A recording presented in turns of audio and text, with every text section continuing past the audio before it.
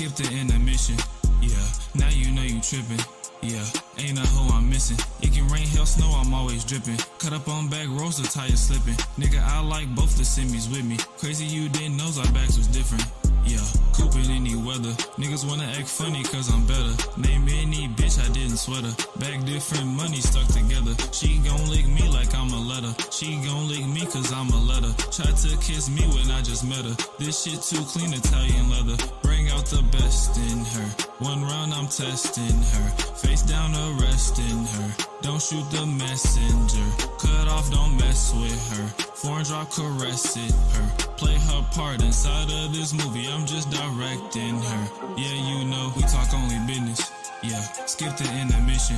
Yeah, now you know you trippin'.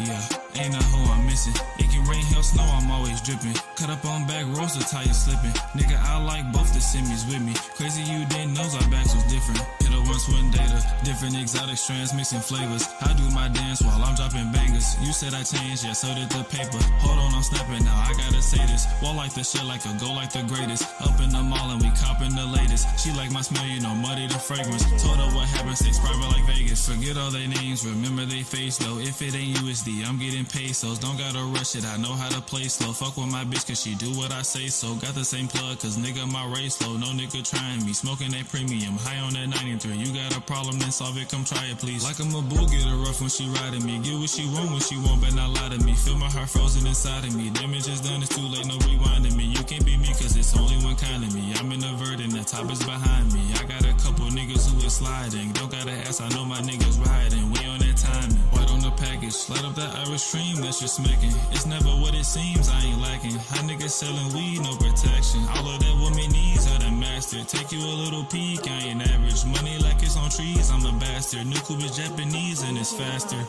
Bitch, we talk only business. Yeah, skip the intermission. Yeah, now you know you trippin'.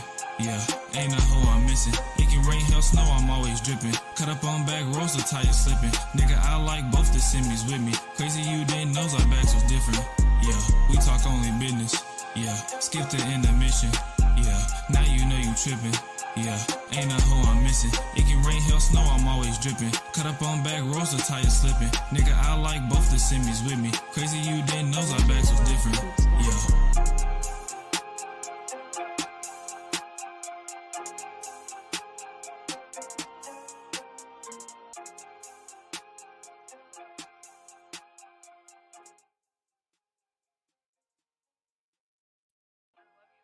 Hello. Good morning. We're about to get the show started. Something you guys may or may not be aware of, and I just wanted to bring it to you guys' attention and get your thoughts on it if you have any thoughts on it or opinions, because it kind of relates to some other content that you may watch. So I'm going to play this clip first, and then we're going to get into my actual review and why we're actually here. The two people on the screen, the guy his name is Jack. He has a channel called Jackfilms, and he also has a channel called Jackfilms. And I'll let you know where that name came from. And then the other picture is Sssniperwolf, aka sexy sniper. She's a top female YouTuber gamer, but she's actually not a gamer anymore. We'll get into all of that. But this is a story of when basically, okay, this is a story when two top YouTubers go at it, but not necessarily go at it. I'll just let you take your own opinion, and I'll give my own opinion. But basically, one content creator came at another because she didn't like some things that he was posting about her videos, and that led to doxing and led to other things being exposed, stealing people's identities, videos, thumbnails, showing up at people's homes. We have unknown marriage. We have fake gameplay, like all of these things. So first, without further ado, let me go ahead and put up my fair use logo. And like I said, I'm going to show you guys this clip, and we're going to get into this story. I actually know of Sssniperwolf because of my daughter. And so, like, right. So YouTube is huge. I just want to keep saying that. There are millions of channels on YouTube, and there are billions of people watching the channels. So just remember that. Okay, so let me show you this clip that I got from, it's a TikTok video, but it's from a YouTube channel. And of course, I'm going to acknowledge who the person is, because that's where this all started. Basically, someone not acknowledging the original creators, and basically it's like you're stealing content because you're not giving them the praise, or not necessarily praise, but you're not giving them the acknowledgement of where you got the content from, in case someone else wants to go check out their content and see if they want to watch them. And also, you really don't react to it. So basically, you're just kind of like freebooting, uploading someone's information or video, and because you have millions of subscribers, then you get millions of views, whereas those small content creators that possibly could have went viral aren't going to go viral. Your video is going to go viral. So, and we see that going on in some videos, you know, people that we watch over here. So I just want to, you know, share this, because like I said, I'm all over YouTube. I'm not in one sector. I'm all over. And I have more videos like this to bring you guys, because you'll be shocked at what goes on the other side. And when I say the other side, you know, because people like to say, and I'm not going to say it, people like to say, and why am I, let me move this overlay because I want to show myself. Just a minute, y'all.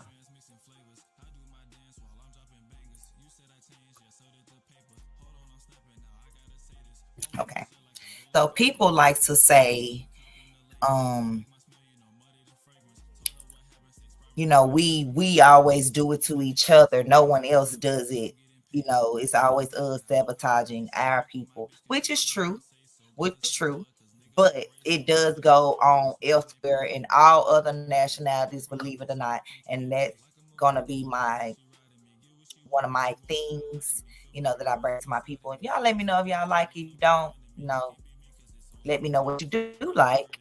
And as long as you are actually coming over to watch, then I'll take your feedback and what you would like to watch. But yes, so yes, I'm in all the sectors of YouTube. As you can see from my channel, if you watch my channel is not geared to one thing. It's about everything, because it's all about my family life, my business, travel life, me coaching and training people, my social media, what it's about everything. So education, because I love to coach people, not really necessarily educate you, because you know they say education is a low sector. I was watching a video on someone's channel, Mr. Gilbert Arenas, actually, and he had gave and I'll do a video on it into depth with you guys, but he had did a video on basically like the top things that people like to watch on YouTube, and the percentage that is actually watched. And this beef, only 2% people watching the beef. Just know that 2% out of 100%. Let me fix my lipstick. I think I done got beat. You told Harpo to beat me. Let me stop. Let me get into this video. Okay, y'all. So I'm gonna play this video, and then I'm gonna get your thoughts. But I want to make it bigger. Yeah, do it like this.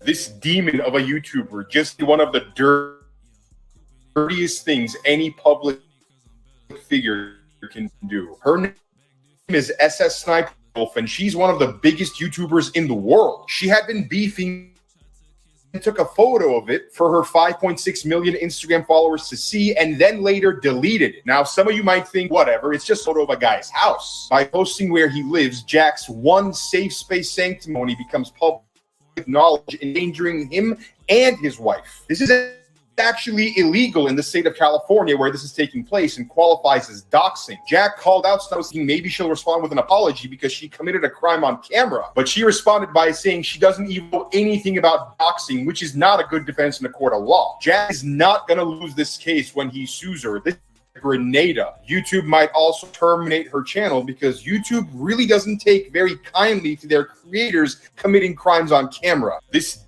demon of a YouTube This demon.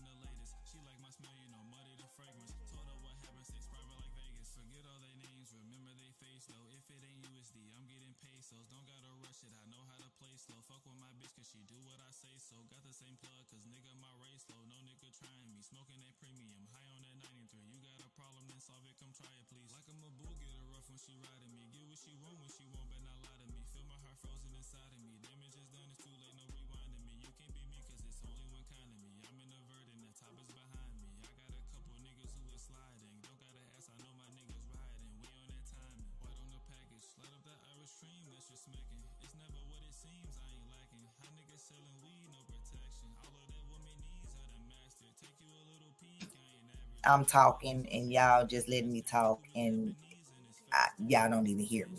But anyway, so basically she pulled up to his home and videoed it to her 5.6 million followers on her Instagram, basically saying she just want to talk, come outside. Like, what? And like real life, doxing, like what we see going on, in other areas or whatever. So it's like at this point they're like, okay, well, YouTube, what you're gonna do? But before we get into that, I want to take you to like where things even started for her to even pull up at this man's home. Okay.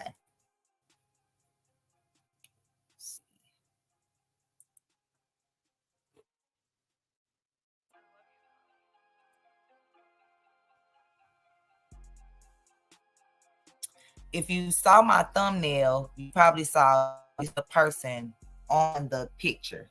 You see Jackfilms, you see Sssniperwolf, and then you see someone in the middle. Okay, this is Ozzyland. Ozzyland is another big content creator on YouTube. She has like 13 million subscribers, I think. We'll get into it, in a minute, into depth.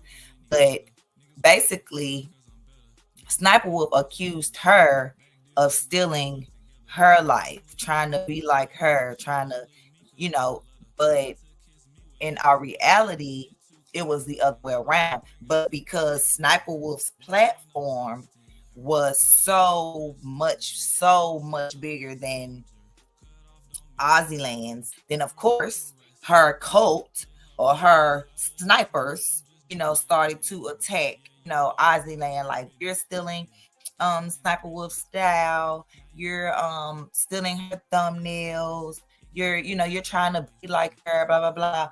But like I said, in our reality, if people would go check and do their research, they would see that it was actually the other way around. So first we're gonna watch a video of basically the two, and then I want you guys to kind of like, I guess, we're gonna do a comparison. First we're gonna watch a short, and then we're gonna get more into depth with the lies that was exposed for Sniperwolf.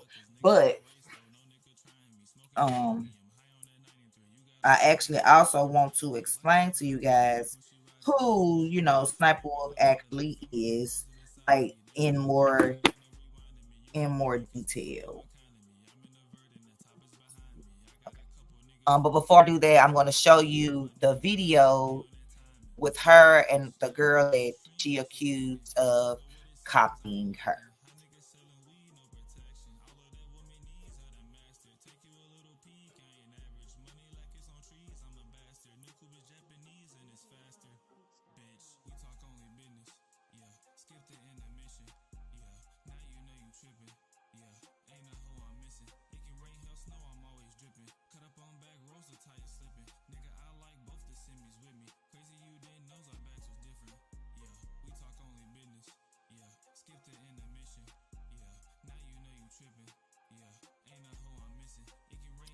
Okay, so okay, my view.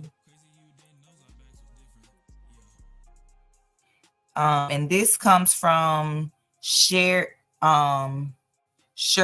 Kanzi 1012.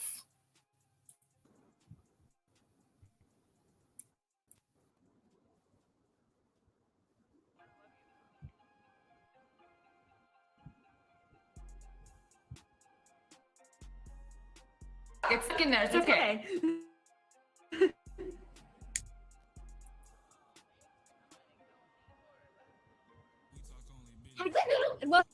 Well, into a same time I can't. One time.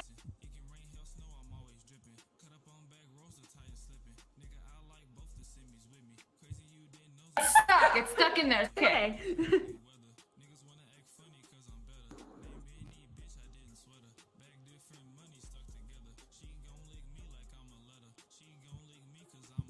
Be right. So if you're paying attention, basically it's two girls that they're accusing that she's actually copying. I need to go watch the other person because I didn't do any research on the other person because I didn't know that other person, but I know Ozzyland because I've watched her content, I've done the comparisons, and it's like, oh wow. But like I said, because she had the bigger platform, that's why she was able to get her cult, her followers, her snipers, her wolves to attack, other YouTubers.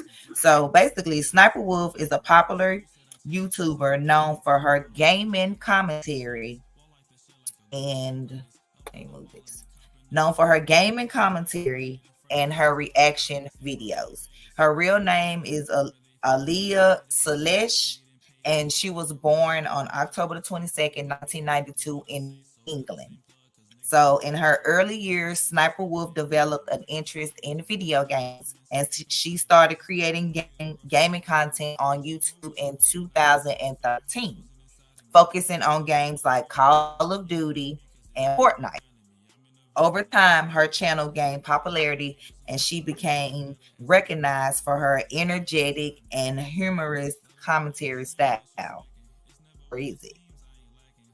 As her subscriber count grew, Sssniperwolf expanded her content beyond gaming, and she began reacting to trending videos, providing her unique and entertaining take on various topics. This is not my saying, this is what they're saying, and then we're going to get into what I'm going to say.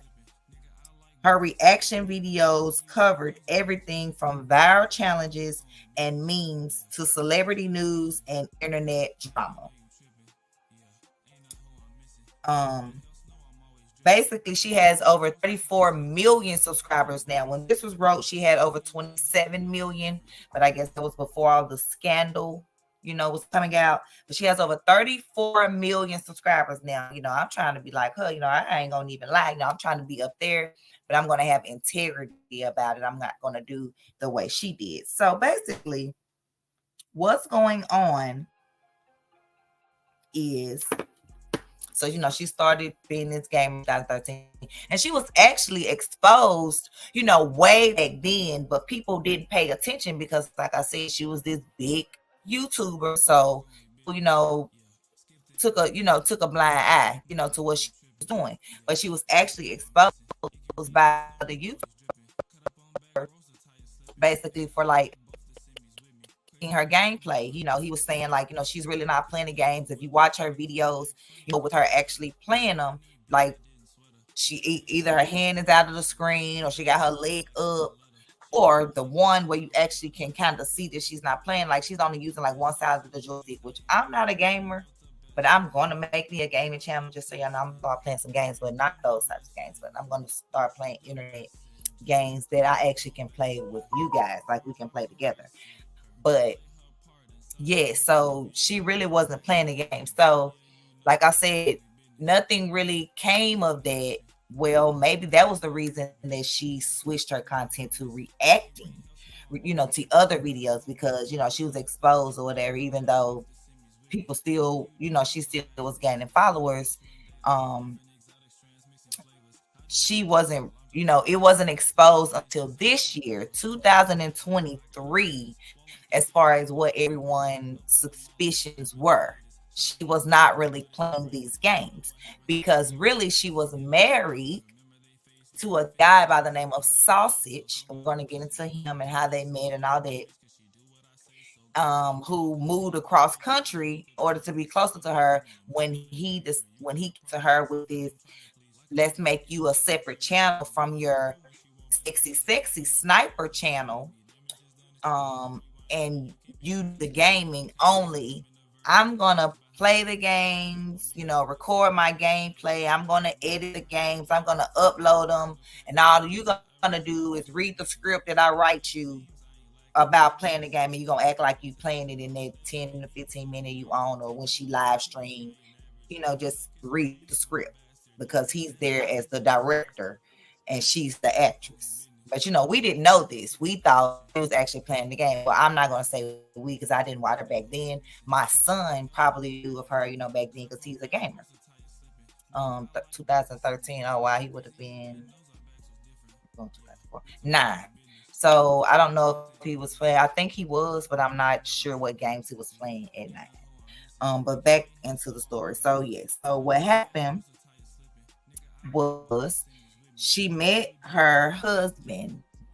She had a Sssniperwolf channel, and it was really not a channel geared for children. I'll say that it was, and I'm not going to even say everyone's channel. People's channels need to be geared for children. So let me rewind that. But what I'm saying is, on that channel, there were things on that channel that's also coming back to light where she was having young minors expose themselves on camera, acting like she was their age, acting like she was going to expose herself as well after they showed themselves, asking them inappropriate type questions, you know, for their age. Like I said, back then, I guess YouTube used to let you do those things. This lipstick is bugging me. I got to fix it, y'all.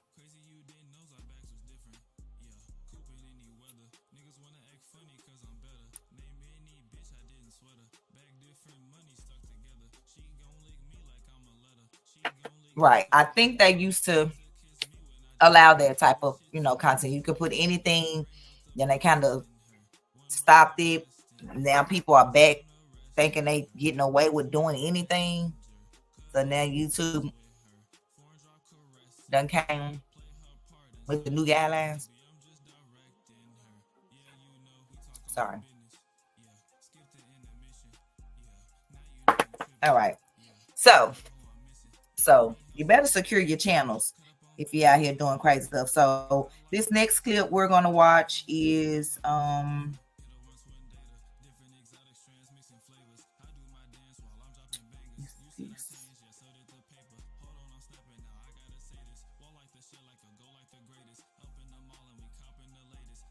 and then she also has another channel called Little Leah that has like over 3 million subscribers. And since her separation from her husband that she claimed to not have all these years, she has launched channels in like 4 or 5 different languages. So basically what she's doing is re-uploading her content, probably using some type of program or whatever, because I mean, I'm sure she has a team using some type of program to transfer her content to these different languages for the other languages to enjoy her content. Something like what Mr. Beast has, but now you can just click on Mr. Beast's video and choose a language, and the language automatically changes right there. Like you don't have to go watch it in another language anymore. I thought that was amazing. But he has 215 million subscribers. Again, 215 million subscribers.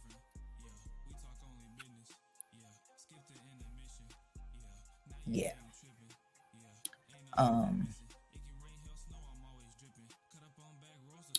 So let's see.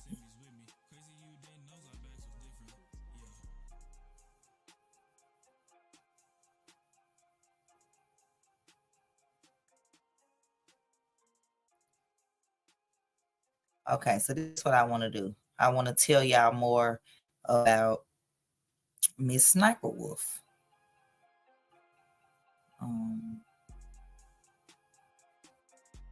Like I told you, she has a second do-it-yourself theme type of YouTube channel called Little Leah, with some bits of history that might escape even her most dedicated, followers. But something happened so long ago that it disappeared from people's memories, or even an event that didn't come up enough in the conversation to warrant a mention. Or maybe Sniperwolf is just embarrassed and doesn't want to talk about it. So how she started her video gaming. So this is what she said. So Sniperwolf has a fascinating tale about I'm gonna read it like I'm telling y'all a story. Okay. So every gamer has an origin story. What console did you start with? What titles solidified your love of gaming? As with most Let's Players, Sniperwolf has a fascinating tale about her first console and game, but she might not be the content creator she is today without a bit of adolescent anger. According to Sniperwolf, she received her first console when she was only 8 years old. Her father bought her a PlayStation 1, not because it was her birthday or anything, but because he wanted Sniperwolf and her brother to stop fighting. I'm not going to keep using all this. Her father hoped the console would prevent them from bickering, and it worked, sort of. Instead, Sniperwolf and her brother adapted their fights around the console. Whenever the siblings played on the PS1, Sniperwolf was always player one, and got to use the official Sony controllers. Her brother, meanwhile, was always player two and had to make do with the third-party controllers. This wasn't the only time Sniperwolf's righteous fury led to the console. Another potentially issue ensued when Sniperwolf was in. One day, a fellow student called her ugly and poor, and she responded by threatening to beat him up. I'm just giving y'all history on Sniperwolf got in trouble, but the other student didn't, which left Sniperwolf in the slump. Her mother let her stay home the day to feel better, further aiding the healing process by taking her out to purchase a PlayStation 2. Thanks to these consoles, Sniperwolf got to play many games that would shape her future. Titles such as Kingdom Hearts and Metal Gear Solid remained her favorites to this day. Many people are intimidated by the very prospect of building their own business.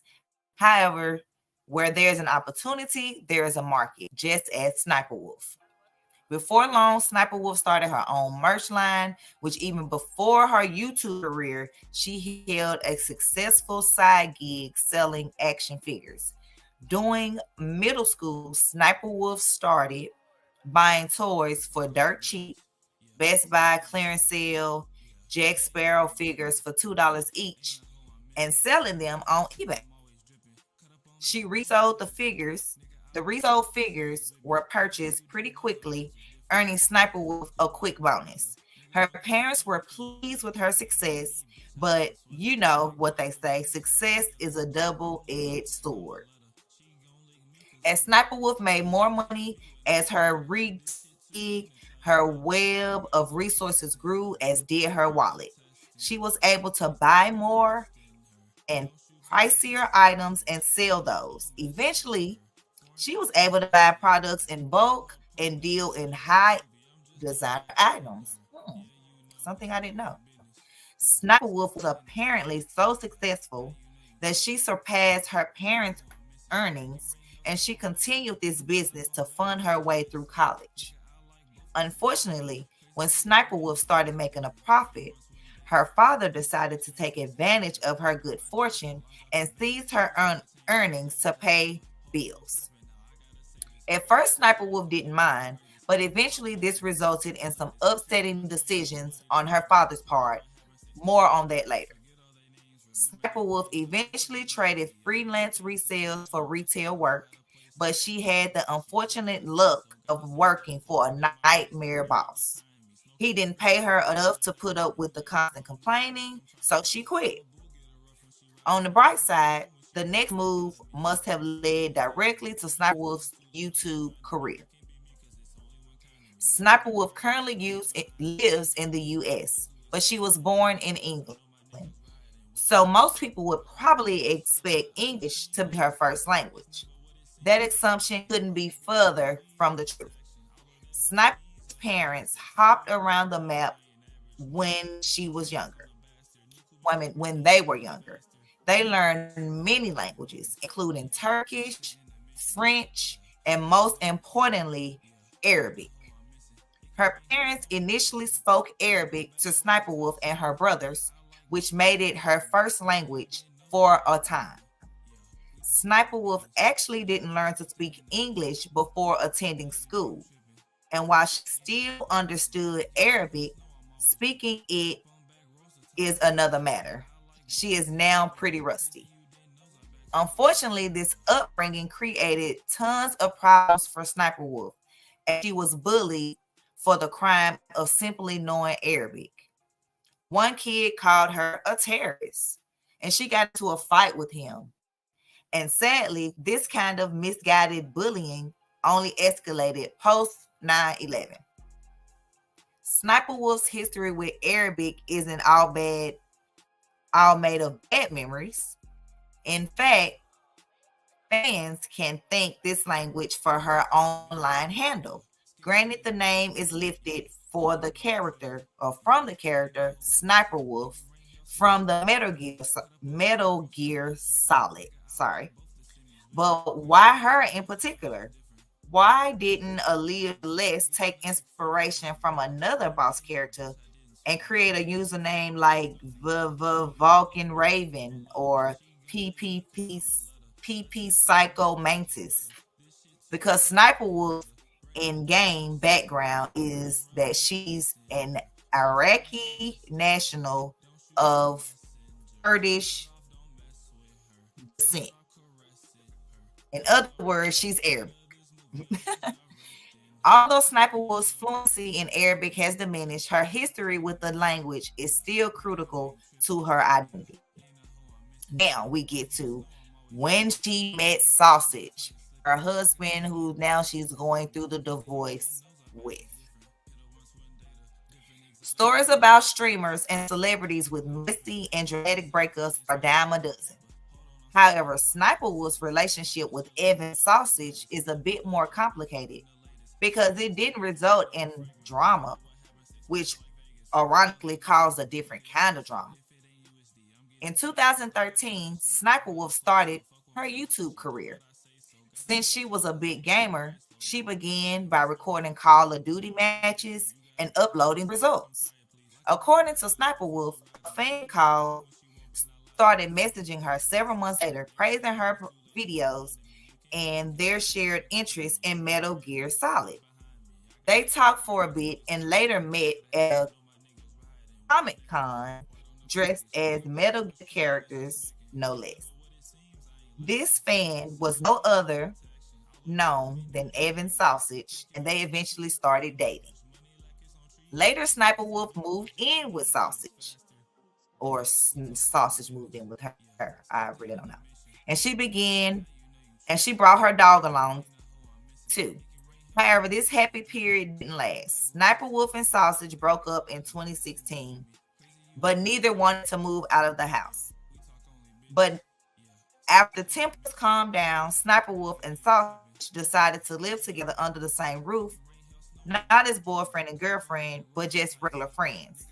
Sausage also continues to help Sniperwolf record her videos as she needed the extra assistance. Now see, after this next part, we're going to stop right there because some of this is a lie.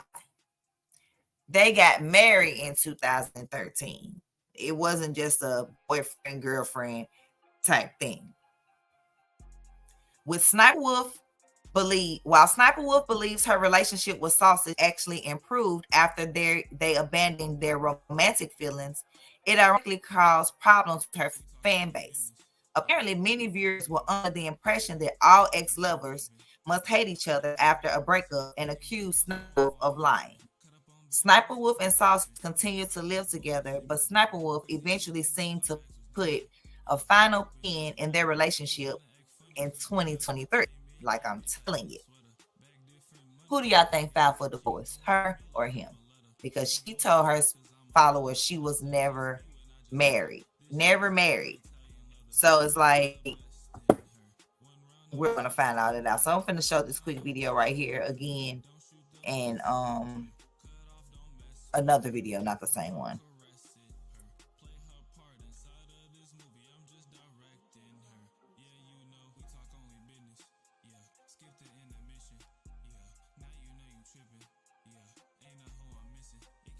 Thought I already had it.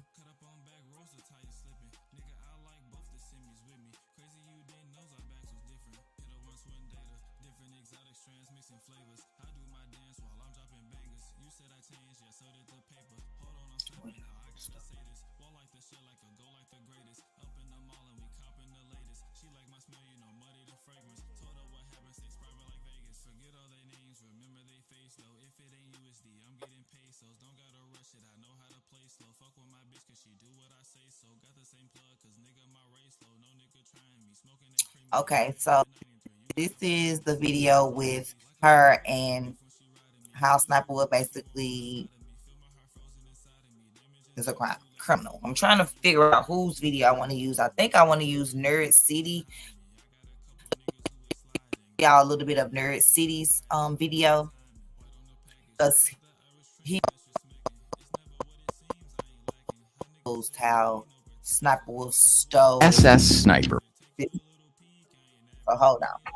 So remember I told you she was gaming, but then she was exposed from the gaming that she wasn't really playing the games. But since people really didn't have any truth, like I said, it died down, even though games, still were, I guess, accusing her of that. And that probably is what led her to start making reaction videos. And it's crazy because Ozzyland was a gamer too, who went on reaction videos. So it looks like Ozzyland could have also been the motivation for her to change too. And there's nothing wrong with getting motivation from other people. Just don't steal other people's stuff and then blame them or accuse them of stealing your stuff. Like, that's what I'm talking about. So I'm going to share my screen on this video. And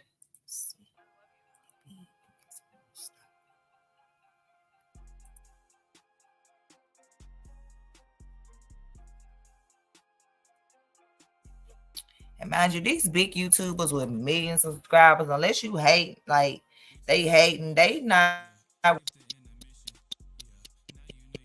sharing their content. They're not going to come and flag you for using their content. They don't do that.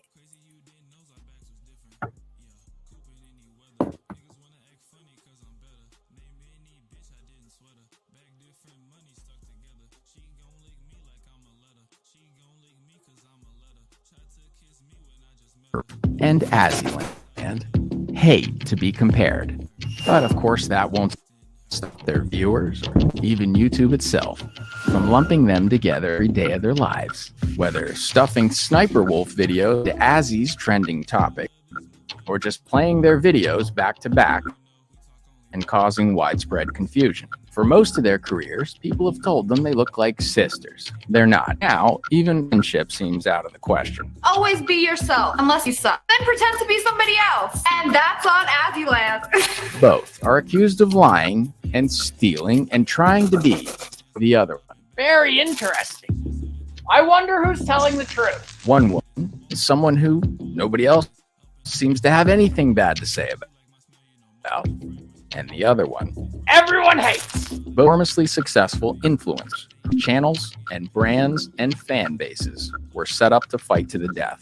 You're not special for winning a game with someone who you know was never playing. She could have killed you. Every right, you shut her off guard tonight. Come and join us on this episode of Nerdline as we talk to Azra and hear one side of this story for the very first time. I never really talk about this because I feel like there's something wrong with me, where to some degree I lack empathy. There are a lot of things I don't care about, things I probably should care about that I don't. Kind of like if you didn't wake up tomorrow, I also wouldn't care. I would just move on with my day. When something's useless, you throw it away. You know who else has no empathy? Psychopaths. I truly think that this is psychopath behavior. Some similarities between Azra and Leah just can't be helped, but others were factored into. More plants that I'm killing. A luscious, well taken care of plant. Hey man, can I copy your homework? Yeah, but change it so the teacher don't notice. This is a mirror. And this is my favorite. Finally got it, and it doesn't really go with that. I like mirrors. There may never be a bad example of be careful what you wish for. Cut a piece of your hair. No clickbait or fake. Okay, guys, let me just grab the scissors. Here goes nothing. You guys, here goes nothing. I did it! You didn't say it had to be a lot, but I did. That's actually quite a lot. Rip hair. Who wants to clone me? Oh my gosh, she would be so evil. I know it. She'd be my evil clone. Do it! Do it! Clone! Do it! Clone me! Do it! Clone me! Do it! One time, this guy pinged me on Twitter, and he was like, "Nerd, when are you gonna make a video again?" And they were wearing neon glasses like mine. I see that sometimes. Like, I didn't invent these glasses. You can buy them. I just look at their account and it was like, oh, whoa, they've got a lot of followers. And I clicked over to their YouTube channel and they had 3 million subscribers. Okay. And it was like, it's the music that I use. There was something very similar. And it was in the dark and they had the glasses on. It was like the beginning of one of my videos. But we were running out of ideas. Eu vou usar o pronome ela porque é uma mulher que se veste de mulher, usa maquiagem de mulher, tem corpo de mulher. They were speaking Portuguese because they were a Brazilian channel. They clearly had taken more than just a little bit of inspiration. And I didn't speak out about it until now. I haven't meant it at all. When that would cross the line for me would be if they like so guilty about getting busted on that they wouldn't exist anymore. They started trying to figure out how to erase me so that they could do even better. Now, I think you experienced that last part. You've got someone who's taken inspiration from you. They switched over from just an homage account or stealing from you to feeling guilty as an imposter of you that they don't want you to exist anymore. You have the nightmare version of what I haven't experienced. What was it that crossed the line for you where it went from something that you could accept? Like, clearly there's this other female creator who thinks I'm cool, who's taking ideas from me, to something that started to mess with your head. Like, what was the difference for you? I genuinely don't care about this. Like, anybody who knows me in real life, like, I hear ideas, I like help them out. Like, I would even have sent her Photoshop files as long as she was like nice about it. Like, Remember to always be yourself, unless you suck. Then pretend to be someone else. And that's on Azzyland. when this person started pointing fingers towards me and started bullying me and trying to bring me down. How were they accusing you? Like, what did that look like on your side of things? It was a lot of things. At the very beginning, it actually started off with none of that, a few mean tweets, which kind of painted us as like enemies when it didn't need to be like that. I don't have any enemies. So, and then it turned into taking every idea to do well, but because they had more following than me, their video would just get more views. And so people would see their video first and then assume that their video was first.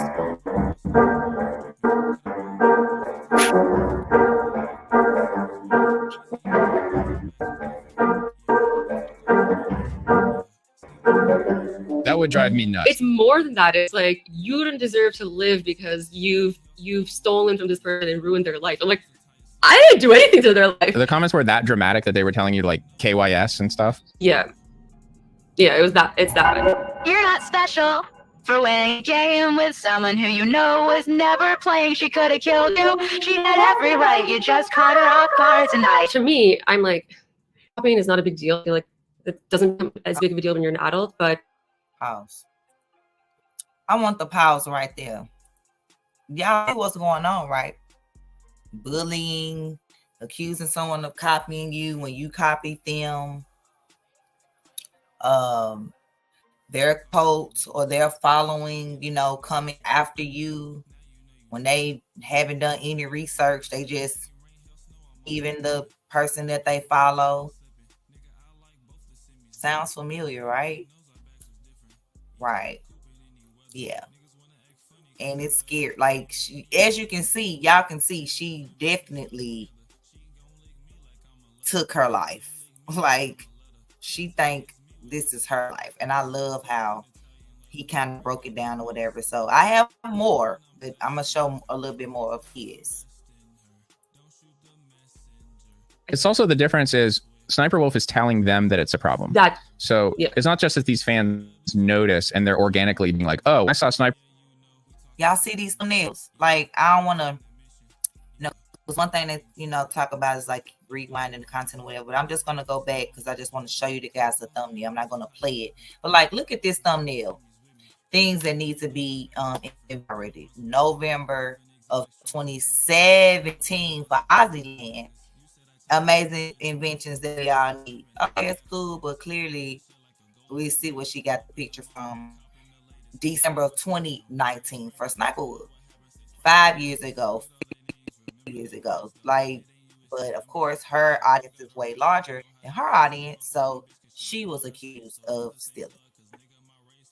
The one here. I'm going back to school, kindergarten. Ozzyland uploaded in 2017. Back to school. Here she go, back to school, kindergarten, part 2. Sniper uploaded in 2019. It's not really the same, but it's very much similar. She just put her own, well, it's her picture too.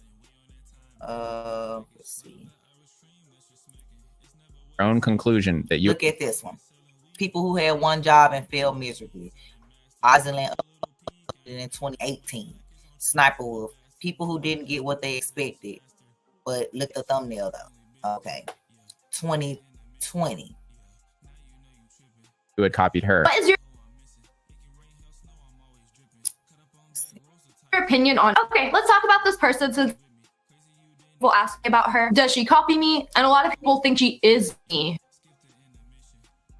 Today we're going to be rating my lookalikes. Hold up. These videos look familiar. I'm give that one a 5. She created the narrative that you had cloned her when it was the other way around. Yeah, I probably didn't realize what was going on right here. But right here, when she's watching a video with this guy, she's basically making a joke. Hold up. These videos look familiar. She's making a laughing joke. Like, oh, these videos look familiar. Like, oh, she stole my face. Or these are my thumbnails to her audience. When in all actuality, Ozzyland videos, she's copying her. But since Ozzyland only has 13 million subscribers, woo, that's a lot. So shout out to Ozzyland. So when I'm saying only because Sssniperwolf has 34 million subscribers, so I'm trying to do a difference on. But both of them have tremendous amounts of subscribers and are doing great. You know, whatever you got. I'm not going to be a hater, but if you're doing things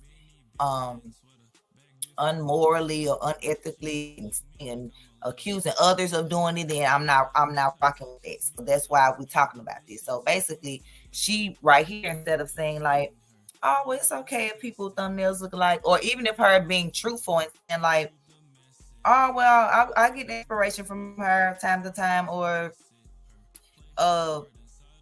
you know, she want to make it like, oh, she's just trying to steal me. She's trying to be me. Yeah, and basically make it like y'all need to attack her because she's not me. You know, that's what they do. I'm gonna have to give that one a 5. She created the narrative that you had cloned her when it was the other way around. Have fans, like, I guess, playing both sides. Look at these messages, bruh. Her whole life is a copy of me. What Sssniperwolf wrote. When she know good and well, Ozzyland, it says, here's some proof of Leah noticing that Ozzy is a copycat. And y'all can say Ozzy isn't problematic, but of course she is literally started beefing with Leah out of nowhere, saying Leah copied her. But the text video Ozzy made was 2 months after Leah made hers, and Ozzy even used the same exact thumbnail. And we're gonna get into this, the thumbnail, the date changing, this whatever has been going on, but it's all a lie. But like I said, she's letting her followers think that the person is copying her and trying to be her so they can go after her.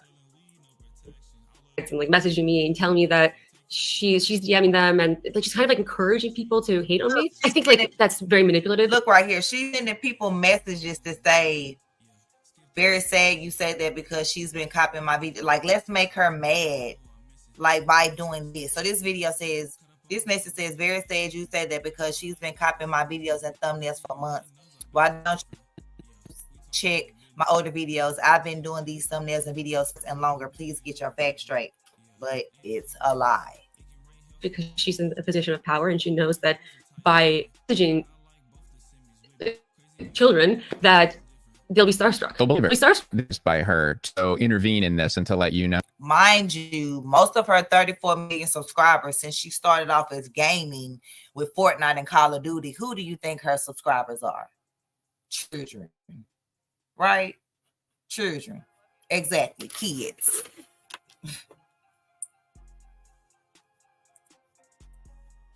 To quit copying her or whatever. So they've like kind of dragged into drama to harass you. Have you ever done anything like that in reverse? Did you ever tell your fans like go do the same thing to her? Never. I actually tell them not to.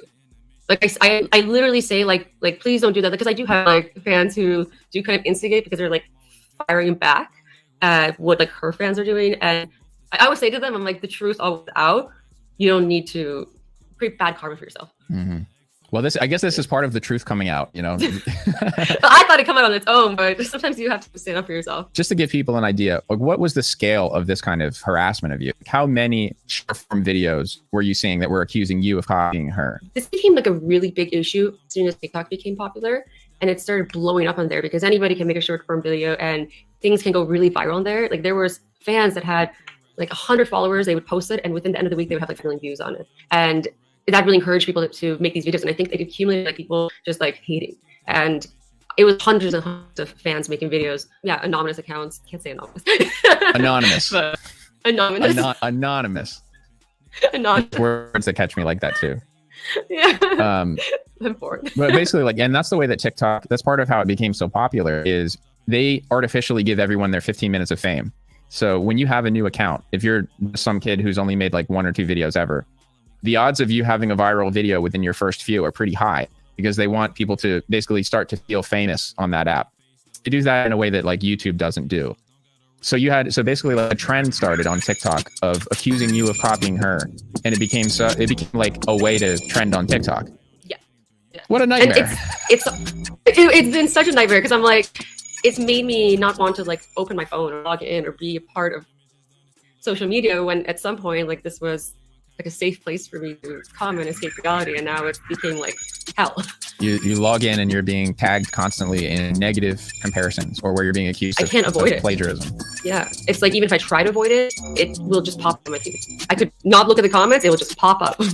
Don't stop. I believe that you would not weaponize your fan base in that same way. No. Like, my assessment of your personality, met you in person, was that you're not a high conflict person. Yeah. You don't like to wade into drama. Like if a little bit of gossip starts to happen between YouTubers, like, you know, you're going to be the one to be like, oh, that's funny. All right, well, I'm going to go get a drink. I'll be right back. Like you don't feed off of negativity in that way. Yeah. You kind of editing question in any regard to answer.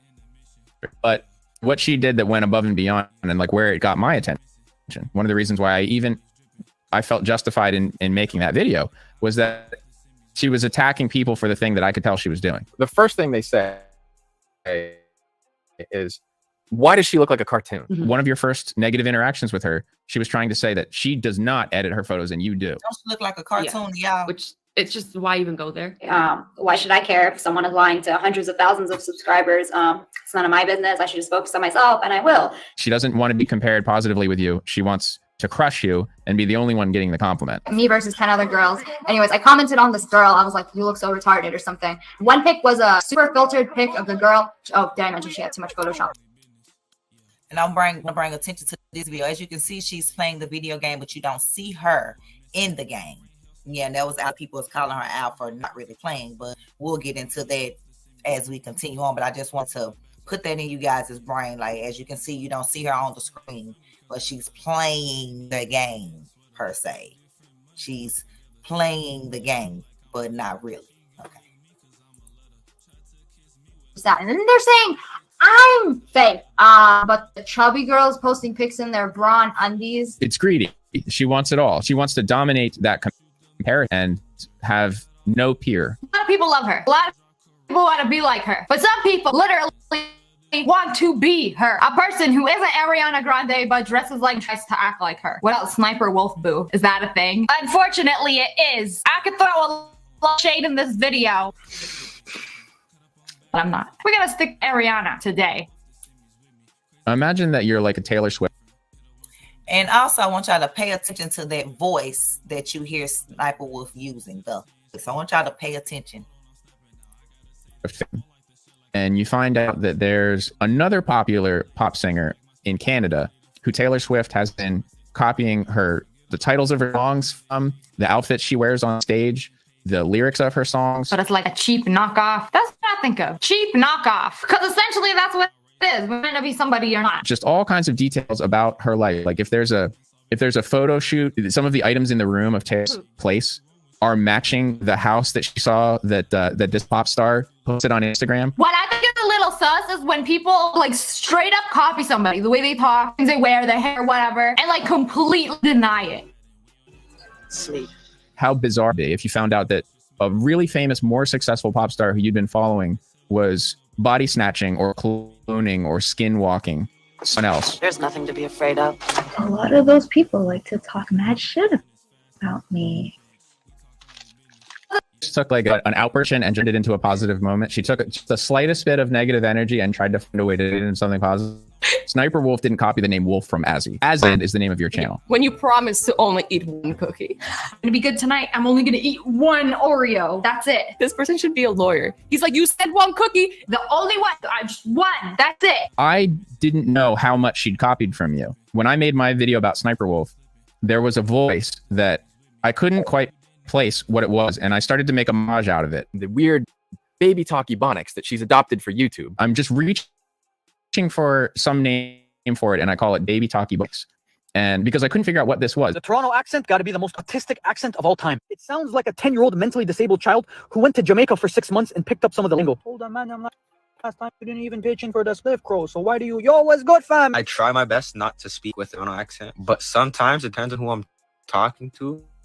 Yo, fam, I'm chilling, fam. You're good? And what I don't like is if the business is true. But who is you? You left your mom's in the hood? It makes no sense. I hate it. Well, I do it on a daily basis and see if I like it. You have money and you left your mom's there? That was their house. Yo, you're sick to my stomach, fam. But if it's not true. You're telling me a wasp? It sounded like a yassified voice that also was mixed with a little bit of like a baby, but it was like a foreign baby. So I wanted to attempt it. Golf ball. Golf ball. Wasp net. Wasp net. Cut in half. From some very naughty, evil bees. And when I finally watched some Azzyland content, I was like, there it is. That's the voice. We don't care what you are. We don't care if you're not even the same species. Wait, they got a house? Why are they so angry all the time? This girl does sound like her. She's trying to talk like her. And she's gonna act surprised like, oh, they thought I was her? But you were inspired by her. And with Sniperwolf, it was this bizarre affectation that threw me off so much that I made a montage out of it. Like, what the hell is that impression? The Toronto accent got to be the worst accent known to man. You lying. Yeah, what you saying, fam? I just want to know why people from Toronto sound like they're talking through their nose. Yeah. Shorty's just talking shit. And that's you. I can tap into the voice when I get like excited. It's like just people who I went to school and grew up around talk like that. Boom. New about. My parents are foreign, and then I lived in Israel for a bit. So it's kind of been morphing over time. But the ironic thing is, I wanted to separate myself so much from Sniperwolf that I started forcing myself to not talk like that. And now I don't know how to talk like that anymore. Did y'all hear that? She said that Sniperwolf copied her so much trying to talk like her that she made herself not talk like that, and now she don't even know how to use her own accent. Ain't that something? Like, wow. But again, that's what happens when a platform comes down on a smaller platform. And when I'm saying smaller, like, it wasn't at 34 million and 13 million, and they were probably at, I mean, they grew fast, so they probably, I'll say 5 million and 20 million. I don't know what they were at, but y'all, this is wild. Like, forgot. tragedy. She stole something from you and then like wore it out so much that you quit it, which brings me to one of my ideas. So I think that you should set traps for her. Have you heard of the game Peggle? No. Should I? Is this a joke? This is a real game. Okay. It's one of the easiest, most passive games in the world that requires no skill. Press a button. Congratulations, you win. Score. Like, I win. I'd say I was speechless, but I have one more thing to announce. Where's the fun? Where's the fun part? Peggle! Where's the speechless? Scores games in the world that requires no skill. Button. Congratulations, you win. Score. Like, I win. Speechless, but I have one more thing to announce. Where's the fun? Where's the fun part? Peggle 2! Like Babs Bunny, and you just start going like, listen, I'm so into Babs Bunny. Like, I love that character. And you just wait for anything that you're doing now or that you could be doing something else. Or you've done more than consider it. Maybe, Leah, if you're watching this, you've copied something already. Look, y'all. Look. Craziest playgrounds you won't believe. Ozzyland did it in 2019. Crazy playgrounds that should not exist. Sssniperwolf did it 2019, but after her. Okay. And I'm trying to figure out why this say 3 years and that say 4 years, because it's not. It should be February and then that's June. But okay, maybe when they did this video, I get it. Ready that we set a trap. Look, construction fields that are literally unbelievably stupid. Ozzyland did January 2018. You had one job in field. She did it July 2019. Look at the thumbnail. They just made it bigger, changed the coloring, you know. Is there anything that you're doing now or that you look at this one? Trying on prom dresses online fields plus halls. Look at 2018 and then look, Sssniperwolf didn't until 2021. And this was published by the best TikToks in the world when Ozzyland is the original creator of the TikTok, but she got recognized. Okay. doing in the future that has at this one? Ozzyland did 2018, things that only exist in Japan. Things only exist in Japan. Sssniperwolf did it in 2019. Just you know. its origins with me. The spider. Clearly, we can tell. Shocking things found in your food. Look, gross things found people found in food. You're too smart for this world. And it's not even the fact of doing it. It's about doing it and then accusing her of doing it to you. That's what it's about. Because Ozzyland said, girl, I would have sent you the thumbnails or whatever. You know, because I help people. But look, Ozzyland did this in 2017. She did it in 2019. She's going to be working. Let's see.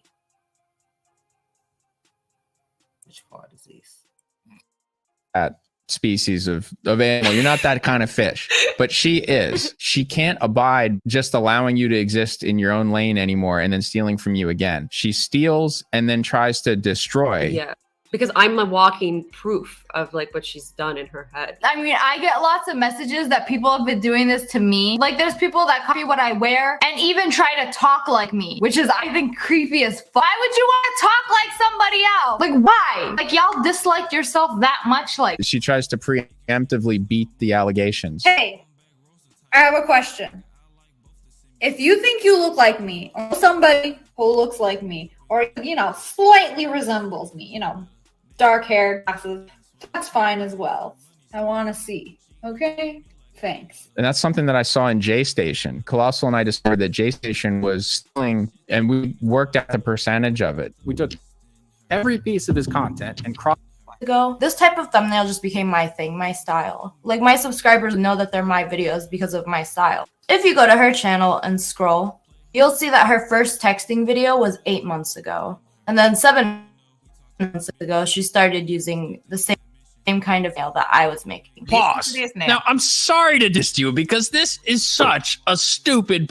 It's the same point being made over and over in tens of thousands of hate comments on Azzy's channel, pouring into her spam filter at this very second. So as petty as it is, let's deal with it now and correct the lore that Sniperwolf retconned into her fan base.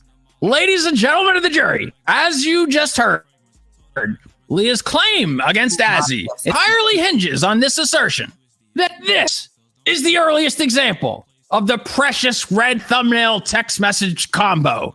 Now, several years have gone by. That video and the one next to it were deleted from YouTube. I don't know why. But we can tell from the context, even to this day, that it sat between this video and this video. April 15th, 2007, April 18th, 2017. Now, the screen cap from SS Sniperfish conveniently stops, scrolls all the way down to only July 3rd, 2017. Now, why did she stop there? Because had she kept scrolling, she would have found this. February 3rd, 2017. Look at that. Now, you might be saying, but nerds, what if Azzy is tricking us? What if Azzy tricked you? If she changed the thumbnail after Sniperwolf's video to jam thumb earlier than Sniperwolf's screen cap. I'm losing my mind. No, there it is. Action Among Us. There it is, seen in February 2017. Winner, Azzy Wolf. Now look, even if what claimed. So y'all see, so other people, even males, are calling it out like she did not copy her, she copied her. Like, it's crazy what we see going on. It's like she stopped the scroll right here because she knew if she went 3 scrolls down, we would have saw. Oh my God, y'all, this is crazy. Like, we are literally see this going on right now with other people. We literally see this going on right now with other people. Like, yeah, Leah, they copying me. Or yeah, she did this on this date. Cause yeah, look. And then they'll stop. But if they keep going, they'll see that no, that you're lying. But people in their fake receipts. Wow, girl. Oh wow. Wait a minute. Is it any more of this one I want to show? Yes, it's a little bit more.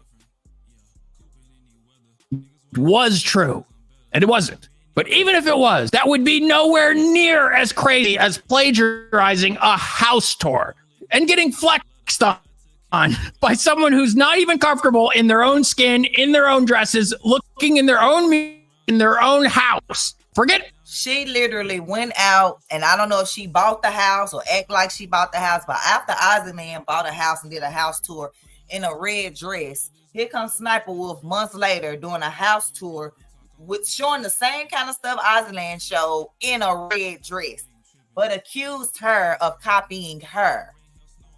Like, you can't make this stuff up. Like, what?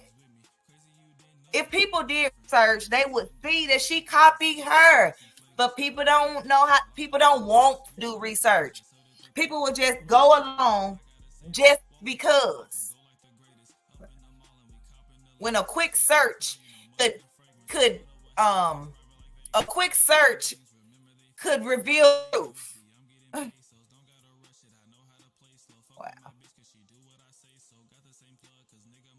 Plagiarism, like that is actual mental illness. And that's really cool, and I can totally see it. You wouldn't think someone could gaslight the whole planet from inside a tiny little fishbowl, but SS Fish managed to do it.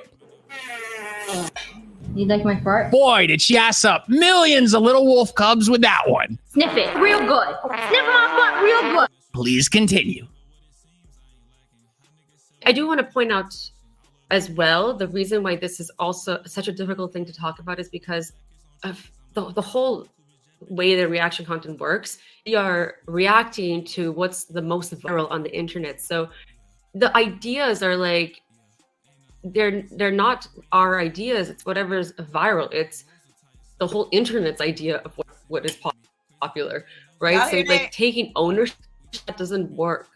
It's, you can't like watch a movie, ownership watching a movie. Yeah. It's like cosplay. It's a tribute. It's a copy. It's an homage to something that's coming from pop culture. Yeah. And even in cosplay, she was competitive with you and say like, you did.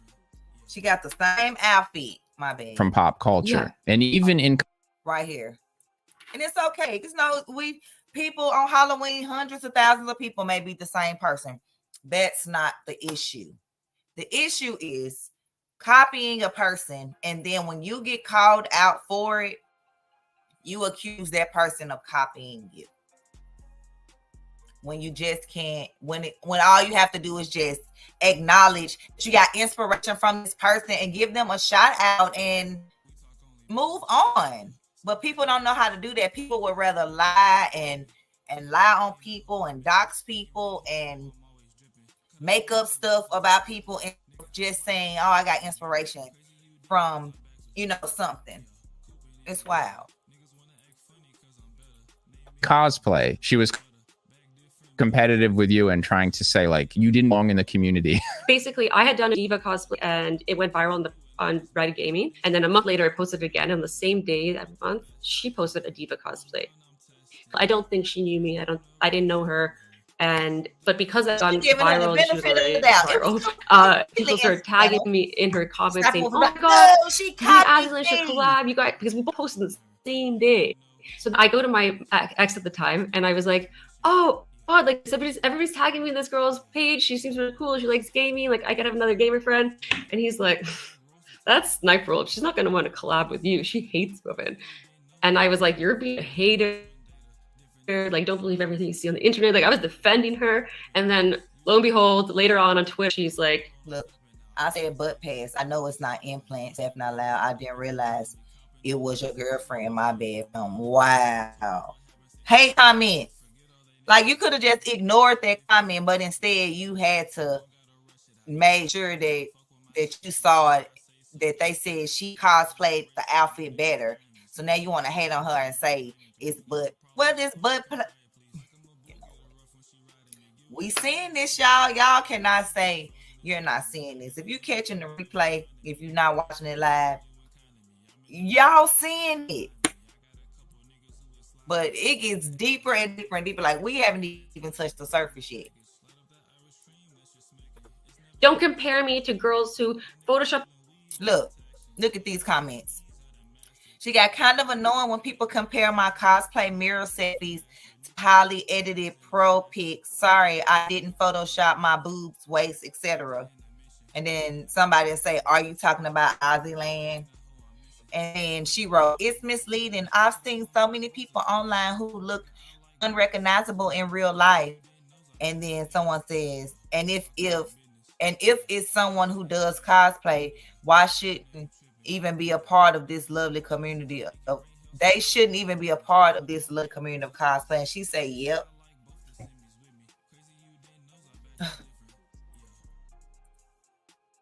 Their butts, so there's ways to my photos or something like that. It's that's like the whole thing with her. It's like she always wants to prove that she's real and someone else is fake, and it's like, can't we just all be real? Yeah. Okay, so we're gonna stop right there with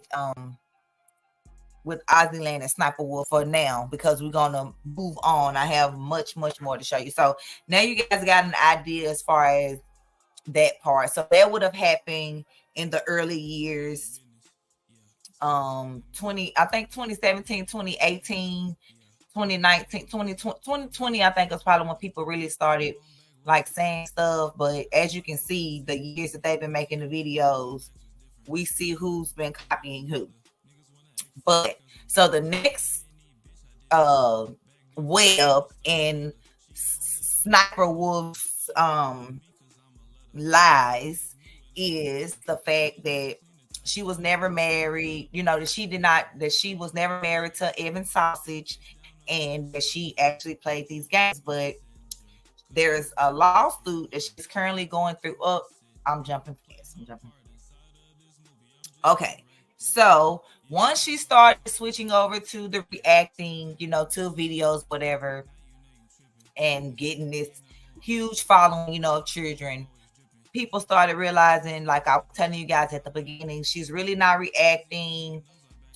Someone even recognized that she actually isn't even watching some of the videos on the reactions. Like, she has a Google document that's telling her what the video is about, and she's reading it, or and doing a reaction to the Google document, but not actually watching a person's video. So it's like, that's so disrespectful. So that's what I'm gonna show y'all next. But it's like, wow, girl, like, wow, you is something else. We're not gonna get into the loss. And then I don't know if any of you guys know the content creator by the name of Darman, DHARMANN. Me and my daughter did a review of one of his videos. We uploaded it. You can go watch it. But basically, she had a sponsorship or branding deal, with him. I don't know what the stipulations was, whatever. I do know like she would be in some of his videos that he would produce, and I will show you. You guys will see an example. I will show you. And then she also would like react to some of his videos. Like she would call it Darman Reaction Mondays or something like that, and she would react to one of his videos, whatever. And people also called out how sometimes she would replay a content creator's video over and over, do it or put the same reaction video another time in the video, basically to extend it so she can have more ads put into her videos. And it's like if you remove that video, then the video won't even be long enough for like the mid-roll ads and stuff like that. So if you know all about YouTube, you know the different areas that YouTube adds into your videos when you're monetized. So she was basically, manipulating the system, repeating videos. We see that too, repeating content, rewinding it, keep replaying it, or not even reacting to it, just keep replaying it, trying to that brainwashing. Yeah. So this next part that I'm going to show you guys is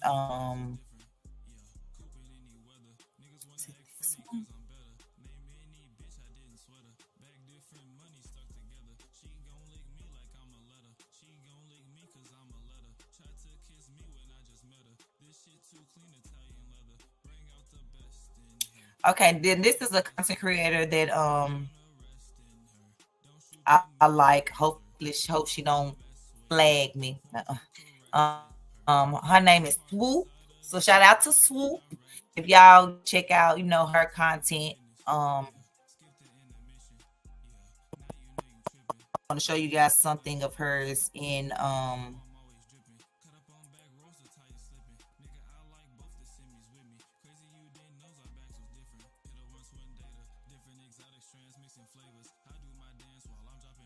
okay.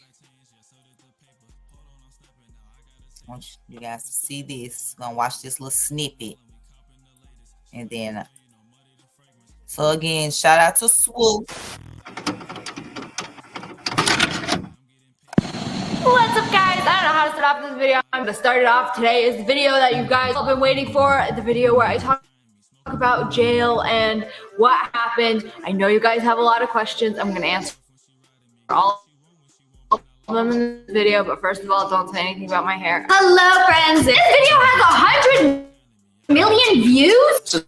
Sssniperwolf is a YouTuber who reacts to TikToks. I promise it's way cooler than it sounds. A lot of people have been stating that what she does isn't really reacting to content, it's mainly just stealing it, freebooting it. She created the narrative that you had cloned her when it was the other way around. She's profited off the works of thousands of other creators by reacting to them in the laziest way possible. Don't create, steal. What's up, everyone? It's your boy, Jackfilms. Where's the Mona Lisa? I know, I can't see it either, Sssniperwolf, but I just hold on to your horses. I still don't see it. I see some blocks.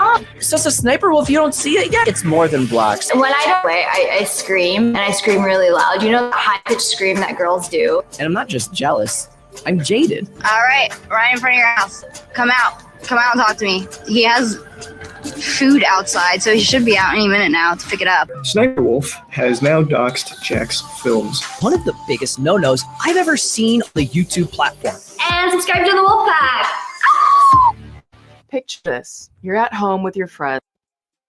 Okay, y'all. So as you can see, let's see which part I want.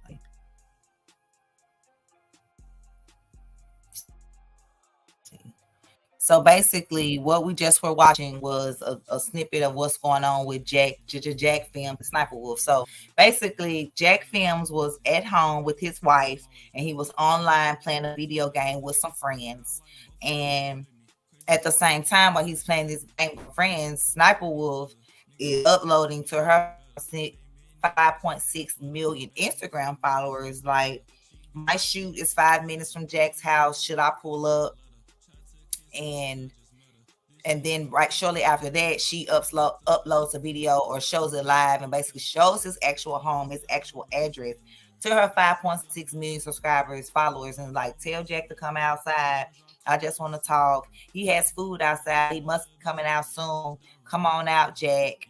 And literally the next day after she did this and was called out by hundreds of people because he made a video basically like she should be demonetized, she should be deplatformed for doxing my home, to her 5 million followers on Instagram. And of course, if other people see this, then her other subscribers, she has a total of like 58 million subscribers with all of her platforms, probably more than that, because if I'm not mistaken, I think she has like 19 million on TikTok, 13 million on Twitter. I think she even got millions on Facebook. She got the 34 million on YouTube.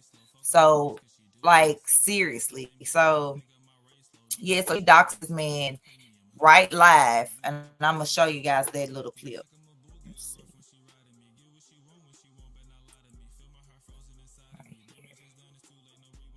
see.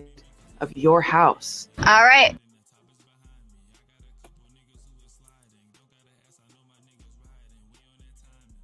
Here it is, y'all. Right in your house. Come out and talk to me. And the thing is, it's not just you in the house. Your partner is home. They're scared and want to go outside. You tell them to stay inside, and you're going to figure out what to do next. The only problem is, for the first time, you have no idea what to do. In this story, you're the YouTube creator Jackfilms, a creator who has spent the last year or so calling for YouTube to hold accountable the mind-boggling famous YouTuber Sssniperwolf for alleged content theft. And in response to your clout, she has shown up at your house and doxed you for the entire world to see. And the scary thing, this isn't even close to the first time she's done something as unthinkable as this. Winter holiday means that I coincidentally started writing this script on her birthday. So happy birthday, Leah. Oh, belated now. I hope you like this dog. Hey. Okay, sorry. Yo, you. Happy birthday. You're cool. Even though Leah today lives in America, she was actually born in Liverpool, England, to immigrant parents of Iraqi, Greek, and Turkish heritage.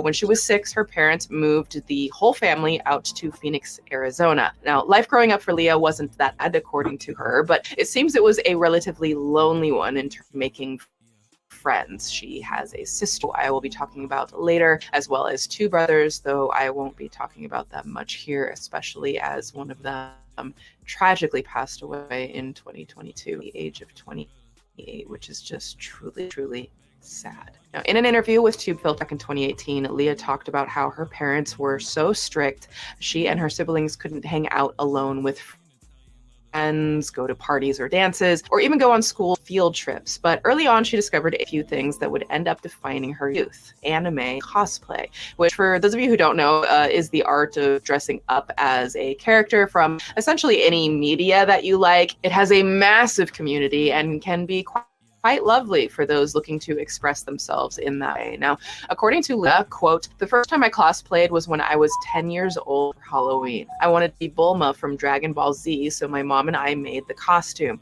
I wore black pants, a black shirt, and a yellow vest with a blue wig. No one recognized my costume. When I was 13, I begged my mom to take me to an anime convention, but she refused. And finally, when I was 18, I managed to get tickets to Comic-Con in San Diego. My whole family drove down to San Diego, and I was able to attend my first convention. It's not as easy to cosplay now that I have a YouTube channel where I upload daily and stream weekly, but I still love and try to find time to do it once in a while." Now, for a time, Leah actually cosplayed under the name Leah Valentine. Yeah, no relation. Don't come for me, okay? But it wasn't until a few years when her dad bought Leah and her brother a PlayStation, the events that would forever change Leah's life truly began began to unfold. The reason why, according to an interview Leah conducted with British Vogue, was because it was their father's attempt to get Leah and her brother to stop fighting with each other. And, well, quote, it worked. We'd play everything from Metal Gear to Digimon World. She also told TubeFilter more explicitly that, quote, instead of fighting, we played video games. We would start playing as soon as we got home from school, all day and every weekend. Leah graduated from high school early, studied pharmacy and nursing in college before dropping out, worked a minimum wage job at Hollister to make ends meet. Hollister, people shop at Hollister? Is that still a store? Yeah, sure. And all the while, she just did what she could to stay afloat. While all this was happening, Leah decided to do what many late teens and early 20-somethings do and started her very first YouTube channel at the start of 2011. Yesterday, I did like homework for 5 hours and then I went to take a test. I guess I was productive. Okay. Sexy sniper. So that's why there's 3 S's in the name. That's a stuff. So as y'all can see, like I told y'all, she had another YouTube channel called Sexy Sniper before she started the Sssniperwolf channel. So I guess that still means Sexy Sniper. You see it, you just say Sniper Wolf. Oh God. Dude, okay. Here I am expecting there to be some kind of profound reason for the name. Like, I don't know, if I rebrand it like SS Swoop and like have the S's be something imaginative, like a sumptuous swoop. What the hell, sumptuous? That's terrible. I'm SS sorry. Okay, I'm done. Sexy Sniper. Here I always thought it was like a ship, like all aboard the SS Sniperwolf. Final destination, Jack's house, located at... You're cool! SS Sexy Sniperwolf, named for one of the main bad guys in the Metal Gear. So as y'all can see, like I said, she has 34, make this big, 34.1 million subscribers. And she probably has more, then. But like I said, I think she started gaming 10 years ago. Okay, we're going to get into the story. She really wasn't playing the games. Her husband was, as we already talked about that. And I'm going to show you guys the court documents from the lawsuit and the divorce, what they're going through and what he's claiming and all that. Which, what a brilliant idea to make a channel and, and be behind the scenes and have a pretty young thing or pretty mama like me playing the games, but I feel at some point maybe the audience should have been made aware. I don't know.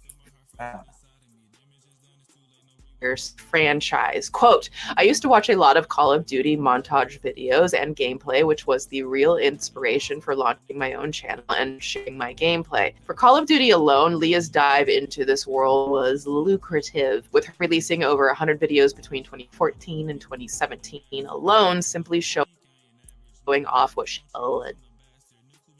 So if she only listen to this, y'all, that's wild to me. She uploaded only 100 videos from 2014 to 2017. Y'all, if we go check my channel. Let me just share the tab real quick. Then we'll go right back to her tab. Well, if we go to my channel, we haven't even been uploading except since 2020. Like, as far as legitly. And look, I got 954 videos. Mind you, they didn't have YouTube shorts, back then or whatever, stuff like that. But just 100 videos and grew up to them millions. Ooh, honey, I'm claiming my millions then, because with all these videos for people to watch, I should have plenty more subscribers coming in. But they coming in, as y'all can see, last 30 days.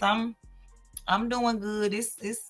We going up. We go up every day. That's all that matters. But yes, y'all, 100 videos in 3 guys. Oh wow, I should have been playing games back then. I wish I would have knew about, because like I used to upload like me singing cover songs on YouTube, whatever. But like I said, I didn't know there was no money into it. I just love to sing, and if a new song came out, I record myself and do it. and you know that'll be that.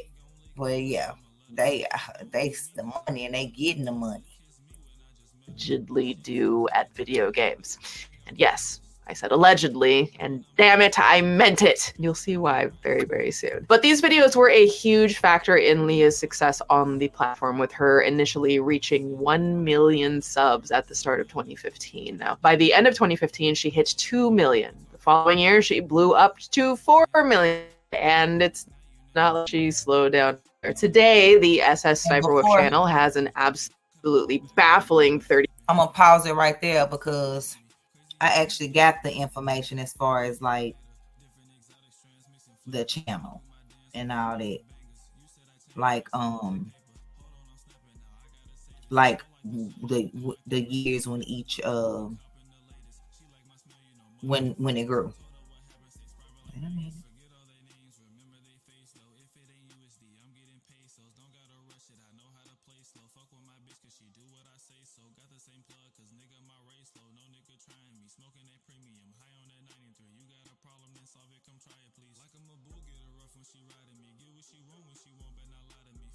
Okay, let's see. She has a total of 24.1 billion views. I hear that. 24.1 billion views. 34.2 million subscribers. But as the years grew, so 2013, she hit 100,000 subscribers. That was the year she started. 2015, she hit 1 million subscribers. 2018, she hit 10 million subscribers. Wait a minute, I had it.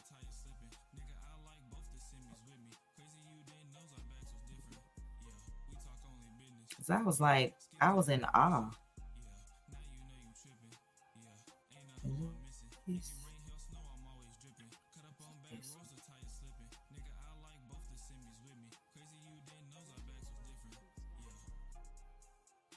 Okay, here it is.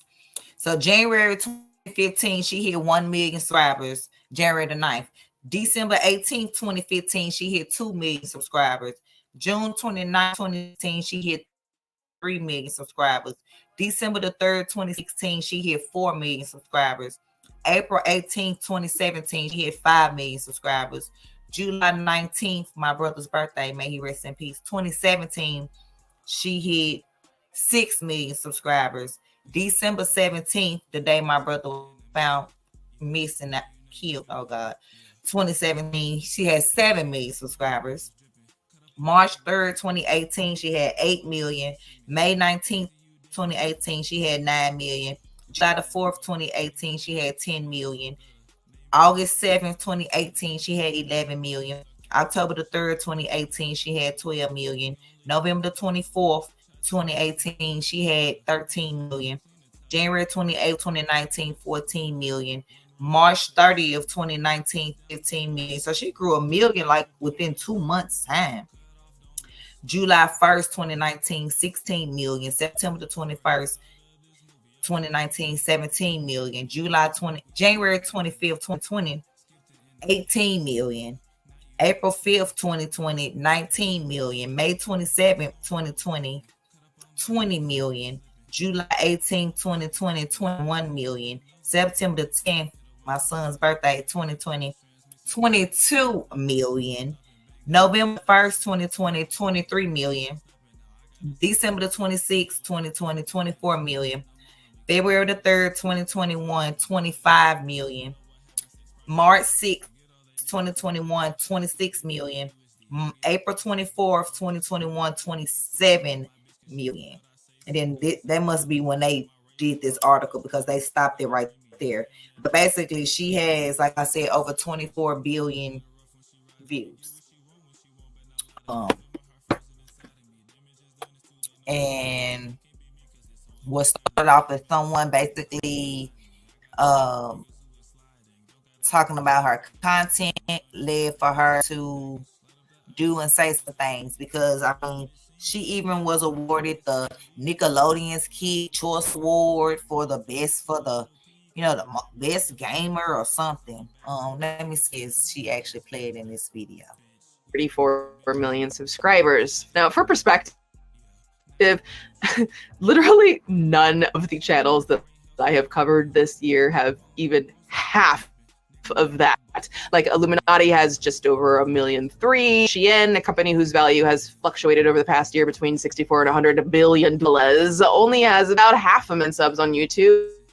Colleen Ballinger's biggest channel has around 10 million, and even if you combine the totals of Colleen's 3 channels, you're still only 2/3 of the way to Sssniperwolf's subscriber count. She became a huge deal over the years, and we'll get into why in a bit. Let's back up to the early days once again. I don't know what though. We're rewinding myself. Okay, let's back up to the early days where another important thing happened in Leah's life that basically completed. Why am I talking like this? So there's another important thing that happened in Leah's life that basically completed the trifecta of success that defined Leah's life in the 2010s. And that's the moment that she met her boyfriend and later husband, Evan John Young, also known as SS Sausage. Sausage. Wait, that's not his name? Really? It's just Sausage? Oh, that's a missed opportunity right there. Okay. Now, I know what you're thinking when you see that picture. And I thought the exact same thing, my dudes. Yes, that is an absolutely luxurious head of hair on that man. I got a message from this guy, and he was like, I would drag my through a field of broken glass to hear you fart through a walkie-talkie. And I thought it was so funny. It was like the funniest, smartest thing I ever heard, and I thought he made it up, but later I found out that he just found it online or something. He didn't make it up. Who cares if he made it up or not? That was stupid. We started talking through YouTube, and eventually I gave him my number, and he sent a pic of himself. And I asked for more, but he refused to send me anything else. But it wasn't very long until he told me he lied to me, and he sent me a fake pic, and then he sent me a pic of himself. So he actually catfished me. Now, I can't stress enough, this is just such a terrific start to the doomed romance of Evan and Leah. You know, dragging balls and catfishing. What else is that? Kind of like Dragon Ball. Dragon Ball Z, dragging balls. Maybe that was the connection. I don't know. Tee-hee, this is fun. Despite this sketch start, Leah and Evan got along just fine, speaking for what Leah described as 68 hours a day, every day before they started actually dating. And by May of 2013, they even got married and became one of the notorious YouTube power couples, though it's pretty clear where the power lied, since even today, Evan's own channel has less than 500,000 subscribers. Now, on a surface level, you could write an entire biography about I can't keep saying that, about Sssniperwolf, focusing only on the W's, the wins that she's been handed over the years. She transitioned out of gameplay content around 2017 to reaction content, and around 2020 that content. Sounds familiar, right? Remember said she transitioned out the gaming in 2017. That'll be right around the time, copying Ozzyland. I think that's when Ozzyland transitioned to reacting as well. It became almost exclusively TikTok. Look at this, y'all. This must be what you get when you get 10 million subscribers. Look, the diamond plaque. Ooh, I can't wait to get mine. That's what I'm talking about. TikTok. Can you imagine if they're just like reacting to TikToks? A mobile game called Dragon Soul, seen in 2020 for. Look, y'all, she received the, like I told y'all, she received the Kids Choice Award in 2019 for, and like I said, she ain't even the one playing the games, but she got the awards. But I mean, I guess if she's supposed to be the face of the company, then I guess it makes sense. But okay. Her favorite gamer. I mean, those are big accomplishments.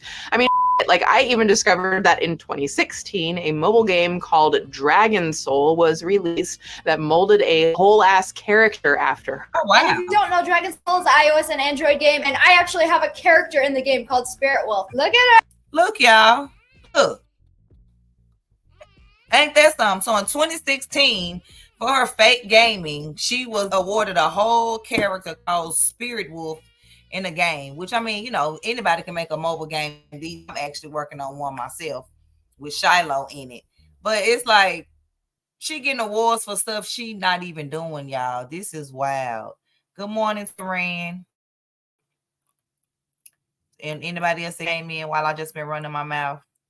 But yes, y'all, this is wild, but it gets deeper because, like I said, we're gonna see the same stuff we seeing going on over here goes on everywhere. Doxing, lying, stealing, blaming for stealing, copying, all that. With that level of success, it really seemed like Leah struck gold here. So let's check out some of that content. Yeah. Today we are watching TikToks that are for the girls. Notice this someone taking a picture from the side. Did you see that? The way she just snatched her jawline. My hangriness leaving my body at the moment I have my food. Whoa. Anyways, with great view counts often come. I don't know if you know, but I mean, those aren't reactions to me. Just saying whoa or just reading what somebody wrote, the text they wrote on their own video, that's not a reaction. Or keeping on playing the video over and over and over, that's not a reaction. That's not. And so basically, like I said, with her winning these awards and all this, and YouTube recognizing her, and YouTube saying, like, you know, it's like people wonder where Sssniperwolf gets her ideas, stealing.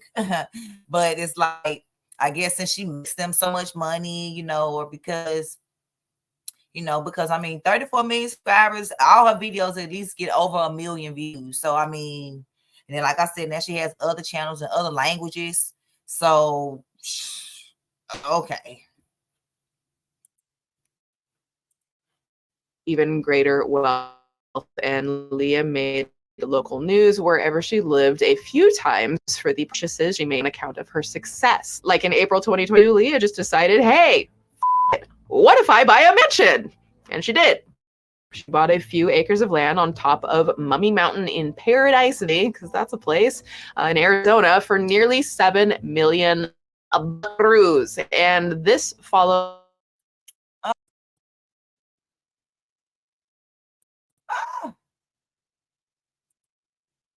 I do apologize, y'all. I accidentally closed the tab.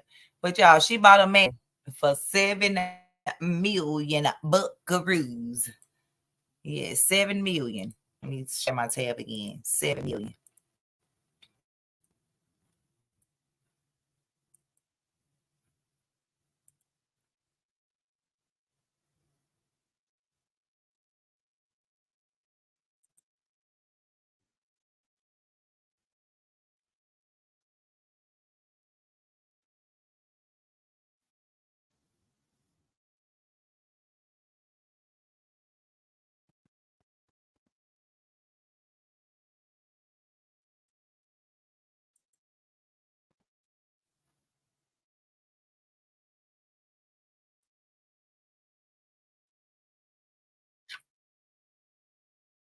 Found, in his opinion, didn't exactly bode well for comments in the platform as a whole.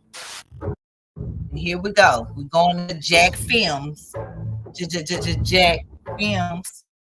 And I got inspiration from him, and you'll see. So I recently stumbled across an entry on Know Your Me that says the Sssniperwolf spends millions on new mansion. For those who don't know, Sssniperwolf is a YouTuber who reacts to TikToks. I promise it's way cooler than it sounds. Take a look. So this at the store want to be petty, right? How do you deal with a Karen? So this so want to be petty. Oh, he got time. This is John Patrick Douglas, also known as Jackfilms, a comedic YouTuber and sketch comic who's known for comedy videos, parodies, and series he creates like Your Grammar Sucks. There's a good chance you already know who Jackfilms is because he's a fairly successful and, in my opinion, good content creator. He has nearly 5 million subs on his channel, but across all of his channels, he has over 6 million subs. That means by default, he's also bigger than many of the creators I've covered this year. So as y'all can see, Jackfilms has around 6 million on all his YouTube channels. But his main channel has almost 5 million. I think he's actually hit 5 million. And he has the other channel that has like 500,000. And you'll see what it's about. Here, though he's not 34 million subs big, and that's not in any way shade. It's just very important context to store away for a later. Now, The video we started off this section with was titled simply Sssniperwolf, which, as you heard, Jack pronounces with all 3 S's. Now, I'm good on that, Jack. Okay, I think I'll stick Sniperwolf now, but more power to you. Now, this isn't just a simple critique video on another creator putting out low effort content, though. Well, this news kind of inspired me. So what I've done is I've a brand new YouTube channel called Jackfilms. And so far, I've only uploaded one video titled TikToks That Gave Me a Tummy Ache. Here's a little snippet. Your mom, Oh, it's that's not very nice. It's giving me a tummy ache. Now I'm gonna try and upload daily on Jackfilms. So make sure you go to that channel and subscribe. Link in the description below. Now, let me tell you all a story here. I've made it no secret that I do not enter most of these stories as an expert, especially on most of the creators we cover here. Known who many of the creators are, intimately familiar with their content, and much of the time the knowledge my team and I walk through the door with is secondhand at best before we dig into the research and investigate. So the bias this story with was one simple statement that's been reported across some parts of social media, even by Leah herself. The channel that Jack is talking about here, according to social media gossip, was creepy because it was one man making content about one woman obsessively. Okay, now I'm going to pause there, and you guys may know why I paused there. Did you hear what she said? Some people, including Sssniperwolf, thought that him making this channel, Jackfilms, was creepy because it was content about one woman. But the difference in his content and other content creators that we've seen do this type thing, you'll find out in a minute. I want you to hear the part just a little bit again, so I rewind it just a bit. All that Jack is talking about here, according to social media gossip, creepy because it was one man making content about one woman obsessively. In fact, there were 64 videos made in under a year even now, and without content. I'm going to pause there. Oh, you heard her say there were 64 videos made up until now. So that's, I think he started that channel. I think it at least was up a year. Yeah, it definitely was over a year. But we see other content creators with nowhere near that many subscriber count making hundreds of videos on people, hundreds of videos on one particular person or 2 particular people. Like, okay, I just wanted to put that there. Making sure y'all following me. We following each other? Okay. This is education. That's this, yeah. But humor and real life and all that as well. Context, that little statement does make it sound weird, and it does make it sound creepy. Like, what the is this dude doing all these videos about this one woman? But nope, it took me all over. Let's see, let me check notes here. Yeah, 1 minute and some quick critical thinking to realize exactly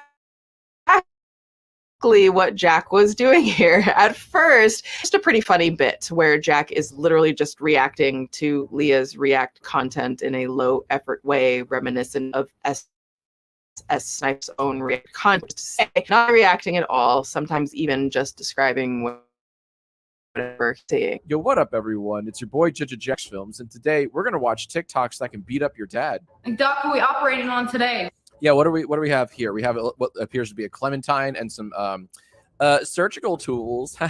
Now, considering how low effort the content was for a joke, it probably would have stayed as some kind of occasional inside joke between Jack and his fans, if not for an interesting turn of events that went down on June 22nd, 2023.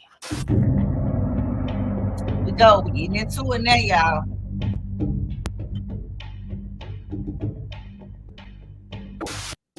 June 2023 was an interesting time to be alive on the artist formerly known as Twitter. The Illuminati downfall was locked and loaded and seemingly dying down for better or worse in terms of public focus. And the Colleen Badger cluster was only days away from reaching a toxic gossip fever pitch. But by June... For those that don't know, the lady that was just playing their car, that is Colleen Ballinger, also known as Miranda Sings, the lady that wear the red lipstick all over her mouth like that. Yeah, we doing her story, and we got a few more to do. I ain't gonna name them all, but this is the type of content that I'm gonna be bringing you guys. 22nd, there was a bit of a lull happening with breaking stories on the platform. And it was on that day that the YouTube creators account posted, quote, "Where does Sniperwolf get video ideas? From fans." Here's what she had to say at the VidCon AN23 YouTube keynote. "It's really important for me to engage with my audience. I get a lot of content ideas from them in the comments. It's important to grow and adapt as a creator." Now, tweets are pretty run-of-the-mill for the YouTube creators account, which basically serves as a promotional tool for creators and a sort of, did you know type account that informs viewers that most of your favorite creators, including me, follow on there. Nothing controversial there, right? Right? Well, not if Jackfilms has anything to say about it. What you're looking at is a tweet Jack made containing two images. The first is the YouTube creator's tweet. The second was a screenshot of Sssniperwolf's most recent uploads at the time, with the purpose of being to low effort and high reward of titles include such bangers as "A Quiz So Scary You Can't Finish It" and "Cool Gadgets TikTok Made Me Buy." Honestly, it's just Jack having some fun at this point. Nothing major, it seems. But this inspired Leah to respond with a series of tweets. Are y'all seeing the difference in the content as far as what Jack is doing and versus what other content creators that we are seeing doing this same behavior? Are we seeing the differences? Are you seeing any similarities? Put it in the chat. Y'all talk to me. Tweets starting with, "I'm going to have to start charging you 20% since your ideas from me." I know it's kind of weird if you remember what we talked about in the intro, how far this ended up progressing, but the exact moment this all really seemed to tip into a more aggressive direction was when somebody outright accused Sniperwolf of stealing ideas, to which she responded, "90% of what I upload are my ideas. People copy me, and then people like you get confused." Y'all see this. I want y'all to make sure y'all reading this, what she say. When clearly how something your idea, when all you're doing is taking somebody else's TikTok and you just looking at it and reviewing it, it's not your idea. It's their idea. And their idea probably came from because it was trending or viral or wherever they got it from, and you just reacted to it. So it's not your idea. But we're going to keep. Somebody told her you steal ideas, and she said 90% of what I upload are my ideas. People copy me, and then people like you get confused. Okay, girl. Confused, and then included an attached image of one video from Sniperwolf and another video from Beast Reacts. Now, I'm going to try my best to be absolutely as fair as Oh, wow, y'all must have known she accused Beast, Mr. Beast, of copying her. And he probably did get inspiration. Like, look at thumbnail. Hers says insane. Well, his says insane random acts of kindness on his Beast Reacts, which he got a whole other channel and plenty of other channels. Whereas hers random acts of kindness to restore faith in humanity, she done it 2 years ago. Okay, yeah, but he didn't take that part of the video. He, and see how we all can get inspiration from each other. So that's what I'm saying. He didn't come back and be like, "Oh, she's been copying me, blah, blah, blah." He just left that alone, but we don't know how to do that. Other video from Beast Reacts. Now, I'm going to try my best to be absolutely as fair as I can to Leah throughout this, because knowing what we know now, it's very easy to dogpile and attack her for where the story ends up going. But if we're going to understand exactly how, like we talked in the intro, Jack's life ended up being at risk, we need to understand where Leah's head was at throughout all of this. Because this was the moment the Titanic hit the iceberg, y'all, where Jack quote tweeted that tweet by saying, quote, "I invented reacting to other people's TikToks. Anyone else is copying me. Credible mental gymnastics here. At YouTube, at VidCon, you sure you're okay with boosting her? Are you absolutely sure?" Now, Leah hit back and straight up accused Jack of sexism, saying, "Why? I can't stand that a female YouTuber is getting more views than me, even though I make the same content. Grr, like Life is hard. Yeah, I just had to read that out loud. She follows that up with, also, I hate bringing gender into this, but no one ever attacks the male react channels. Now, I want you to think about the perspective. So eliminate the context, see it from her point of view. Sure, it's kind of weird she's stepping in at all, especially since she knows as a female YouTuber, this kind of response is going to get hit with the most, of beard responses. I mean, seriously, my gosh, someone sit these Andrew Tate and potatoes down somewhere. It is boring. And if she just left it there, it probably all would have been left as benign indifference from her fans or from casual, non-give a shit people like me. Then she gets kind of nasty. Quote, the only thing that is funny about you is your hairline. If your content was entertaining, it would reflect in your views. Paul, sounds familiar. When people don't have anything that they can find to say on you, they automatically go personal. I'm going to leave that there. I'm going to keep going. Yeah. All the stuff about the Jackfilms channel not doing well is one thing, in my opinion. It's pretty clearly a parody. So up till this point, Leah missing the point is still a big deal. She has 34 million subscribers. Even a platform 5 to 6 million deep like Jack's isn't going to cause any. Mind you, I just want to bring this here. Mind you, it said his channel is a parody. So he's reacting to her reacting to these TikToks. He's not talking about her personally, or he's not lying on things that's going on in her personal life, or editing her videos to make it seem like she's doing something that she's not doing. He's not doing any of these things. I just want to keep that in you guys' head. We learning here. Lasting damage with a weird beef off like this. And unfortunately, it's the doubling down for me that shows that Leah really didn't get the point and frankly didn't want to. Now, another Twitter user by the name of Colin Cormier provides some context in the responses. Someone confused by the whole situation saying Jackfilms made a satire channel and she is now mad. Leah, now, question, would you consider some of the other content creators that we see making hundreds and hundreds of videos on one particular person, and they're and the same videos, not saying that they're reacting to different videos all the time, but they keep reacting to the same video? Do you see that as a satire, or do you see that as something totally different?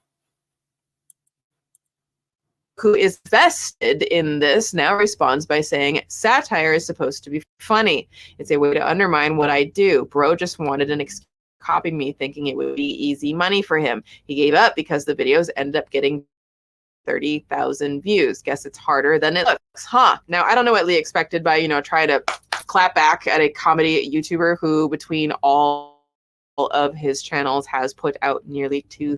Now, I want to pause there before she finishes. Sounds familiar when they talk about how dare Leah, even though she's this big YouTuber, clap back at a comedian YouTuber. That's what he does. Now, it's different if you're clapping back with truths, and things. But if you're clapping back and then all they're gonna do is just make fun, so it's like I'm seeing some comparisons, but I'm seeing where what he's doing is definitely not what we've been seeing in other areas. 2,000 videos? Probably wasn't for Jack to say, quote, to be fair, it was very funny, and yes, it's extremely easy. You added nothing of value. I added nothing of value plus clones. I'll bring it back, don't worry. Heart emoji. Now, that comeback wasn't immediate. On June 28th, 2023, Jack uploaded a video called Sssniperwolf, but every 10 seconds I read a tweet she sent to me tonight. Honestly, the best thing about having one of these sync traps. I'm gonna stop you right there. The best thing about having one of those, you just take the. Okay. Also, I hate bringing gender into this, but no one ever attacks the male react channels. It was on July 20th. See? Y'all see these similarities, right? So it's like, okay, so we seeing it now. I think y'all get it. Y'all get it. 7th, that Jack revealed that Leah's allegedly complete lack of self-awareness and her bad faith attacks on him had led him to reimagine the Jackfilms channel in a huge way. Let's talk about how egregious this freebooting is. In each of her hundreds and hundreds of videos, she plays other people's TikToks and provides extremely base level commentary. This dude is running sideways. What? Wow. Freebooting. What do you mean by that? Now, you may have heard the word get casually thrown around, but if you're not very tech savvy, you might be wondering, why is Jack accusing this woman of someone's shoes? Since the word quite literally means engaging in piracy or plundering. And of course, I'm not accusing Leah of actually being like a real life Captain Hook. I'm talking about digital piracy. And as Urban Dictionary puts it, freebooting is taking online media and rehosting it on your website. Engaged in piracy or plunder, mean-spirited swashbuckling of the internet age. I just want to pause right there and go back not really 5 seconds, but just go back right here. I want you to read at the bottom part that she didn't read. Re-uploading someone else's YouTube video to your YouTube channel. Okay, freebooting. So we're in class. Piracy or plunder, mean-spirited swashbuckling of the internet age. The example they provide, re-uploading someone's YouTube video to your YouTube channel. Even all the way back in 2014, creators like Sssniperwolf were getting their checks cashed by definitions like these. Now, why is freebooting bad? It's basically just downright theft, right? If a video is stolen wholesale, especially without credit permission, that's taking someone's video and claiming it as your own. Now, let me give you a similar example. Do any of y'all have that friend where you tell them a really story about, like, I don't know, your cute cat pork chop, and they react with a chuckle, kind of move on, and then you feel weird that the story was even reacted to that way, and you're like, oh my gosh, why did I tell that story? I'm so embarrassed. But then you're at a party with that friend and tell the same story, but pretend it was them and their cat pork chop. Okay, I'm on to your ass, Jekka. You freebooted my story. Pause. We're going to pause right there. So I sure know y'all know we've been seeing some freebooting going on around here. And I know that was a perfect example. Somebody tell you something and you halfway laugh or you halfway respond or whatever, and then you go somewhere else with their joke or whatever and make it like it's yours and don't even give them credit. Oh, okay. Yeah, this is amazing. Interesting. Story. No Jessica here. So Leah is the Jessica in this situation. Her, or more specifically her team, finds many viral TikToks, and it's arguably the most low effort reactions from Leah over the videos. But I'll let Jack explain all of that in more detail here. If you want to support the original creators of the TikToks, too bad, because the only links you'll find in the description are all Sssniperwolf. And my favorite part is that half of the TikTok includes either crop out the original username or just straight up don't have one. You know the phrase work smarter, not harder? Well, Sssniperwolf does not either. She just steals and doesn't credit anyone and has become a zillionaire in doing so. A fire hydrant exploded. The water's just going everywhere. Pretty cool. Now, some of you... Pause. I don't know if you guys noticed, but in that video, like you said, like he said, and like she said, when you look at her videos, like you see TikTok, you can see this person's name right here. She could have easily said, shout out to this or whoever it is, since I can't see it through the water pump. I'm sure her team, when they went and stole the TikTok, they saw exactly whose TikTok it was. So she could have easily said, gave out a TikTok name or not put it in her description. Like, easily. But no, that's not what she's doing. Or other content creators that we may be seeing other areas that's reviewing other people's videos day in, day out, the same person videos, or keep on reviewing the same video, keep replaying stuff over and over. Can you tell the people to go follow the other person so they can get all the details and not the edited, clipped up versions that you are producing? Okay. Exploded. And the water's just going everywhere. Pretty cool. Now, some of you might be thinking, so what? Who cares? She's giving creators exposure. And hey, maybe she gets permission from the creators to feature the work. You already know the answer to that. Oh, what's that?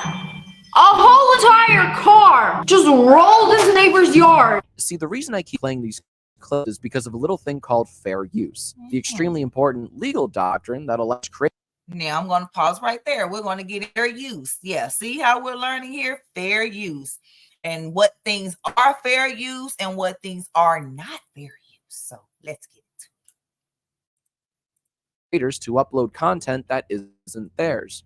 And in order for content to fall under fair use, it must be transformative and add new meaning to the material. Going back to Sniperwolf, her commentary isn't so much transformative as it is just summarizing what we're watching. When he talks about fair use Sounds being familiar. transformative, he's talking about how commentary channels or documentary/commentary style content, mine, Jay Aubrey's, Paige Christie's, Nexpo's, iNabber's, Cruel World, Happy Mind, and so many other creators are able to exist and thrive fairly on the platform. As Jack says, the passion part isn't even the problem so much as one, the exclusion of creator credits, and especially two, the lack of transformative to Leah's content. Now, by his logic, Leah is literally just stealing content and describing it to her audience instead of providing anything meaningful to the mix. Now, she's far from the only creator doing this, but I wanted to be made perfectly clear that reaction content in and of itself isn't necessarily the problem.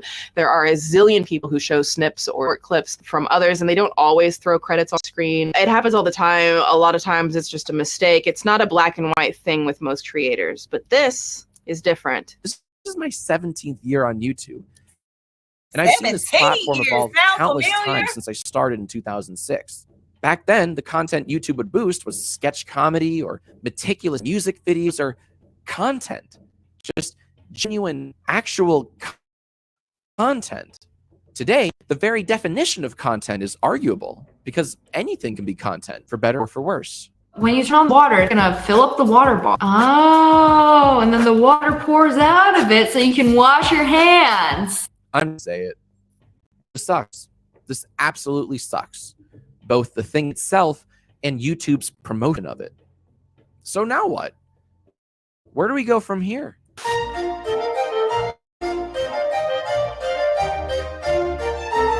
I'm gonna go to her petty university or fair use. I'll see if it's really fair use. I think in order to understand why Jack has basically sniper pilled us at this point on how egregious he believes this content is in general, I have to start by talking a little bit about the platform and the concept of fair use. Now, Jack defined fair use for earlier, but something more specific he didn't exactly go into in the clip I used, the idea of what constitutes fair use. Fair use is not a one-size-fits-all law across the board. So I'm going to focus on where it's relevant most for me, for Jack, and for Leah, which is the United States. And no, I am not an attorney, just a curious bitch. Now, in the US, the legal system dictates fair use off of four criteria. First, why the content is being used and how it's being used. So, for example, is it meant for commercial or educational? Is it transformative, meaning that it's being shifted significantly enough to not constitute plagiarism, but is instead a support for the bigger product? Second, the nature of the product. What is the product exactly? In Sniperwolf's case, is it reaction, commentary, or is it a free ride on the SS Sniperwolf to Plunder Island? Third, how much of the work is being used compared to the size of the final product? Which leads me to the fourth factor, how the work you so put. like if you I guess this people may think their stuff falls under fair use because you take somebody's 30-minute clip and turn it into 12 hours. But no, that's still not fair use. Put out affects the market or even value of the word being used. Here's a great example of this point of fair use working. Let's just say you have a smaller creator who put out a video about being harmed in some way. The video sees minimal engagement, maybe catches a couple thousand views at most, but a bigger creator sees video, is appalled by injustice on display, and decides to make a video commenting on the situation. Suddenly, the original creator's videos receive a massive boost. That's because proper credit was given where it was needed and the project wasn't hopefully devalued, and commentary work was transformative enough to make a situation beneficial to both creators. Now, does every creator? No. Does every creator care the same? Nope. Does every creator care that they're credited the same? Nope. Are crediting mistakes made all the time? Sure. Is it always malicious? No. I think there's a lot of nuance here for creators, and there is a steep learning curve, especially if someone is newer to all of this. I mean, I've had learning curves, it feels like, for a very long time. So the big question of the day in Jack's mind and thousands others, why does the platform, or any platform, not acknowledge when a massive 34 million subscribed creator like Sssniperwolf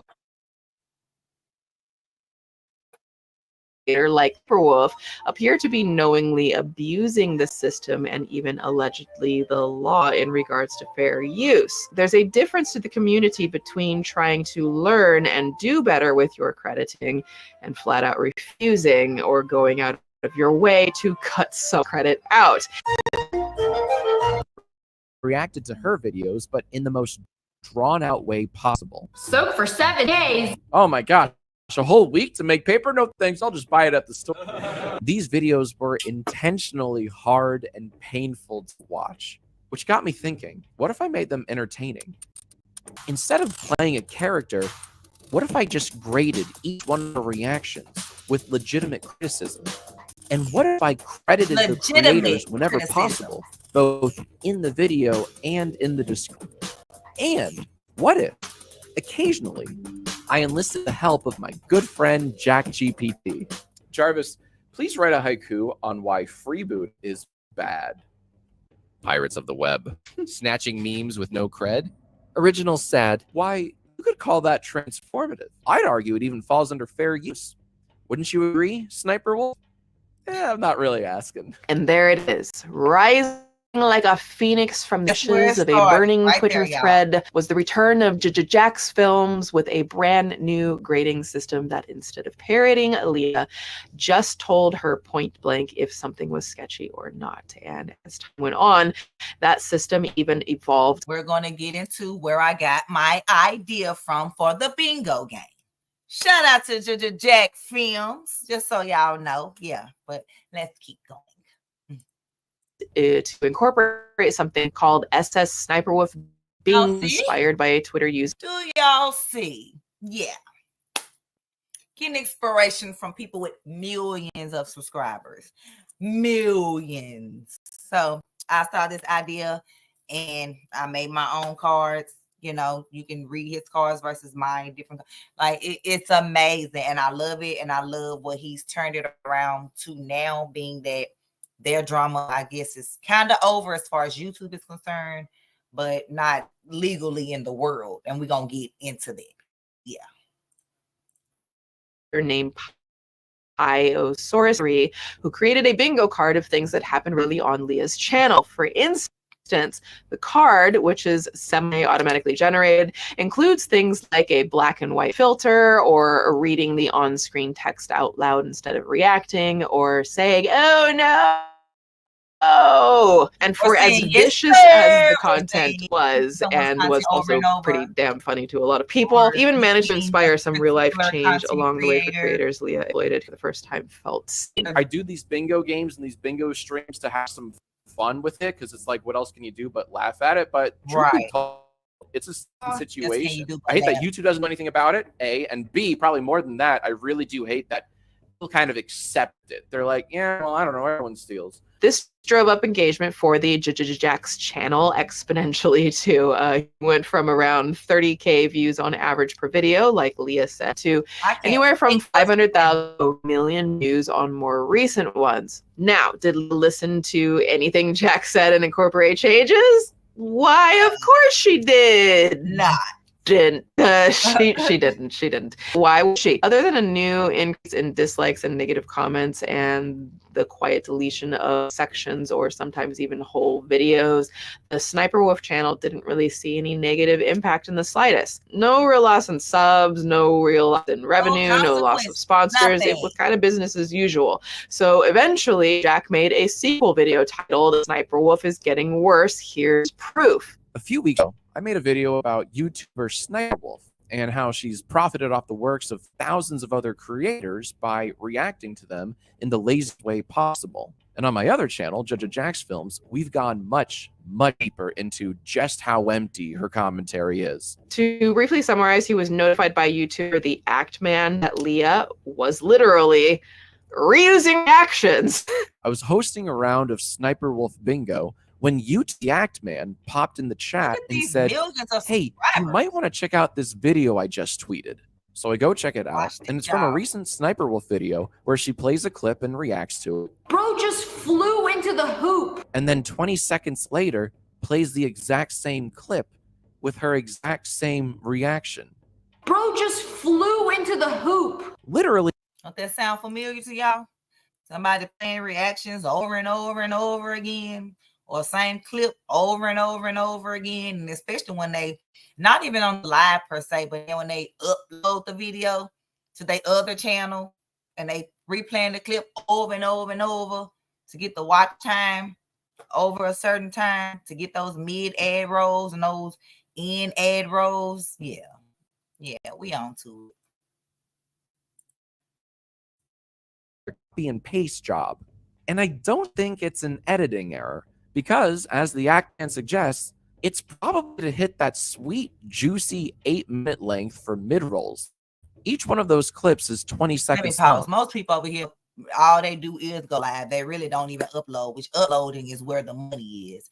So you probably don't even know that past the 8-minute mark is where you the videos get those mid ad rolls, and of course even longer for more ad rolls. But if you don't read the guidelines and all that, then you wouldn't even know that. So you're just uploading videos in hopes that ads will be placed in them. And 9 times out of 10, if you're not following the guidelines, if you doxing people and threatening people and lying on people and doing all that, your video is going to be limited anyway.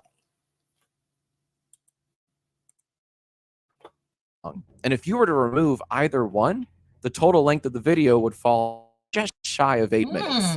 If you want to check out The Act Man, I've linked this channel in the description below. But it gets worse, as one of Jack's viewers also discovered that Leah was allegedly stealing jokes. During another stream, we come across Sniperwolf reacting to a TikTok. Now let me pause that. Now this is talking about stealing jokes. Now I sure know y'all know we've been seeing that. Stealing jokes? Oh, okay. Yes. Of someone surveying damage done to a car. In the TikTok, you hear the narrator say, "This is my Thor's hammer." And then Sniperwolf responds with, She hit it with a Hadouken. Now at first, I didn't think anything of it. But then someone in the Twitch chat wrote this. Wait, what? She cut out the end and tried to use a line of her own. The guy in the video said, wait, what? The guy in the video said she hit me with a Hadouken? No, she... So basically, she cut off video right before the guy finished saying she hit me with a Hadouken to make it seem like it was her joke. Sounds familiar? Does it sound familiar, you guys? I know it does. I need some bells and whistles. Look, somebody gonna say, now look, they need bells and whistles. Now look, they need bells and whistles. I don't need no bells and whistles. I'm just playing around. But here. All right, cut it out. She didn't. We have to screen the TikTok. This bitch in my shit Thor's hammer. This bitch my Hadouken. Oh, hell no. Oh, hell no. He got everything. Yeah, Leah. Really? Smaller creator. This would straight up have their career hit with a Hadouken. I know. I felt dumb saying that too. Moving on, Jack covers a few honorable mentions, like Leah covering TikTok usernames with her own face, reacting to TikToks she's already reacting to while pretending to be shocked by what she's seeing, and Leah even being completely silent for as long as 40 seconds in a few TikToks. So to conclude this portion, earlier when I talked about how optically I get how from a distance guy makes 64 videos on woman can seem creepy, the reality is Jack was calling attention to a widespread issue that isn't healthy for the creator community and has caused a lot of frustrations. When you consider the number of channels that have face copyrights, this one that very clearly is formative, like friend Chad Wild Clay back when he was doing parodies. And then when you stack channels like Leah's, whose clip credit and recycle reactions. Creators pissed. In regards to Jackfilms, in my opinion, this isn't about Sssniperwolf. This is about the feeling of inconsistent enforcement of rules, where some get punished for playing by the rules, while others get away with wholesale theft because get that bag, baby. Allegedly. Yeah. Favoritism. Go with the doxing. Saying that over here. So, Now, there are some positive things that happened during the early days of C19 that a lot of us are still doing today. Some of us got in the habit of calling our loved one every day, reinforcing relationships that may have been diminished before lockdown, washing your hands after doing nasty shit. Some of us got into Animal Crossing, discovering a love of video games we either put away or never had at all. Some of us made sourdough bread. I took in a pregnant cat off the street who birthed 6 bays, and I've only been able to get 2 adopted, so I currently have 4 black cats running around. Fiddly-dee. But one of the most universal things you'll find people got into, including at least one member of my team, is playing Jackbox games. The Jackbox Party Pack, or simply Jackbox games to fans, are a collection of party games that you can play on your console or computer that require the use of a cell phone to play. Now, they come with built-in streaming capabilities, and you can open it up to a wide audience as either players or viewers. They were a good way to be social, have fun, and even get a few laughs in along the way. Now, really into streaming Jackbox games was actually Jack himself. And on October 13th, 2023, Jack was playing Jackbox with a few friends, laughing, having a good time. What's happening, y'all? When something completely unexpected happened. That's so sketchy. No. She's in your house right now, Jack. Shut up. You want to get a literally knock outside on your your house. door? Like 5 minutes ago. Wait, what? She's literally right outside your Oh house. my god. This is happening fucking now. Wait, what? Call the police. No, there's Yeah. She's outside your house. Shout out to Call the cops some and tea show them the with me. Instagram One. story. Hold on. I'm gonna go And outside. Aaron, No, Aaron, don't. don't. Do not. I know that seemed a bit chaotic, and I know there was a lot of crosstalk. Well, in case y'all know what was going on, Jackfilms was playing a game with his followers, friends, or whatever, and basically they were letting him know that Sssniperwolf was outside of his home, recording his home video with her phone to her 5.6 million Instagram followers, telling him to come outside. She wanted to talk. Maybe you figured out what was going on by we're talking about it, or maybe you're still a little confused. But I figured it was worth providing the full context of what exactly Jack was doing the night Sniperwolf allegedly doxed him. Let me explain. While Jack was having fun with his friends, Leah posted a poll to the official Sniperwolf Instagram account with a simple question. Should I go visit Jack's films? He lives 5 minutes away from my shoot. Now, I think that's the only screenshot that I feel comfortable sharing, but throughout the night, she shared even more posts, including a photo of the outside of Jack's house and the caption, "We'll talk like adults." Now, normally I'd explain the next beat of the story to paint the whole picture, but holy shit. Holy shit. Holy shit. All right, right in front of your house. Come out and talk to me. He has food outside, so he should be out any minute now to pick it up. It's ice cream as well. It's ice cream. I just want to talk. Y'all, this is literally one of my worst nightmares here, as so a creator. We And won't be showing no addresses, so of course she don't dox. That's why she covered it up. But yeah, she was literally outside of his home streaming to her 5 million followers, basically saying, "Come outside. He has food outside. He should be coming out any minute. I just want to talk." Like, girl, what? and human, and I think it should be greatly concerning to everyone. Like, all jokes aside, this is why my tagline is, "It's not drama, it's dangerous." This is dangerous on that on the shirt. It's so not many drama, levels. it's And the fact that it managed to escalate to a place where one of Jack's most prominent critics just showed up to his house is terrifying and absolutely unacceptable. Full fucking stop. Especially when you consider this little sidebar of a story. It is quite common knowledge that before Leah was a major YouTuber, she was actually arrested for armed robbery.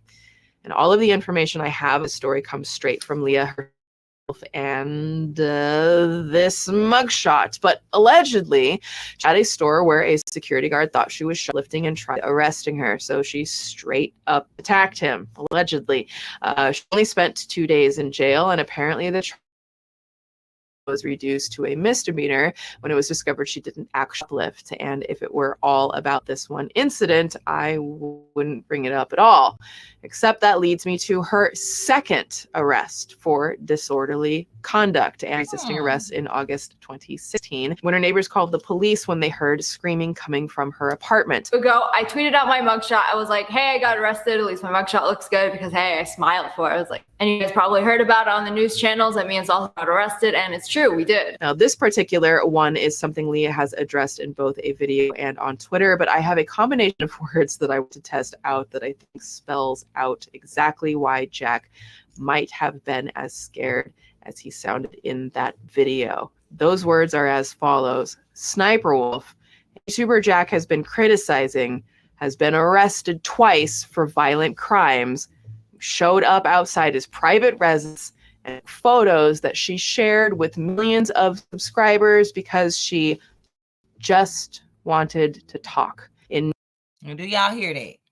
Showing up to people's houses, people that you don't know because they said something that you may not agree with, or they made you mad about something, or like what? And clearly he didn't do nothing but just basically saying that she's stealing from content creators, and she could have easily just adjusted her content by shouting out the content creators or adding them into her description, tagging them, anything. But instead she decided to go start talking about his personal life, start talking about him, start talking about, all other types of things instead of taking accountability for what she was actually doing. Does that sound familiar? I know it does. No universe, like no celestial starring of a galaxy on any planet, any solar system is this okay. Intentionally doxing a public figure for your entertainment or to threaten is not okay. In response, Jack to Twitter saying, quote, Sssniperwolf just doxed me on her Instagram. Creepy, gross, violating. What you do is disgusting. You steal content and dox YouTubers. At YouTube, demonetize this dangerous creator or just get her off your platform. She posted an IG story right outside our home and deleted it. The response to this online was fast, fierce, and swift, with commenters across YouTube, Twitter, social media calling for some kind of punishment against Leah, if not her outright declaration. We're gonna read what Leah wrote, because of course Leah has some things to say.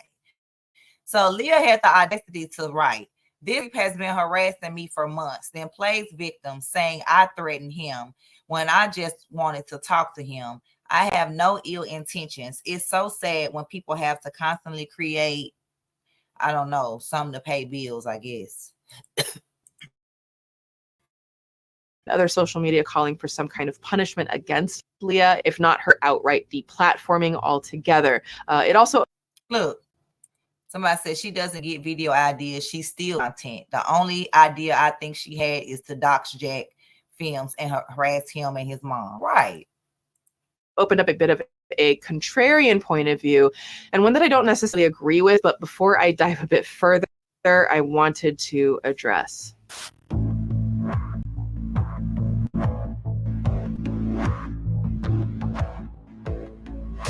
At the end of the day, most things in life and how someone interprets something largely comes down to one simple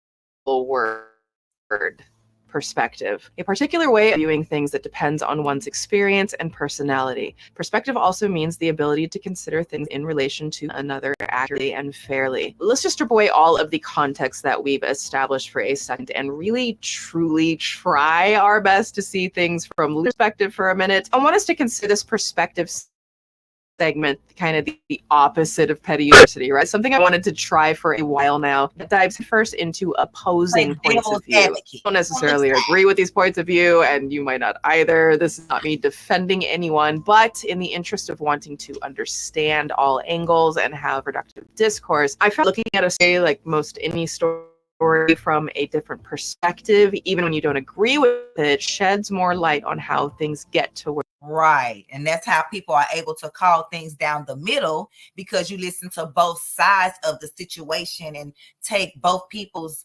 feelings and accounts and all that. You take all that in versus being one-sided. So all you're hearing is just what this person is saying about this person. And so you ain't heard nothing over here. So you just hearing this side, so you just on this side just all day long, no matter what the other people say, because you're not hearing anything. But if you hear, or vice versa, if you're just on this side, you're just hearing everything over here, you're not taking anything in over here, you just, so if you listen to both sides, which is what I like to do, both sides, you can take in information from both sides, you can process what sounds good, what doesn't sound good, and form your own opinions, because again, it's still your own opinion that you're forming, your own opinion. Everyone is entitled to their own opinion. Doesn't make it fact. No, facts are not opinion. So people say factual opinion is not real, but I'm saying that's why you got to listen to both sides. So, so you can understanding, because you can't agree or disagree with something unless you understand everything. There you go. Let's get back to the video. Where they are, the devil's advocate perspective, if you will. I think most of the time everybody deserves a chance to be heard and everybody deserves a fair shake, even when it's a shitty take on, for some reason, Hailey Bieber. And that's no means an exhaustive list, and of course I have covered several of them myself. Now, in contrast, we have stories like Yondir Dev, the recent controversies surrounding the allegations that YouTube is protecting EDP, the ongoing 2Mad situation, I guess brand would count. Now, some of them may end up subject to future docs. I've been kind of looking at that. Being one-sided or just listen to one thing, when all these controversies and controversies and issues, as like bigger issues are going on, YouTube showing favoritism and and I understand money talks and all that, but it's like, if you think about it, anybody could do what Leah is doing. I could literally be cute, because I'm already that, and have my sons play games, record them, upload them, and I'm acting like I'm playing them. It's the pretty face of the game channel. Or even react to videos. Like anybody, like she said, react videos, people react to videos. That's not new. And reacting to the videos is not the problem. The problem is not crediting the creator or acting like it's yours when it's not, or copying someone and then acting like they copied you. That's the problem. Yeah, so that's why we're talking about lying, doxing, stealing, fair use. Like all of this falls into what we've been seeing, in different areas. That some may end up on my second channel, but even if I'm not covering, did something allegedly criminal that can also, no matter what Leah claims otherwise, characterized as stalking, and that person is Leah. Leah posted a handful of stories basically highlighting these ideas, saying Jack harassed her for months, threatened her, and so on. Now, one asked if she should get— You can't say that. She said, accusing me of doxing is defamation. I have no idea how to dox. Well, you should have learned. Well, you should have looked up the definition before you decided to pull up at his home and record it to your 5.6 million Instagram followers. Like, what? You thought you had no, I have no idea. That don't mean you didn't do it just because you don't know what it is.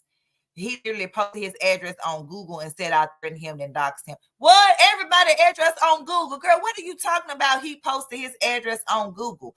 But her simple-minded, or I'm not going to even say simple-minded, her children children that's following her, because most of her 34 million subscribers are children, which, okay, because she was a gamer and then she reacts to funny stuff. Kids like that. But it's like they're going to believe this because they don't know. They don't know. Saying Jack harassed her for months, threatened her, and so on. Now, one asked if she should get a restraining order against him, and another said this couldn't be doxxed because dress was public on Google. Now, Jack responded to nearly all of these, but it's also important to point out that this didn't just affect Jack. This also affected his wife, Erin, who is absolutely not a YouTuber and was actually home at the time. Oh, let me stop there. Did you hear what she just said? Not only did this affect Jack, who is a content creator, has been a content since 2006. He said he's been on here for 17 years. That's amazing, Jack. 17 years, whereas his wife, who is not a content creator, just an everyday normal person, which we're all normal people, so let's not think that people that are on YouTube aren't normal people. But I mean, just a person that's working a normal 9 to 5. And there's plenty of people on YouTube that have 9 to 5s. But I'm just saying, someone that's not having their life publicly, or whatever, was there. Like, does that sound familiar? What we're seeing happening, going on right now, putting other people's family members in danger because you didn't agree with something that they said or did, where you could have just agreed to disagree and just moved on, or, did whatever you needed to do besides doxing them. But yeah, so that is involved. An innocent person. But it's also important to point out that this didn't just affect Jack. This also affected his wife, Erin, who is absolutely not a YouTuber and was actually home at the time of the alleged doxing. She posted her thoughts about the situation in a number of places, but she posted this statement to the LA influencer Snark Reddit that spells out exactly why this is a huge deal. Quote, "Hey, Jackfilms wife here. Appreciate the support, and maybe I'm biased, but I promise my husband is not a creep. He has been doing campaigns like this against reactors who steal content without credit for over 10 years now. Men and women, it all started over a decade ago with Ray William Johnson. Jack." And if you pay attention, Ray William Johnson is a male content creator, right? Remember in the beginning, we saw Sssniperwolf say, they only do this to the female creators, and I'm a female, and I'm not going to take her side because she's a female, because clearly he has called out males on top of men on top of men for doing the exact same thing. I just wanted to point it out, like, yeah.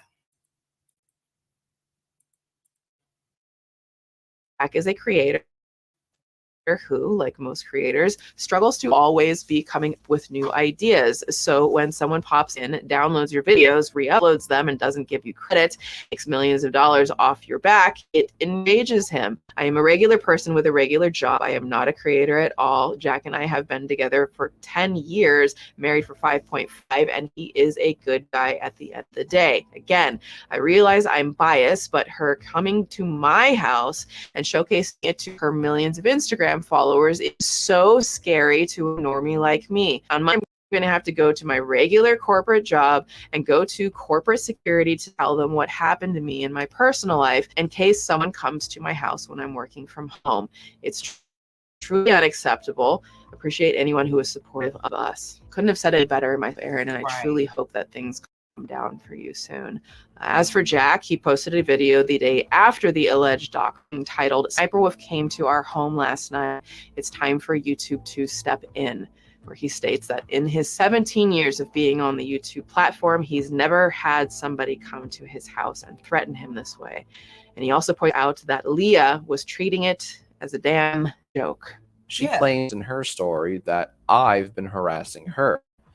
No, Sssniperwolf.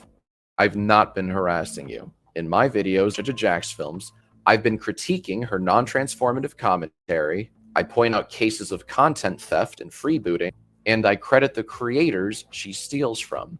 And so, as you can see, He's basically the content creators that she's not recognizing on her content with her 34 million subscribers. He is giving them the recognition that they deserve, and he's calling out what she's not doing on the videos, which, you know, he's entitled to do that on someone else's videos. He's not taking, like, for instance, her own personal videos and critiquing them. Because how can you critique someone's actual life per se? He's taking her actual reaction videos that she's doing of hundreds of thousands of other creators' videos and reacting to those. So you see the difference in what we've been seeing go on and what you see going on here. I've been critical for content, but that does not equate to harassment. What is harassment is coming to our home, sharing it for millions to see, and taunting me to come out. YouTube needs to take swift action and ban her from the platform ASAP. Sniperwolf is already making light of the situation, as if stalking someone is a quirky thing to do. And that's her with her sister, and it says, we show up to your house, what you do. Like, that's not funny. What is funny about that? Like, what is it about you showing up to someone's house unannounced, someone that obviously you don't like, and you've been charged with armed robbery and disorderly conduct and all that, and you showing up at somebody's house? Like, there's nothing is funny about that.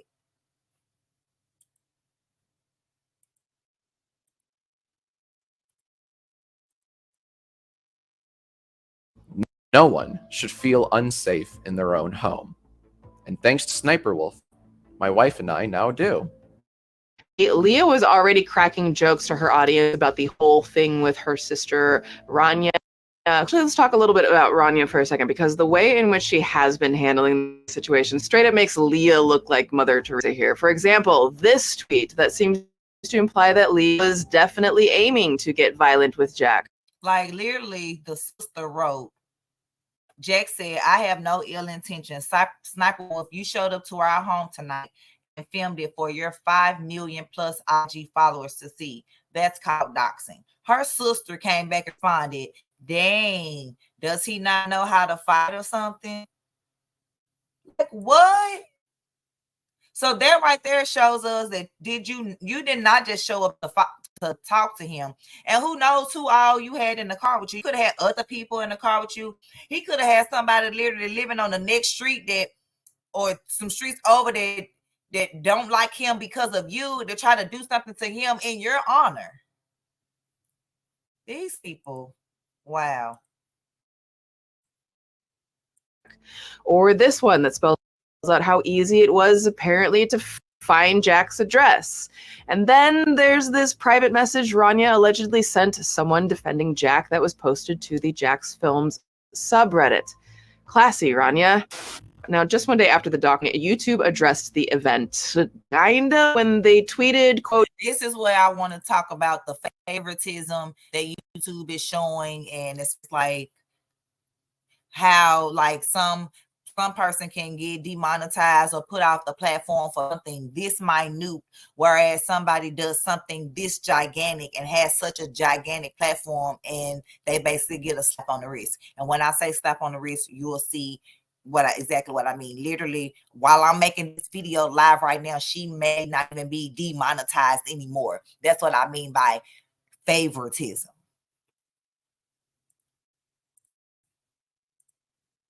We don't allow harmful behaviors like threat and doxing. This resource has more info about our harassment and cyberbullying policy. Also, if your personal info is shared, you can file a privacy complaint to request. I want to go back to that because I want to say something. Okay, so if you're just not tuning in, okay, so Jack made the video to YouTube basically saying that you guys need to do something about her because she just doxed my home. And this is YouTube's response. Not, oh, we demonetized her, we taken her off the platform, none of that, but we don't allow harmful behavior like threats and doxing. The resources. We don't need to find the resources for information on harassment and bullying because we're seeing it when she just doxed his home. Like, What are you talking about? So somebody else added down here at the bottom, YouTube has still not taken action against Sniperwolf, who doxed Judge Jackfilms on Instagram story that she later deleted. Like, what? YouTube, that is not it. If y'all can come on and let me think. I had a video with me at the pool, my children. We were in New Orleans, I think. We were at the pool, and I don't know if someone reported the video or if a YouTube bot found the video. I don't know. I think at the time somebody probably reported the video because I just have haters for no reason. I don't know why people hate on. I don't have nothing for you to hate on. But anyway, and so they made my video ineligible to be monetized, basically saying that I was nude. But I had on a swimsuit, like I said, I was at the pool. My children was nothing nude. I wasn't trying to say. I wasn't trying to be provocative or show my body or any of that. And then I even put in a request, and they still let the video stay age restricted, can't be monetized at all. Like, it's not even monetization. It can't be monetized at all. And I just was like, wow. So if that video of mine, and that's just one video that I'm saying I wasn't doing anything. Here is this person that has doxed somebody's entire address to 5 million people. Know if they didn't do it on YouTube, but if you read the YouTube guidelines, it clearly says things that you do on YouTube and off YouTube can get you deplatformed, demonetized, your channel deleted. So this should have been like immediate, like it should have been no questions asked. Say she has 34 million subscribers. So like, where are those 34 million people going to go? To the people that she's not crediting. How about that? To the people she's not giving credit to. Also, so if your face personal info is shared, you can file a privacy complaint to request. I don't know if that addressed much, my dude. And Jack agreed, posting it's Team YouTube. The best time to remove Sniperwolf from your platform was Friday night when we showed up to our home, filmed and posted a video of our house to 5 million Instagram followers while my wife and I were inside and dared me to come out. The second best time is now. I've sent video evidence to the appropriate channels to share directly with of doxing in a clear violation of your policy stated here. Now, it took an entire week before YouTube tweeted a direct statement announcing that Sniperwolf was indeed going to be facing consequences for this. So hooray! Question mark, because here's what they actually wrote. I can't believe I said hooray, but this is what we're doing. Quote, confirming Sniperwolf has received a monetization suspension per creator responsibility policies. Off-platform actions that put others' personal safety at risk harm our community, and the behavior on both sides isn't what we want on YouTube. I'm gonna pause 1 minute. Hoping everyone helps move this convo to a better place. I'm gonna stop right there. Okay, did y'all not catch what YouTube wrote? Okay, confirming that she has received a temporary monetization suspension, meaning at the moment of this video, if someone has vidIQ, you can download it to your phone and you can see if she's demonetized. And to be honest, when I did research, I found that they only demonetized like the video after the incident, like all her other videos before that were still monetized. And then they say that the behavior on both sides isn't what we want on YouTube. What behavior? So you don't want Jack reacting to other people's videos, calling out how they are being harmful to the platform by not giving other creators the recognition that they deserve? Okay, YouTube, we see the money play. Okay. Behavior on both sides? What is that? But both sides? But so the behavior where somebody called out bad behavior for the sake of crediting creators and making the community healthier and following guidelines, but was met with literal threats. That's what I see. Is that bad? And I think folks would like to know temporary monetization what does that mean? suspension? 1 day, 2 weeks? Well, at least this should inspire to apologize, right? Oh, fuck. We come Okay. with the AI. Let me start by saying I'm sorry for my recent actions. It is inexcusable. I'm sorry to Jackfilms Film. That ain't even his name. Not Jack's Jack Films. Films. Great start. Okay, you don't even have the name right. Wonderful. Anyways, YouTube, the entire creator community, and my incredible fans for being a better example for appropriate conflict resolution. Jack's Film did it again. While we certainly don't see eye to eye and have our differences, I am sorry for reacting I did when I should have taken the opportunity to show young creators how adults and professionals resolve conflict by communicating directly, respectfully, and privately, not for views or content, but a meaningful example of how conflict should be solved. Reach out directly and hope we can find some time to connect and communicate respectfully. I'd also like to thank YouTube for holding me accountable. I deserve it, respect the decision, and appreciate the opportunity to learn and grow from a true lapse in judgment. There's really only so much I can. I don't think that they punished you. That was not a punishment. That was a slap in the face. That was literally a slap in the face to everybody. For being much sincere about her, especially after some new things that just came out. And here we get into the meat and potatoes. Into the sausage, the husband that I was telling you about that she never claimed. Forgive the weird title card, but we need to talk a little bit about somebody you may have noticed I haven't brought up at all since I introduced them, Leah's husband, Evan. And there's a pretty good reason for that. Back in September 2022, the two of them broke up, which is problematic for Leah for a number of reasons.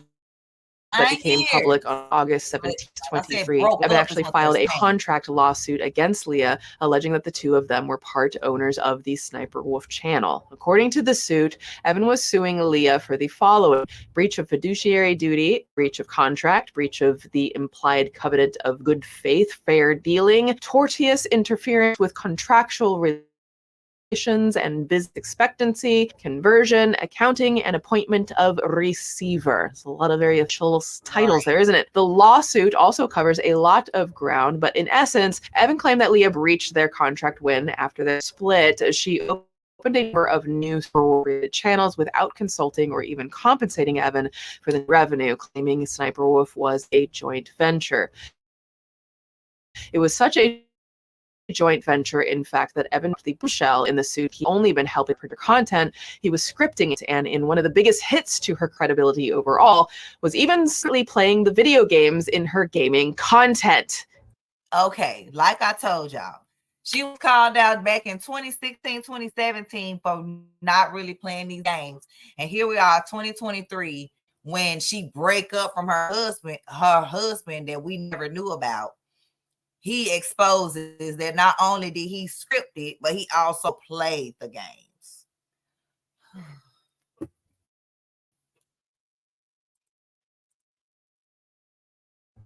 Quote, while Leah was the face of the Sssniperwolf YouTube channel, Young is and was at all times heavily involved in the creative content and operations, including but not limited to concept origination and development, script writing, directing, video editing, posting finished videos to the channel, and market research and analysis, among other things. For anybody who has paid attention to Sssniperwolf over this wasn't really all that surprising. In fact, back in early 2014, the creator Enigma Gaming literally alleged that Evan was doing this for Leah. Sssniperwolf has been faking her gameplays, and this guy was doing the gameplays, and then she was just uploading them with her reaction and shit like that. And she's been splitting the money with him 50-50. Basically, all it is just a scam to make more money, as much money as possible. She takes advantage of the most popular game, Call of Duty, and the largest demographic, who are mostly just prepubescent kids. That's it. That's who she's catering to. Now, again, allegations like these are nothing new for Sssniperwolf, and they're nothing new for female gamers in general. What's absolutely depressing about this is that early on in the video, Enigma Gaming refers to a number of details about Leah that have since become part of the public record due to this lawsuit, meaning that there was something people were calling out before Sssniperwolf was even faced, and nothing was ever done about it. Now, Evan further claims... So, like we said, even before she hit 1 million in the first year. So it's like, shoot, she was famous to YouTube back then. Think about it, 2013. So yeah, they didn't care. In the lawsuit, something Enigma even says in this video. He and Leah had agreed back in 2013 to a 50-50 split, but when the two broke up in September 2022, Leah did everything in her power to lock Evan out of those earnings without ever ending their agreement. Now, to date, the only public acknowledgement Leah appears to have made is an Instagram story she posted in late September 2023 when she said, quote, "Just wait, just f***ing wait until I'm allowed to say something," attached to a penguin of Madagascar meme. Now, many assume that this was in reference to the suit, but if you consider the timeline, it may also have had to do with Jack. Reality, it might be a while before we ever know, if we ever know.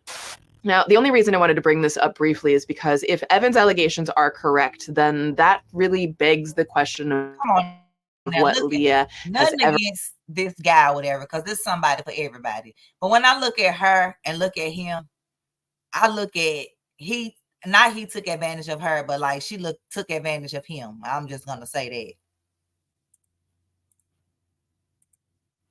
Actually brought to the platform, considering that none of her contents splitting with Evan has really shown a need to exist in many people's opinions.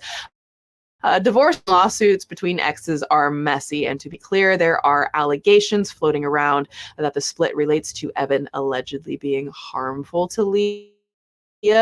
So I'm in no way taking sides here. We don't have the full story, and so that's what I will leave that. But if that information is correct, hounding Leah for a decade, then that alone would be a reason for her to reconsider what the hell we're all doing here. Not to mention the Jack doxing, of course, and also that time she allegedly about that. Yeah, this is the kicker. This is the kicker, y'all. She was so famous on YouTube as this gamer that children praised her, looked up to her, like wanted to meet her as like, what's that foundation? The Make-A-Wish Foundation, where they grant the children their last wish. Like a child with cancer wanted to meet her, and she ghosted them and then blamed the child and the mother. Like, really? Yes, y'all ghosted the child. Blame the mama for not answering. Blame the child for sleeping.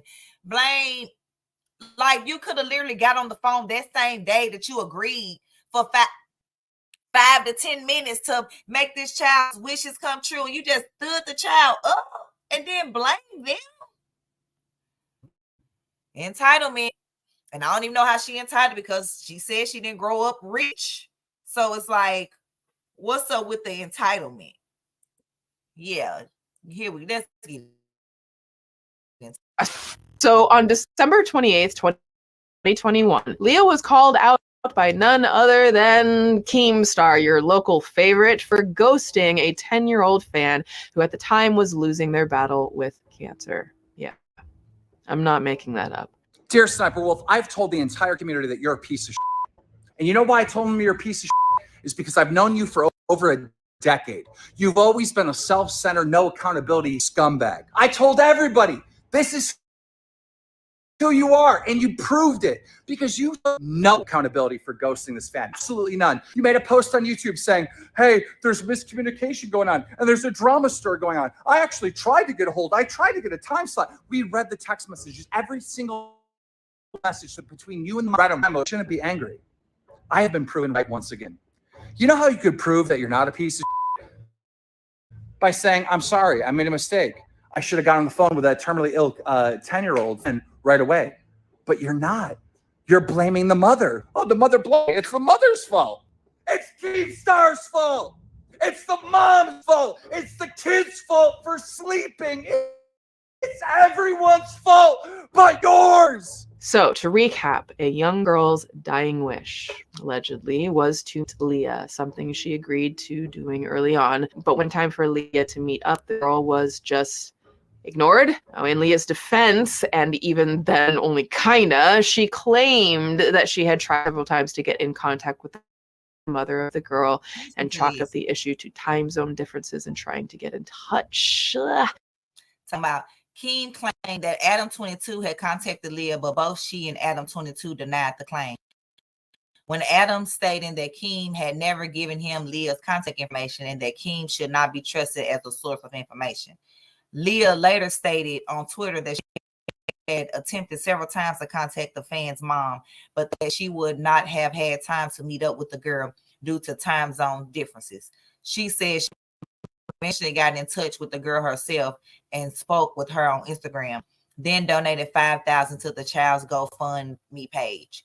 A few hours after Twitter post, Kim Star released a video about the incident on Drama Alert, along with a letter addressed to Leah. After this call out, Leah spoke to the girl over Instagram and donated $5,000 to her GoFundMe page. A problem solved, I guess, but I've got to wonder for a minute what exactly Leah was thinking here when all of this went down. Why would you agree? Why would you agree to meet with a 10-year-old that's dying, that could be dead when you get off the phone with her and her mom? Agree to meet with them only to not meet with them and then blame them. If that ain't cruel and mean and entitled.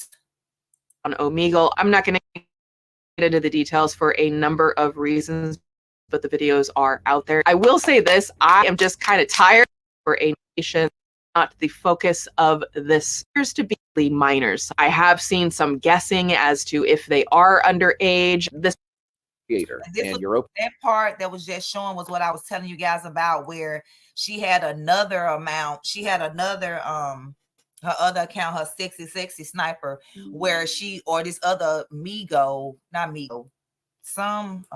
they said it.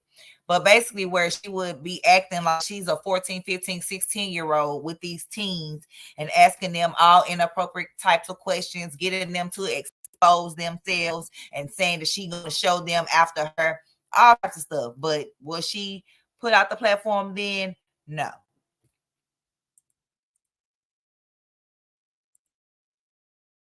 To the idea of me watching your work live on stream, providing critiques and feedback and tips, please send us your stuff.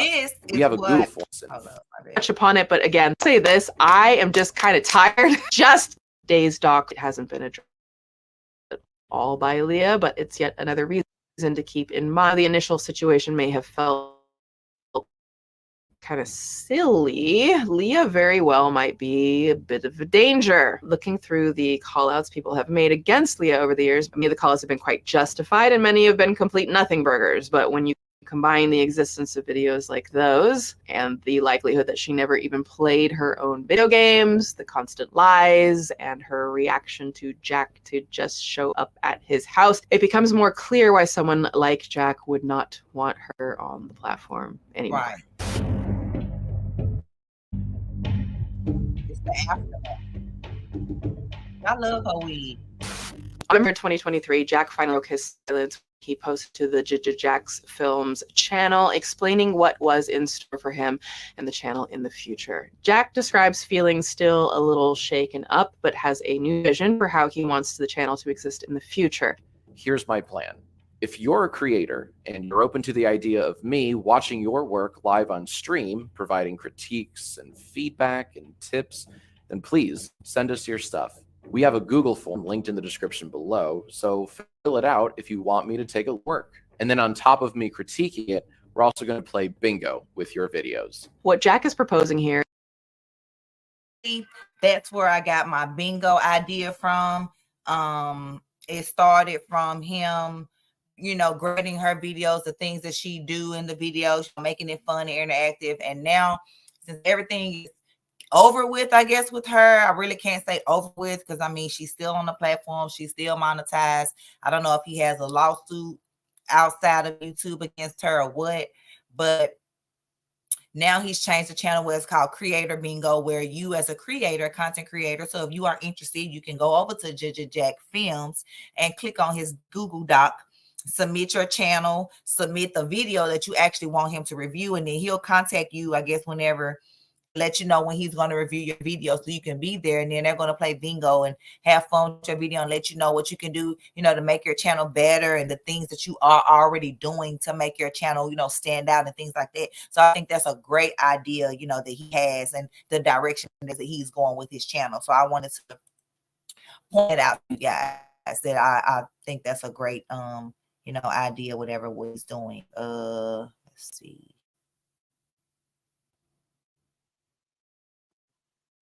We already got on Aussie land, so we're not going to talk about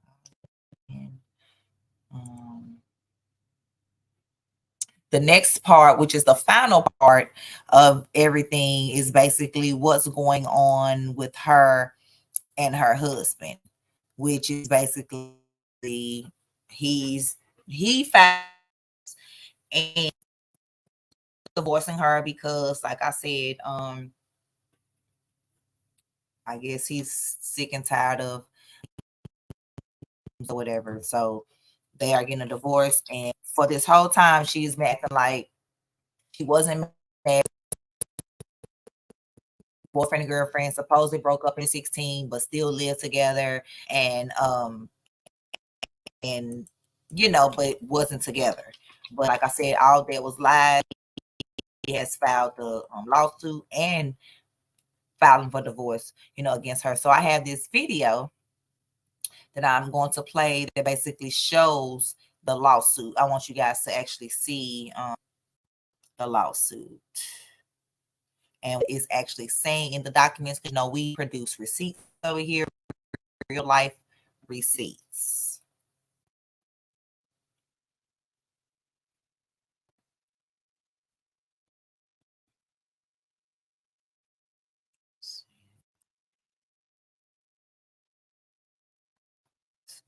Jake.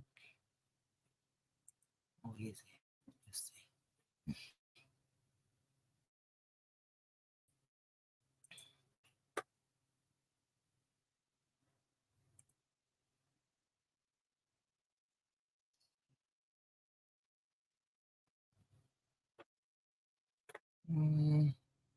No, I don't want that one. I don't know why the music is not playing. I hate shallow crime thing. It's not playing though.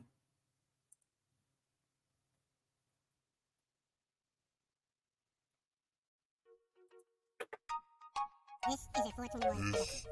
This is a 421 production.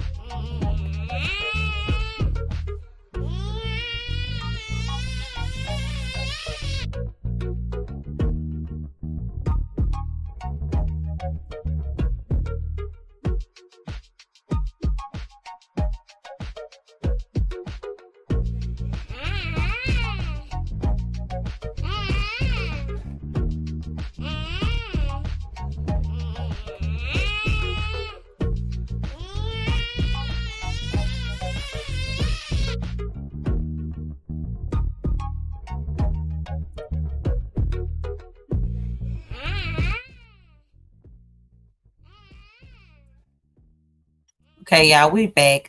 So I had found this document that I had wanted to share with y'all. My bad. And basically comes from Meg Cat's channel. And basically, I mean, you can Google this anyway, but basically it's questions that people, had asked, on Google and stuff. Like, is Sniperwolf married? No, Sniperwolf is not married yet, even though she had been in a relationship with Ed for about 9 years. They were not married. So I just want you guys to see that. Like, if Google was saying no, she wasn't married. But I mean, if you really know how to do research, then you know how to find stuff that clearly says, yes, sir, she was married. And here's the documents right here. Let me make it bigger. Right here, you see the case information, family court without children, filed October the 20th, 2022. You clearly see that the petitioner is Evan and the respondent is Aaliyah. If that's how you say her name, which means he filed for divorce against her. So I just wanted to let y'all see that. And then we're gonna get into like what the lawsuit is like telling, because like I said, it's showing as far as, like I said, he was playing a game. She just was basically there to act like she was playing and read the script. So you can see this says this is their company that they have, which is called Red Company, which is the name of which they branched all the channels under. You see, even as a manager, got her as a manager, got them as members and as managers. But let's see.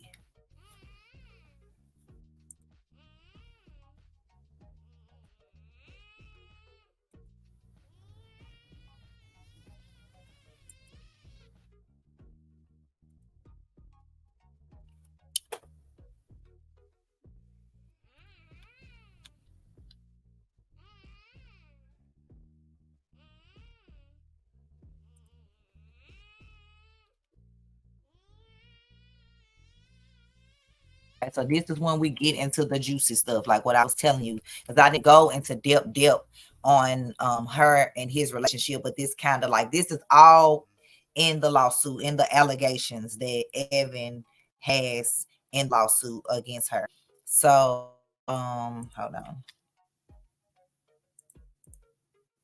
So basically it says in or about 2010. In or about 2010, Young and Shailesh first met online while playing the video game Metal Gear Online.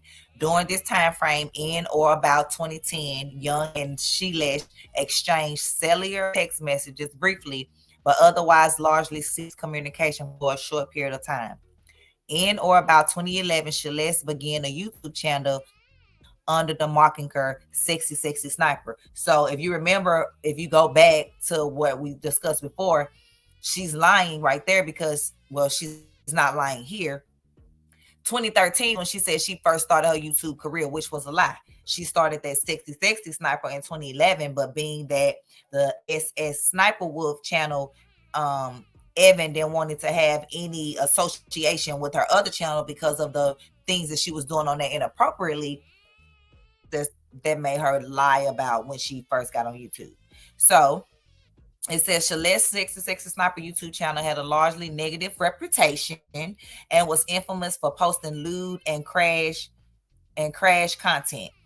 Shailesh Sexy Sniper YouTube channel was not affiliated with or otherwise related to the future Sssniperwolf YouTube channel reference herein.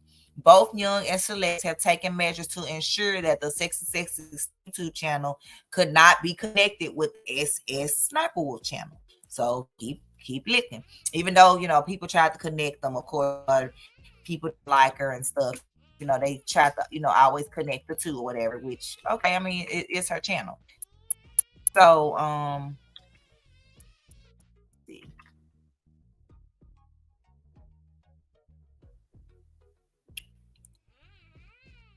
Okay, so here it says Celeste, both Young and Celeste have taken okay, moreover, Celeste has made an explicit record that Sexy Sniper is not a derivation or otherwise connected to the Sniperwolf moniker or Sniperwolf YouTube channel. In or about December 2012, Young and Celeste reconnected through text message and began regularly exchanging correspondence and communications. In or about January 2013, Young approached Celeste with an offer to engage in a new joint venture. The aforementioned joint venture involved creating a new YouTube channel, which is the SS Sniper channel. Let's see.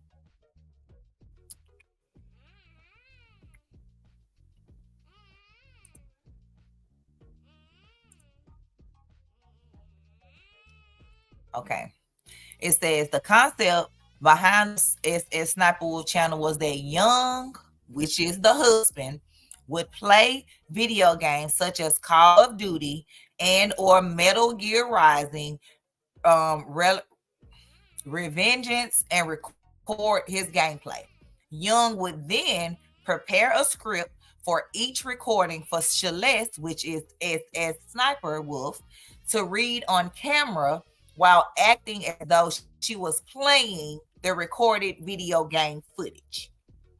Young made it clear that Celeste that the SS Sniperwolf YouTube channel needed to be completely independent and separate from Celeste's prior Sexy Sniper YouTube channel due to the negative reputation that Celeste had cultivated through the content on our Sexy Sniper YouTube channel, and also because the content was going to be entirely different and distinct.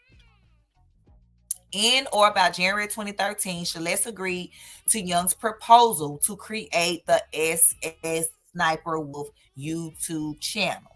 So y'all following along? Okay, we following.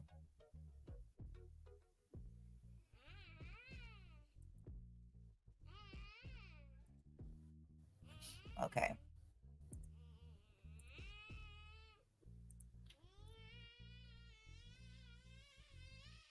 To establish the SS Sniperwolf YouTube channel, Young utilized a mixture of Young's and Celeste's biological information, including but not limited to Celeste's first name, birthday, and gender, but Young's last name and contact information.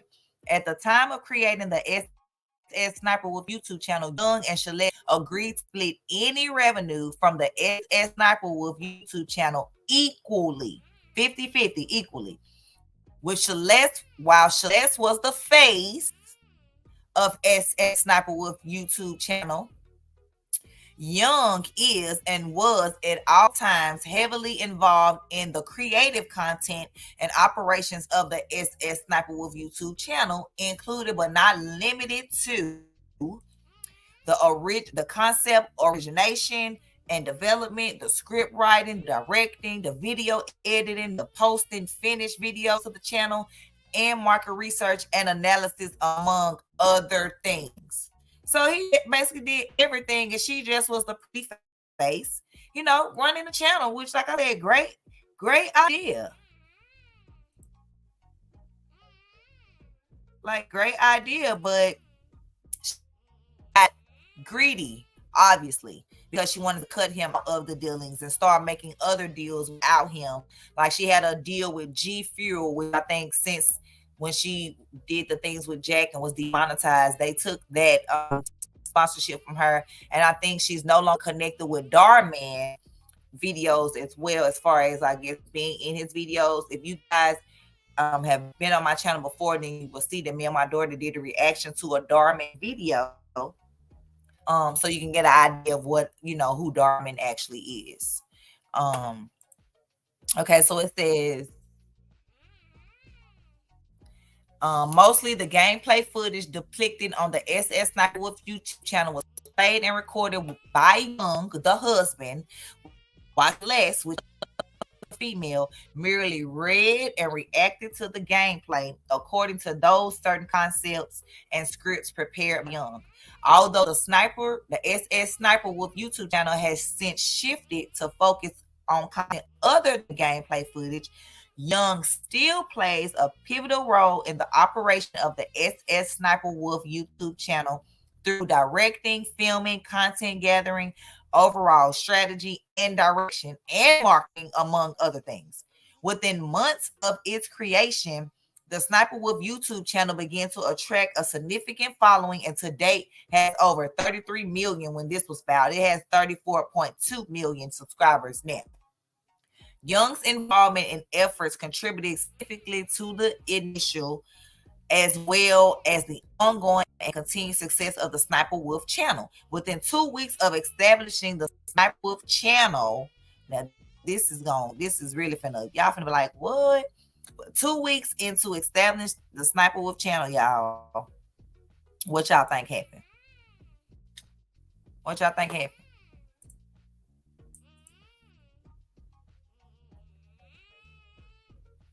Two weeks into establishing the Sniperwolf channel, Young entered into an agreement with Full Screen Inc. for ad revenue generated on the Sniperwolf YouTube channel. So if you didn't know, back then you couldn't be monetized on YouTube for gaming channels. You had to find other revenues to gain, to get paid through gaming. But since then, YouTube, allows gamers, to be monetized. But so just remember, back then when she started the channel in 2013, gamers could not be monetized through YouTube. So she entered into an agreement with Full Screen. So Young and Celeste agreed to, and in fact did, share the revenue from the 2013 Full Screen agreement equally. Young and Celeste received the first payment from Full Screen in the connection with the operation of the Sssniperwolf YouTube channel in or about March 2023. So immediately in January, she started. 2 weeks, she got into ad revenue. March, she getting checks. That's what's up. All payments from Full Screen were sent directly to Young's PayPal account and split evenly between Young and Celeste. So he was getting the money and he was splitting it with her. So it's crazy that he's the one that's filing for the divorce, because she tried to cut him out of things when the money was initially going to him in the beginning. So I'm wondering where things changed, where she was able to cut him out of something that he started. So Young moved to the state of Arizona in or about 2013 in order to be closer to her. So when they first met and was talking online, he didn't even live in Arizona. So they was making money together and not even living near each other. That's amazing. So he moved, to be closer to her, which that's understandable. So they could make money. It says Young and Celeste married in or about May 2013. So May 2013, she got married, but mind you, she's been telling her subscribers for the past 10 years she's never been married. She's not married, not getting married, none of that. They was in a long-term relationship, and she was actually married. So it says on or about March 29, 2014, Young and Celeste created an additional YouTube channel under the moniker Mr. Sausage Boy, which was for him. The Mr. Sausage Boy YouTube channel was created in order to depict Young's personal channel, separate and distinct from the content posted on the Sssniperwolf channel. So he basically created this separate channel to hide the fact that he was really, to make it seem like, oh, he got his own gaming channel too, and this is hers. I guess, because mind you, didn't it say in 2014 that she was already being called out about faking gameplay? So that would make sense for him to decide to create another channel focused on him playing these games, since he was actually the one doing them, to make it seem like, oh, I got my own gaming channel, and she got her own gaming channel. We're separate. Those are her games. These are mine. Mine, they playing without mine. So it says, Young and Celeste agreed to, in fact, did split all profits arising out of the operation and business of the Mr. Sausage Boy YouTube channel, just as they had with the Sssniperwolf YouTube channel. So on or about June 4th, 2014, Young and Celeste also created another YouTube channel under the moniker Little Leah that now has over 3 million subscribers. This channel basically, I guess, focuses like on more on her private life. She does, house tours and and stuff like that. I've been seeing her like if she see a TikTok hack, she'll watch the TikTok hack and then she'll actually try the TikTok hack.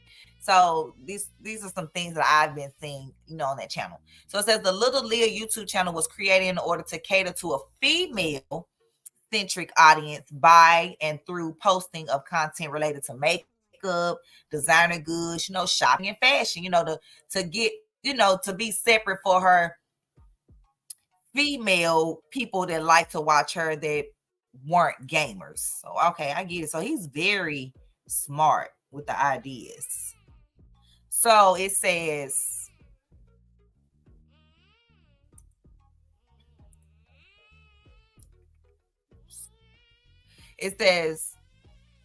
the Little Young was involved in the operation and success of the Little Leah YouTube channel by and through, among other things, purchasing fashion inventory, directing and filming videos, coordinating the marketing efforts, among other things.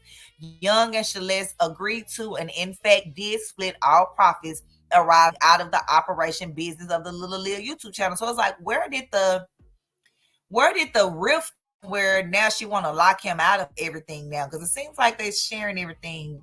Well, this is 9 years ago, so just before she got the big head, I guess. It says collectively, the Sssniperwolf YouTube channel, Mr. Sausage Boy YouTube channel, and the Little Leah YouTube channel will hereinafter be referred to as the prior channels. Because remember, I told you she now has a channel, and I'm just gonna make up some languages because I'm not sure, but she has like a channel in Portugal and France and Spain. So basically what she's doing is re-uploading the content that she has on the Sssniperwolf channel, but into a different language to broaden up her audience, which is a great idea. But the only thing is she has decided to lock him out of the profits, meaning not allow him to be paid from it, when in all actuality it's his content, because he was the one playing the games on the main channel and he was the one directing and editing and doing all that for the other stuff. So yeah, she probably got a new little boyfriend or something and trying to cut him out. Because like I said, he definitely does not look like her type. But I think she probably had to get that self-esteem up, because she did talk about being bullied because she knew all these different languages and stuff, which made no sense to me. But hey, kids bully over the smallest thing, so I can't, say yeah or nay because I wasn't there. But it's like, it just, you can tell, like, you remember, because think about it. He sent her a picture that wasn't even him, because he catfished her at first because he knew that he probably wasn't a guy of her type, but they, end up hooking up anyways. Like I said, he got great ideas. Like if you think about it, within 2 weeks of them starting the channel, they already was getting revenue. Oh yeah, and then he married her as soon as he moved. Yeah, like yes. So okay, so yeah, those are going to be the prior channels, like I said, because honey, she done made other channels, and like we're not gonna read all of it because I want to get to something funny, which is her response to the documents. And then I'll update y'all with what the final decision is after everything goes on. But her response is hilarious.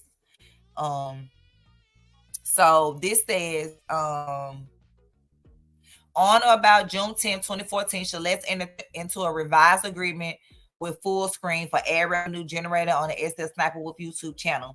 Young and Celeste agreed to and in fact did share the revenue from the revised 2014 Full Screen agreement equally. On or about October 20th, 2016, Celeste entered into an agreement with Google for ad revenue generated on the Sssniperwolf YouTube channel. So I'm assuming in 2016, because she changed her content from gaming in 2017. So I'm assuming in 2016, they probably allowed gamers to now become monetized through the Google revenue ads program. So Young and Celeste agreed to and in fact did share the revenue from the 2016 Google agreement equally. On or about February 8th, 2017, Young and Celeste jointly formed Channel Red in the state of Arizona. So they didn't even they didn't create the LLC for their channels until 2017. So they've been making all this money from 2013 all the way to 2017, and that's when they decided to join it under an LLC. So pursuant to the articles of organization of Channel Red, both Young and Celeste were listed as managers and members of the limited liability company, which I showed y'all previously in the video, the actual Channel Red agreement, that they had amongst each other. Let's see.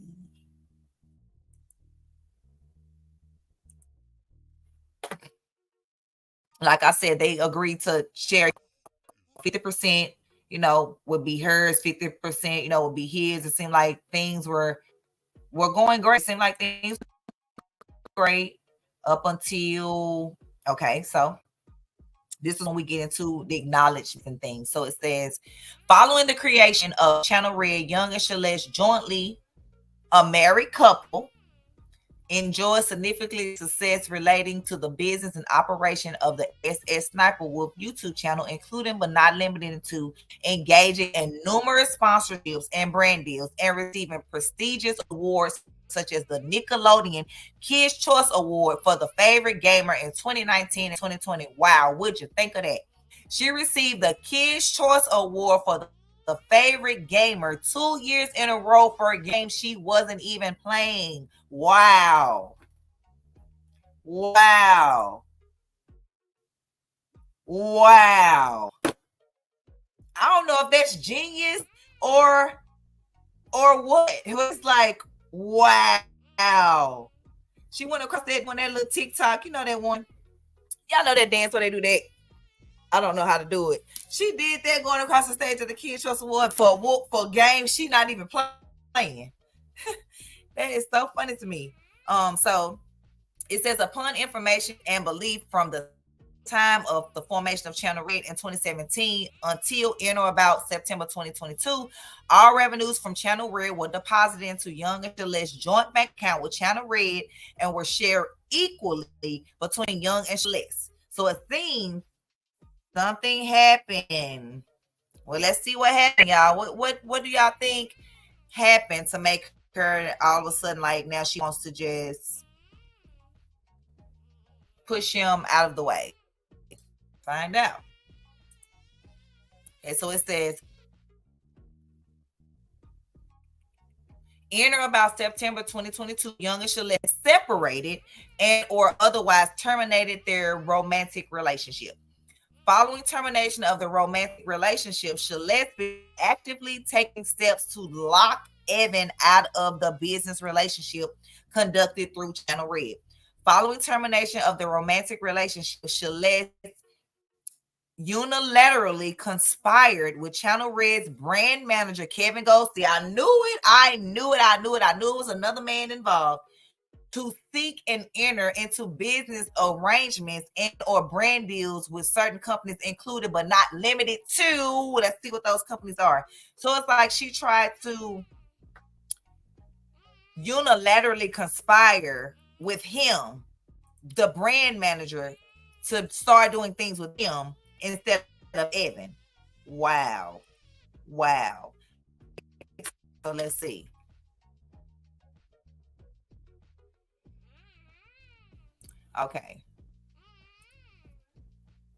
Okay, so it says, but not limited to, like I said, G Fuel LLC, which, like I said, she's no longer affiliated with G Fuel since she doxed Jackfilms and received that temporary demonetization.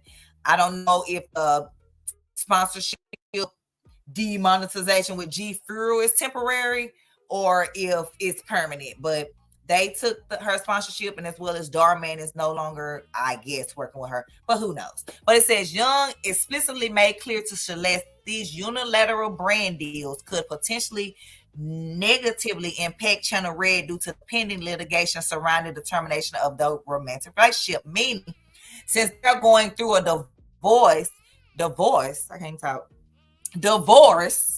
and she's starting other channels and doing other brand deals and stuff, and not including him, that can mess up what they already have going on. Like, he felt, I guess, maybe They need to go ahead and get through the separation, get through the divorce, split things, how they're going to split them. And then she start these other business ventures. But that's not what happened. So it seems that Celeste retained all profits from the unilateral brand deals, included but not limited to those referral in the separate bank accounts, which you're not going to disclose any bank account numbers and all that. So like I said, she was in cahoots with the brand manager, Mr. Gold. So that Mr. Gold has refused to provide Young with the details that he requested, not including but not limited to the brand deals, the merchandising opportunities, and sponsorship opportunities pertaining to Channel Red.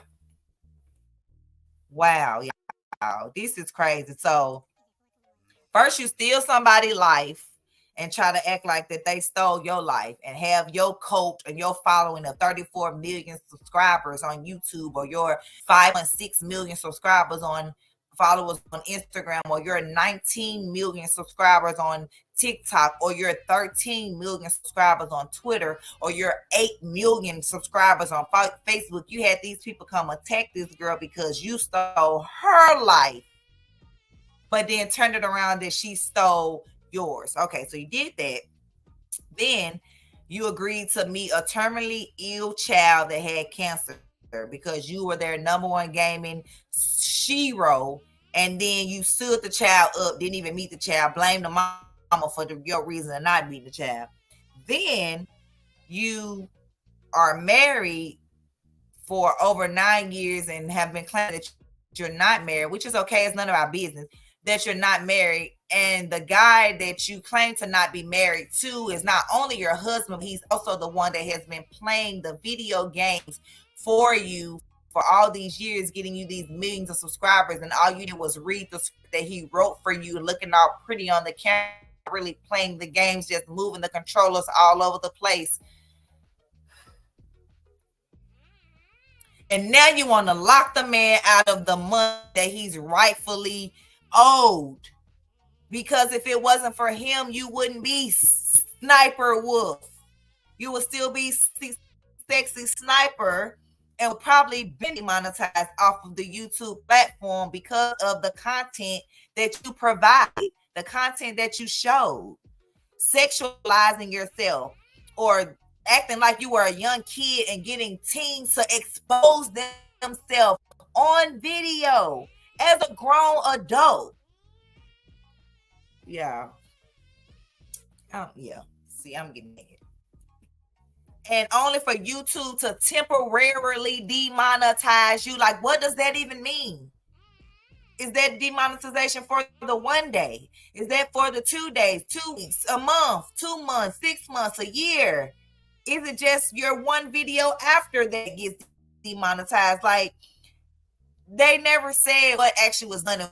We're just supposed to be okay with that when we see content creators, everyday channels getting demonetized for things that's nowhere as big as pulling up to someone's house, videoing their home to your 5.6 million Instagram followers, telling him you want to just come outside to talk. I guess money talks, y'all. Like, money talks. Money definitely talks, y'all. But I'm trying to see if it's any more in this lawsuit. Oh, yeah, this is what I want to get to.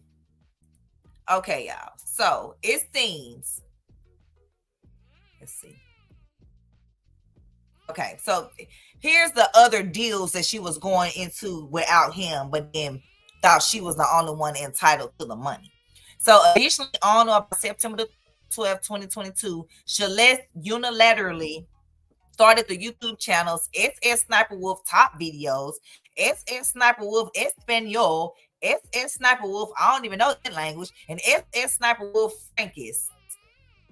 4 different channels, and where she's uploading that content from Sssniperwolf with the 34 million subscribers and just changing the language, so those different places can watch the content, which is a great idea, not taken away from that, but pay the man his money. He entitled to that money just like you. So it says the subsequent channels post compilations and or translations of existing Sniperwolf YouTube channels, videos, and therefore are clear derivations of the existing Sniperwolf channel. The subsequent channels, the channels that she has blocked him out of, he doesn't get any other revenue for, has accumulated. Listen to me now, y'all. Mind you, she started these channels on 2022, September, barely a year. It has already accumulated 100 million views and a $1.2 million in revenue.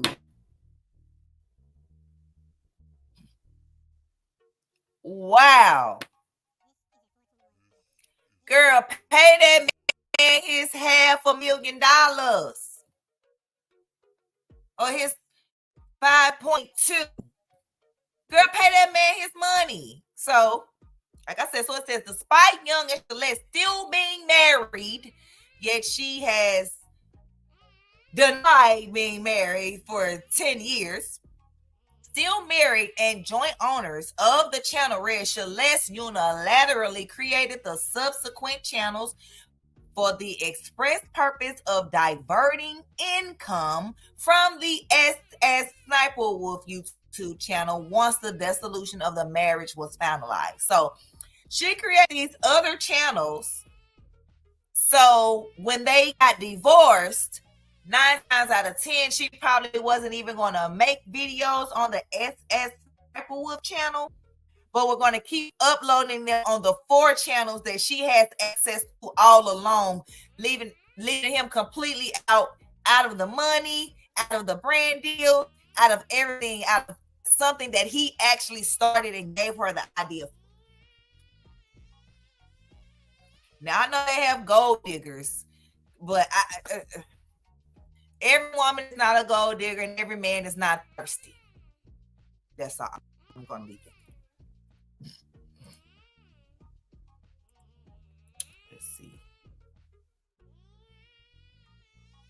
Now, this is the kicker.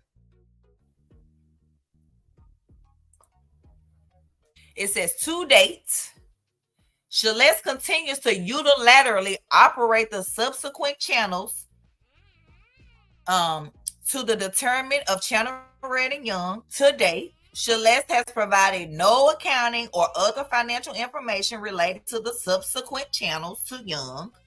To date, Young has received no portion of the profits or revenues from the subsequent channels.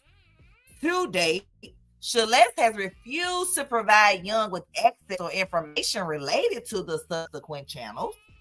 In or about September 2022, Celeste locked Young out of the Channel Red's Instagram social media accounts.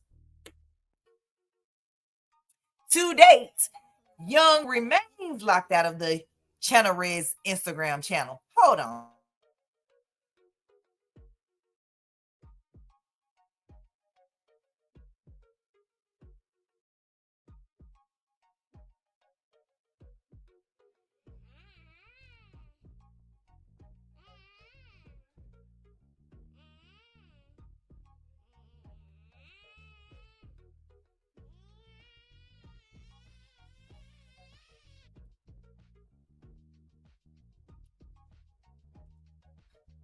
Okay, what is?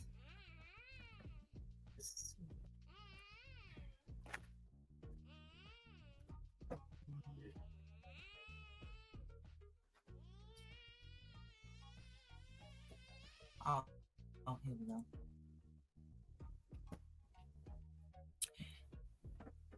Hello, Boss Hog. Okay, it said in or about September 2022, Celeste locked Young out of Channel Red, which I said that he was already locked out. On September 27th, without knowledge or prior authorization from Young, Celeste took from the jointly owned residence certain hard drives, phones belonging to Channel Red and or Young collectively. The devices contain sensitive company and corporate data, and it seems like she's taking the information and she's not going to give him the information that he's entitled to get.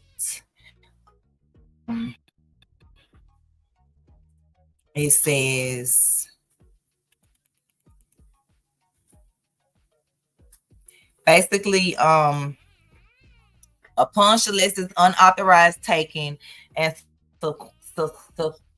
subsequent withholding of the devices, Young changed the password and login credentials to the Sssniperwolf YouTube channel out of fear that Celeste will upload, delete, or otherwise modify content on the Sssniperwolf YouTube channel, which could directly impact harm the channel Red and Young. Young has since provided Celeste with the necessary login credentials to access the Sssniperwolf channel. So she has her credentials now, but they just giving you a timeline of what happened.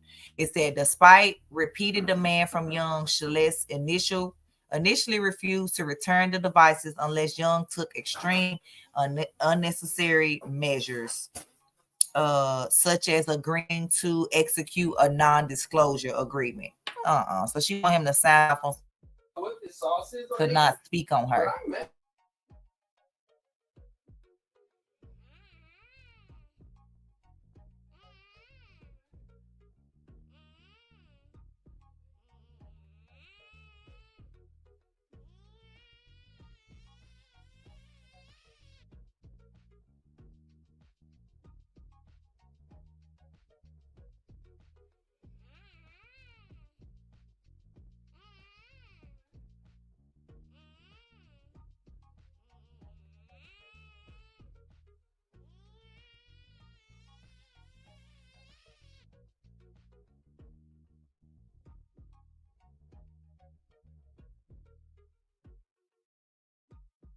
Okay, now what I'm gonna do is show y'all her response to these allegations, and I want y'all to. This is laughable because it's like, who is this lawyer? Is this a kindergarten lawyer, a 5 lawyer? Like, are we doing riddles? Because most, like, you'll see what I mean when I show the document. Like, what are they even talking about? Let's see.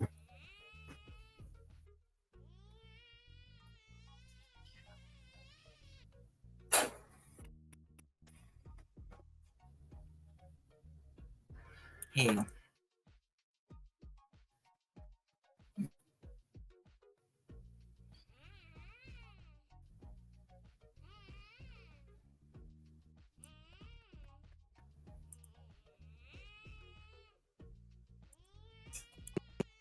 It's me now.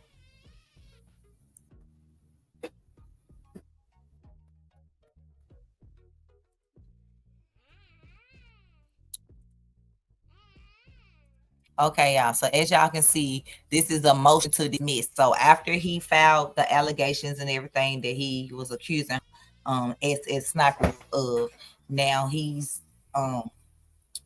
she's come back with a motion to dismiss. So look at right here where it says a bat and ball costs $1.10 in total. The bat costs $1 more than the ball. How much does the ball cost? Why are there riddles and bubblegum wrapper jokes on the court documents? Like, where did you find this lawyer? Did you hire a beginner lawyer to respond?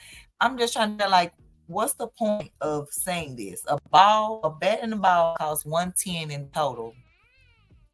The bat costs costs $1 more than how much does the ball cost? Why is that on the lawsuit?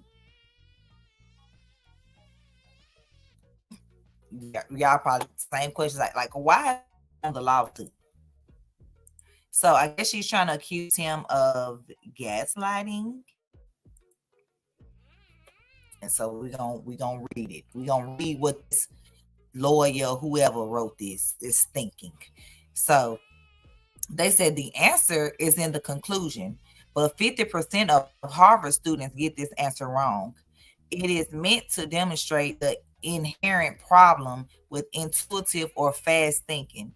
The majority of the time, Rule 12b6 motions to dismiss are denied because intuitively courts believe plaintiffs have pled enough to meet the low bar to assert a cognizable legal claim when the fact is true.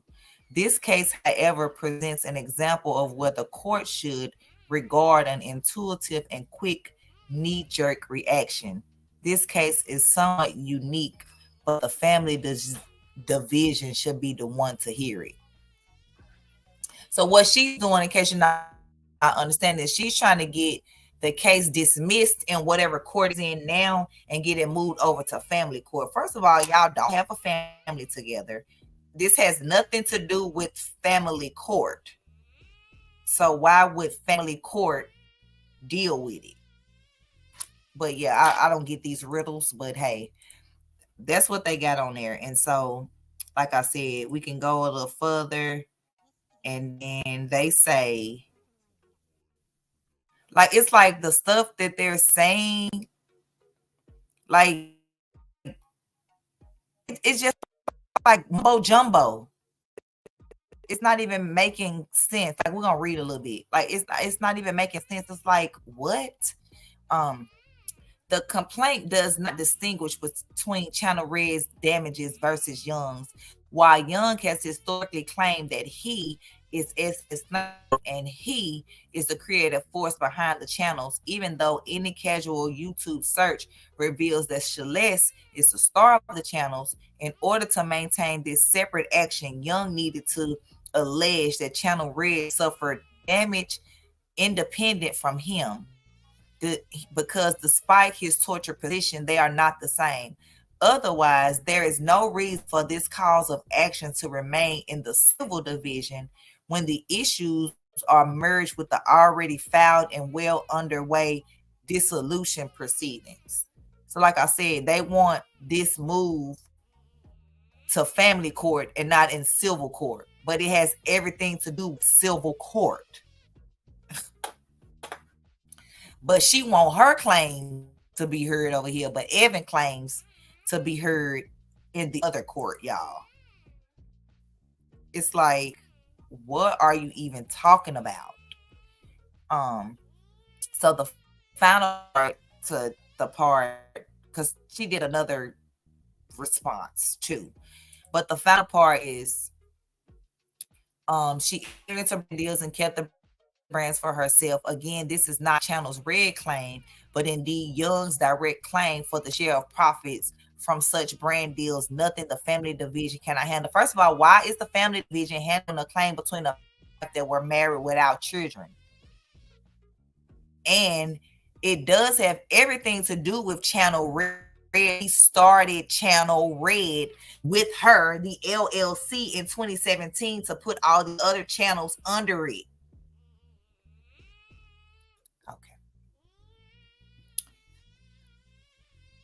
This is crazy. But yeah, so she wants family court to handle the issue, but she wants her issue to be heard in the real court. So let's see.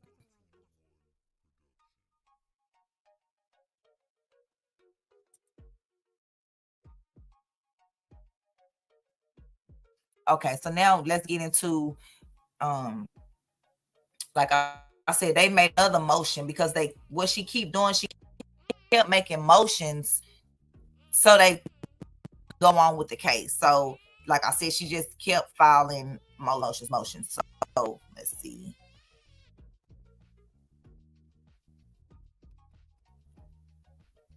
Is it this one?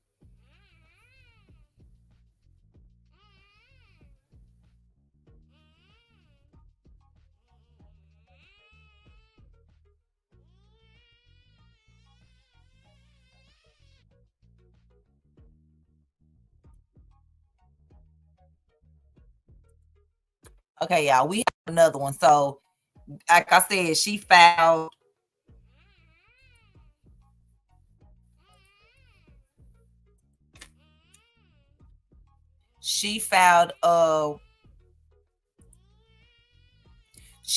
a reply in support of the motion to dismiss. So she So she put in the motion to dismiss. Now, this is a reply in support of the motion to dismiss. Okay, so here we go with the riddles again. So this riddle says, New York City is a large city in the United States. The moon revolves around Earth. A chicken has 4 legs.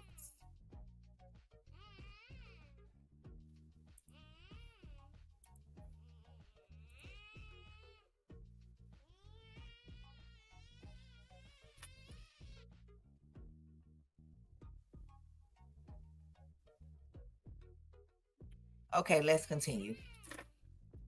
Obviously, a chicken does not have 4 legs, but it took you a second. What? It didn't take me a second? No, it didn't. But okay. Don't Jung's repeated statements as truth just because they have some air of familiarity. Don't this sound familiar? Like, don't think that the content creator is telling the truth because they keep repeating something over and over and over and over and over and over and over to brainwash it into your head. Okay. Most animals have 4 legs, which is why it took you a second. It didn't take me no seconds. I know chickens have 2 legs. Like, it didn't take me no seconds to figure that out. Say, repetition does not equate to reality. I like this little statement, though, because it kind of refers to what we see in other areas. Like, just because you keep repeating something doesn't make it true. Just because you keep getting louder doesn't make it true. Just because you said on this platform, that platform, your platform, his platform, they platform, don't make it true. So I like this little analogy, but it don't go on court documents. But okay. It's a repetition does not equate to reality. The court shouldn't fall prey to illusionary truth effect. People tend to perceive claims as truer if they've been exposed to them before. Jung's claims should be heard in the family. Why do they keep on bringing up the family court with no family?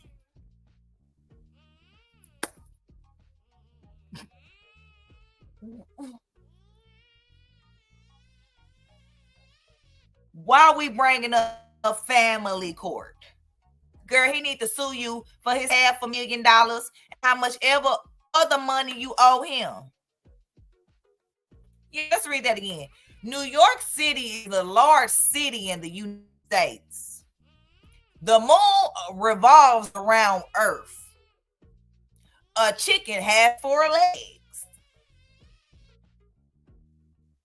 So you came with what? 2 truths and 1 false?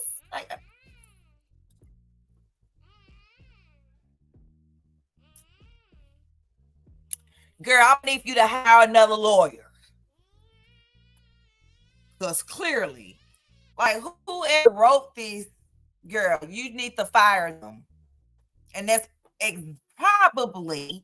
probably exactly why your claims were dismissed, fam. Yeah. Oh, we got some more. We got the kitchen sink. Y'all, I don't know if this lawyer was trying to be funny or trying to sabotage her claims or what. Because now say the kitchen sink. She concedes that some of the claims that Jung make are viable, but those claims should be best heard in the family division. Why do we keep on bringing up the family division with no family? She trying hard to get the family court in on this one. Like, girl, stop it. Family court is not getting in it. You owe this man money. This don't have nothing to do with family court. Y'all don't even have a family together. Okay. It said if the court retains Jung's claims, the derivative claim fails because Jung did not comply with the derivative statute and failed to plead feudality, my bad, feudality with any specificity. Who is writing this? Who is writing this? What are you making up? Word? Is this a word? Wait a minute now. Who is writing this motion? Hold up.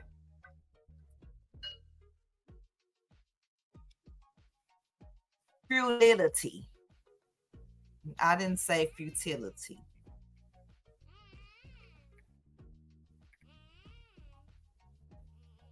Pointless this thing.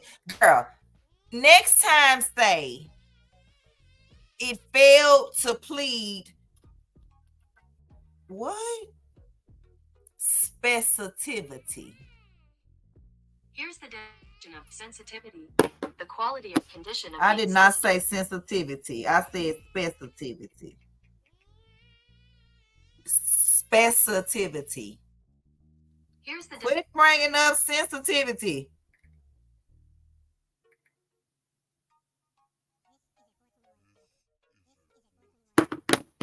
They just need to give it up. They just need to give it. Oh, we got more about the chicken. Hold up, hold up. It says, moreover, the 4 remaining claims has no legs. This case is a breach of contract.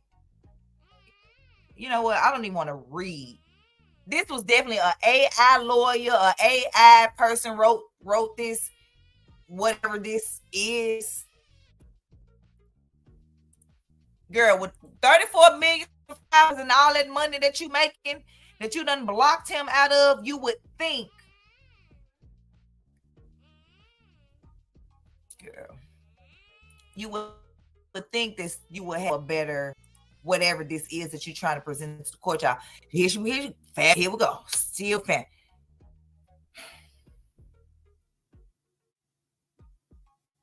It says the case is a brief. Everything else is excessive and doesn't fit. If the court doesn't kick the whole thing over to the family division, so let's request that the court pare the claims down and streamline the litigation because the implied covenant claims is redundant. Young did not properly allege an intentional interference claim.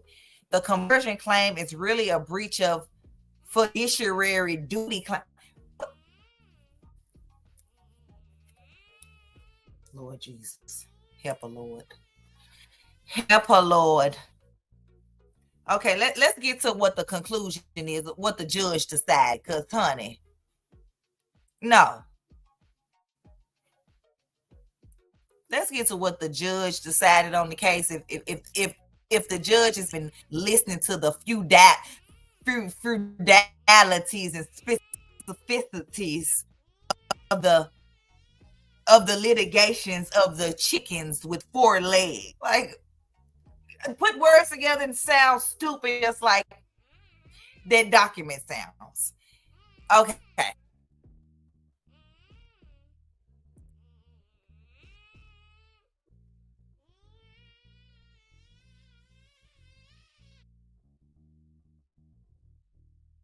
So here we go. Let's see.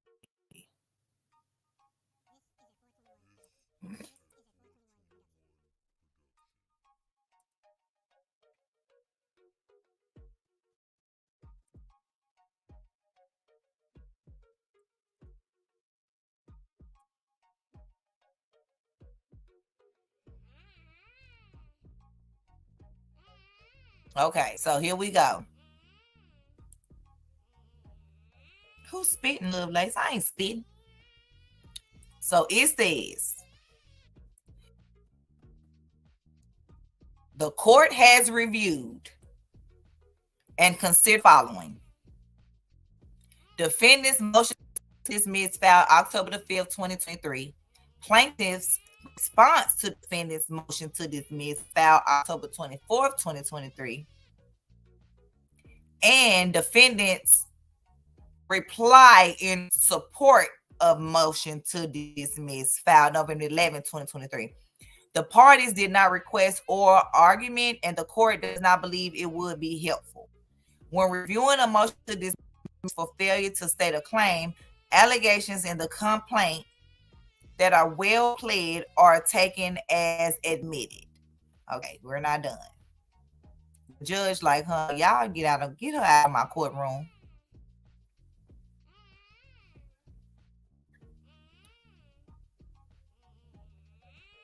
And then it goes on to give like different different, you know, the different descriptions and different cases, you know, that they have, you know, failed, you know, within these types of guidelines. So it says defendant, I don't even want to read that part. The court finds that while complaint alleges claims that plainly overlap with the family court disputes, they are distinct and related to contractual obligations and breaches. The direct and derivative claims on behalf of Channel Red are sufficiently pled. At this stage, plaintiff complaints has stated claims for implied covenant, intentional interference with contract, and business expectancies, conversions, and accountings to be subject to court-ordered accounting. A defendant must appear to have been entrusted with property of the plaintiff and is, in consequence, to have become bound to reveal his dealings with it, which Evan did not do any of these things. So I just want to get to the part where he actually say they did this tough stuff, honey, because yeah. Okay, so in finding, it says good cause hearing. It is ordered denying defendant's motion to dismiss. So they denied her motion to dismiss. It's gonna be held in the court that it's in, not in the family court for people that don't even have a family together. So, in conclusion, Sssniperwolf, known as this top female gamer to lots of children, stole someone's life, gaming life, as far as acted like them, tried to speak like her, took her thumbnails, took other people's jokes, switched over to reacting to videos only to not really react, to repeat the person's content over and over and over to extend her watch time, to being called out about it because you were hurting small content creators by not giving them the acknowledgement that they deserve on the content that they created, by being called out. So you started doxing someone, talking about them personally, getting your cult or your wolf pack, well, she is a sniper wolf. So get your wolf pack or your snipers to come after people that you know that you actually copied. But since your subscriber count, we educating now, your subscriber count is 2 times, 3 times as big as hers, you get believed and she get talked about and shunned for all these years up until now. Now she's actually, now Ozzyland is finally getting the recognition that she should have been getting, as far as like being recognized as not being this liar that Sniperwolf tried to call her out to be. And then Jackfilms with his critiques of her reactions turning into a whole bingo critique, turning into a creators bingo where he's looking out for smaller creators or creators that want to grow but maybe don't know what areas they need to grow in, so they're putting themselves out there by sending him their videos to review and play a bingo game, a friendly bingo game, you know, to their videos and what they can do to be better. I think it's a great idea, and that's why I was inspired to do the bingo game idea. But yeah, she pulled up on this man and went live to her 5 million subscribers. Like, I don't want to talk. Like, no. And we are seeing this in this. Well, I'm not. you know what sector we see it is. You know, we're in all the sectors, my channel is. But we've seen it in a sector where they've done that to people.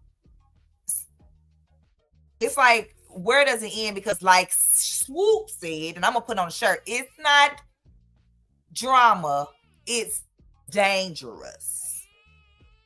Right. Dangerous. Like, and people, and for YouTube to really do nothing about it, to temporarily demonetize her, like, this shows you, like, oh yeah, they got the favoritism, like it's happening, like the favoritism. I mean, it's because she brings you guys a whole lot of money. Plus, I mean, she has 34 million subscribers, but at the end of the day, what's right is right and wrong is wrong. So YouTube, or who the, you know, on what things that should happen. Imagine that it was Sssniperwolf showing up to your home, and your family is there, and your children are there, and this person that you don't know, you just know them on YouTube, the things you've heard about them, the reviews, the reaction, the videos that you see them do, and they show up at your home. You know, they have a questionable background, you know, because say she wasn't the shirt, but she was arrested for robbery. So she wasn't even arrested for stealing. She was arrested for robbery and disorderly conduct. So like, you don't know who she got with her, what she got with her, what she really trying to do. And mind you, she's streaming this to 5 million people who now have your address, who now can say, oh, he's been messing with Sssniperwolf for all this time. Let me pull up at his house when he's coming outside to trash out. Or I don't know if him and his wife have children, or it's just like, what?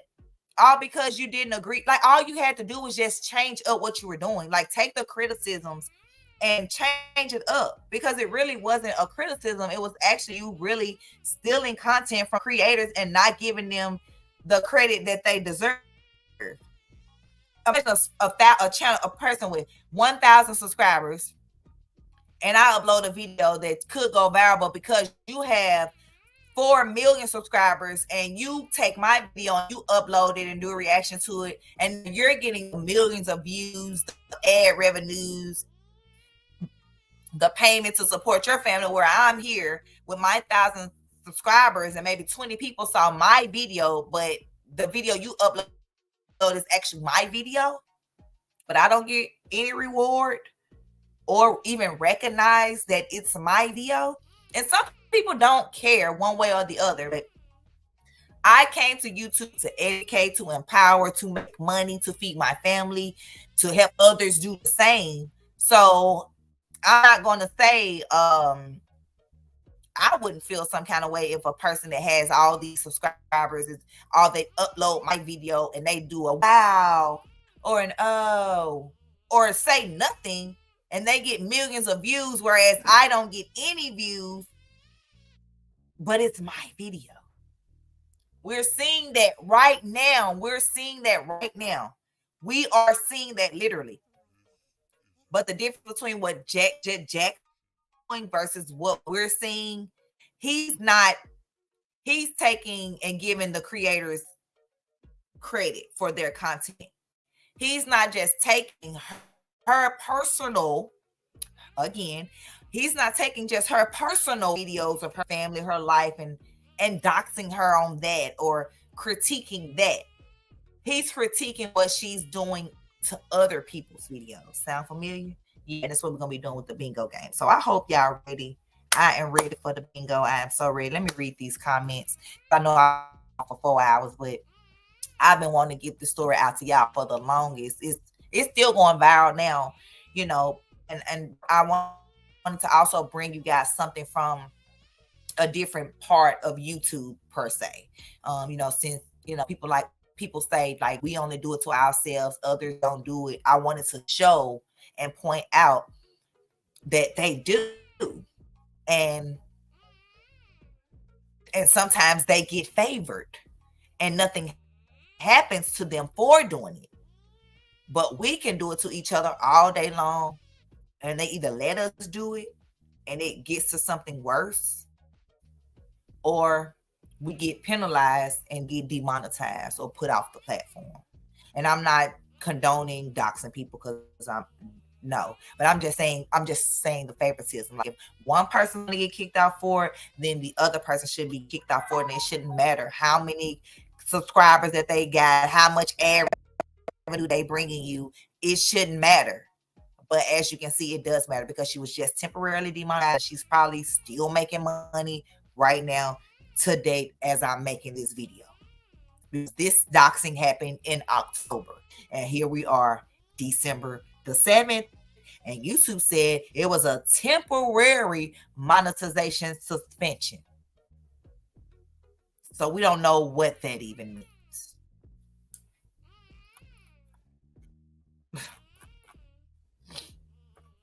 We don't even know what that even means. I'm going to scroll up as far as I can go on the comments, y'all. Not too far. And so I'm going to do my shout out to everybody in the building. Shout out to Lovelace. Give us some music first before I do some shout outs.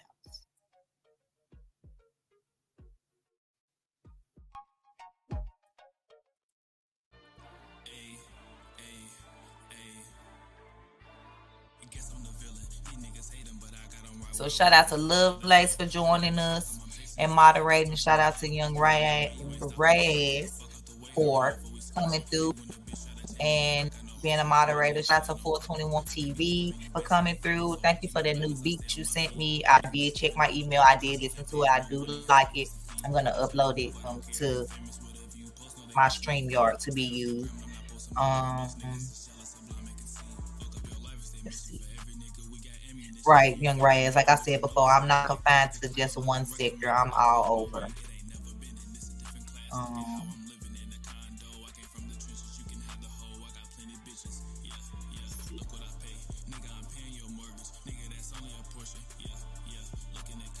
Been on here a long time. Young Raz, I saw that you said you started off with gaming but ventured off. Thank you, Lil Lex, for listening. I thought it would be an interesting topic for you guys. I just if you like it, like I have plenty more like to bring y'all. Plenty more. Hey Taryn. Just saying hey to everyone I didn't see. Hello, Lima. Yeah, breaking hands and feet. I see Nightbot put in there. I see Ears was in here. Shout out to Ears. Just that my boss be reading. And dude, I love reading. Especially reading out loud. When using someone else's content goes wrong. I'm gonna do a bingo game with how many times you. Wow. Oh, we can add that to the card. Shoot, I can do bingo games on my thing. Listen to you and your exciting voice. It's hilarious. I was excited, huh? Hey, Boss Hog. Yep, cold world. Cold world, Lovelace. Yep. Yeah, they had riddles all in documents. Chicken has 4 legs. Like, what? No. And that's why it was dismissed. Because y'all play too much.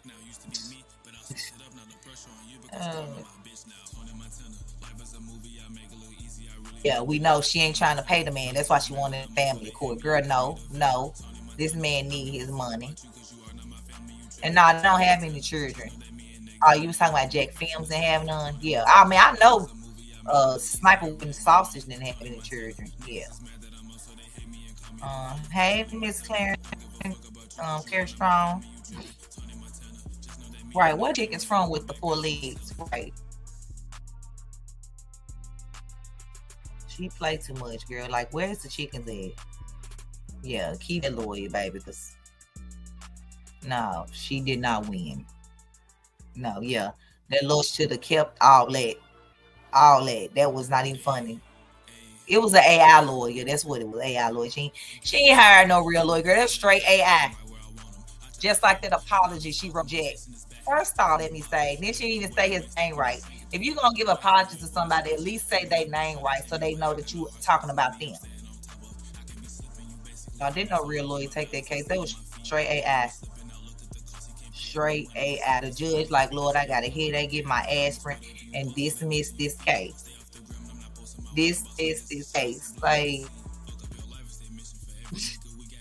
oh my God. Right. She did the whole pull up. I just want to eat. She did a whole pull up on them, y'all. I'm gonna give me some laces online to help me when folks talk about me. They can go around on time. Oh yeah, it's a huge following, girl. 34 million people on YouTube. That's how many she got. So she gonna get sniped doing shit like that, right? Sniper will get sniped. Mom boss has her boss ladies.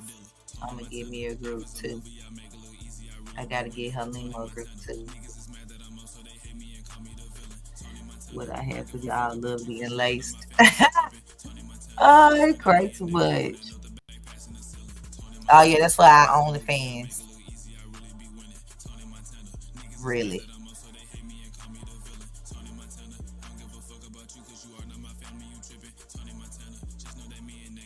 Yeah, they always say we the only ones doing this. No. And I got so many more to share.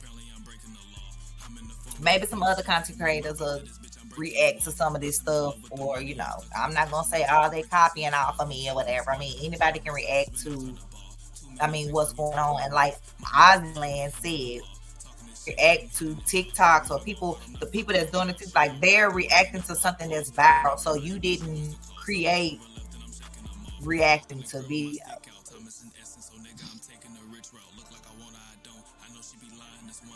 Yep, actually they do each other worse. Walden calling CPS, girl. Thank you.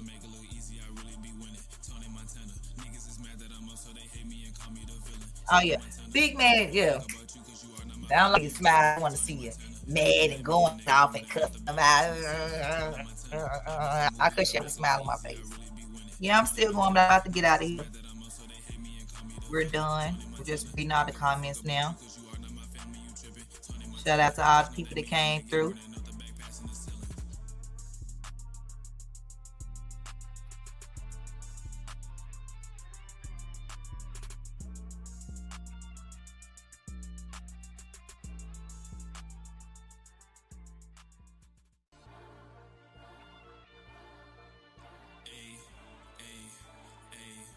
Yes.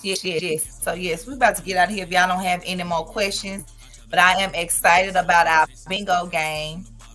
So I'm about to put the link in the chat again. Everybody can have the link ready. So when we actually officially play, get the link and get your bingo card.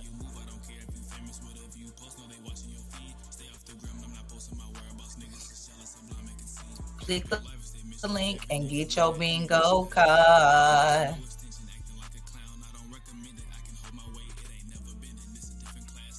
And this how your bingo card should look.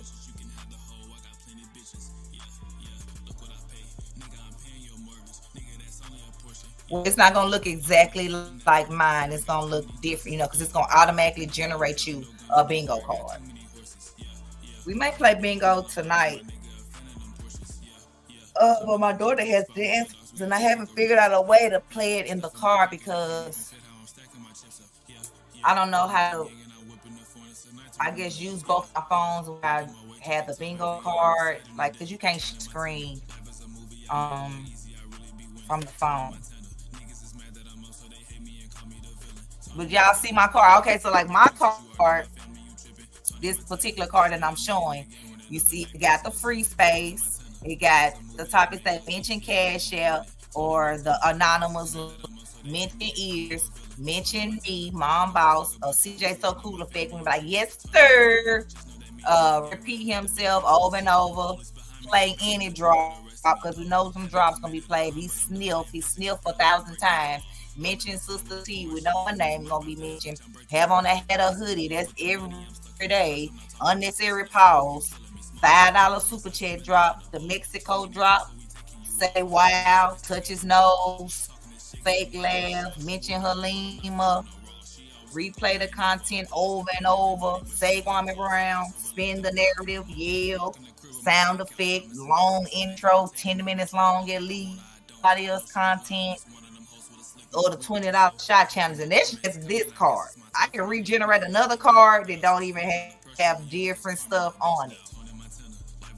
And if you're not satisfied with your card, you can regenerate you another card.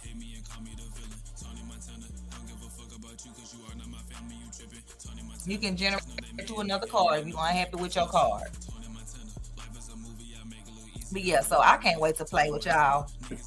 We gonna have some fun. We gonna have some fun. We gonna have some fun. But yeah, y'all, I'm glad I got this video over with. I had fun doing deep diving into this Sssniperwolf because it was deep. It was deeper than just Jackfilms. So I may change my title because it was about so many other people that she got over on or got harassed and nothing came from it. It just was okay for her to do because she's probably this big YouTuber. You know, so when do y'all want to play bingo? I can end this live and come back in an hour or two. We can play bingo before dance practice. Let me see if I can put a poll. You can put a poll.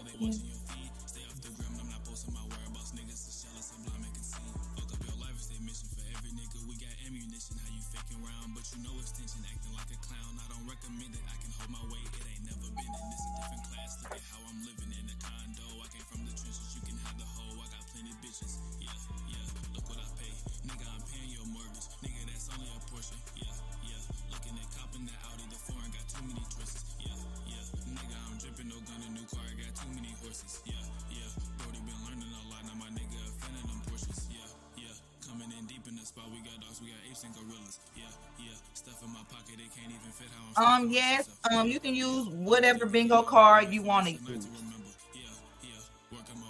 Okay, Lovelace, what will we put on Serene's bingo card? That sounds like a good idea.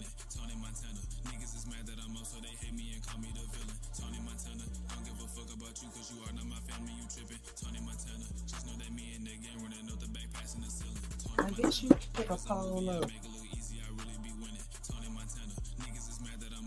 Well, you on live, okay?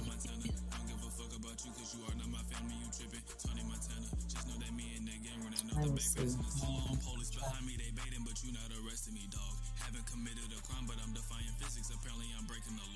I'm in the phone with a foreign, she giving me mop after this bitch, I'm breaking you off. Yes, I'm in love with the money, I'm stuck in this curse, I'm not talking princess and the frog, you killing me small.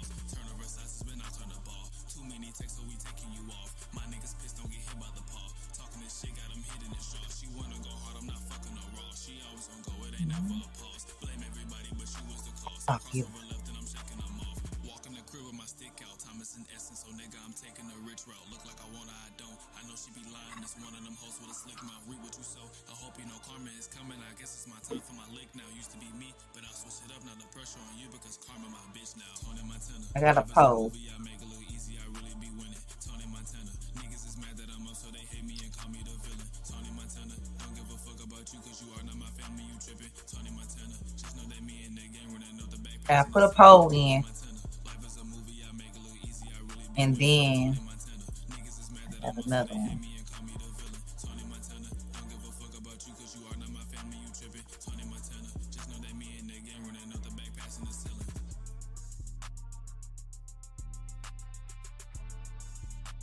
Do y'all see the poll? Are y'all voting?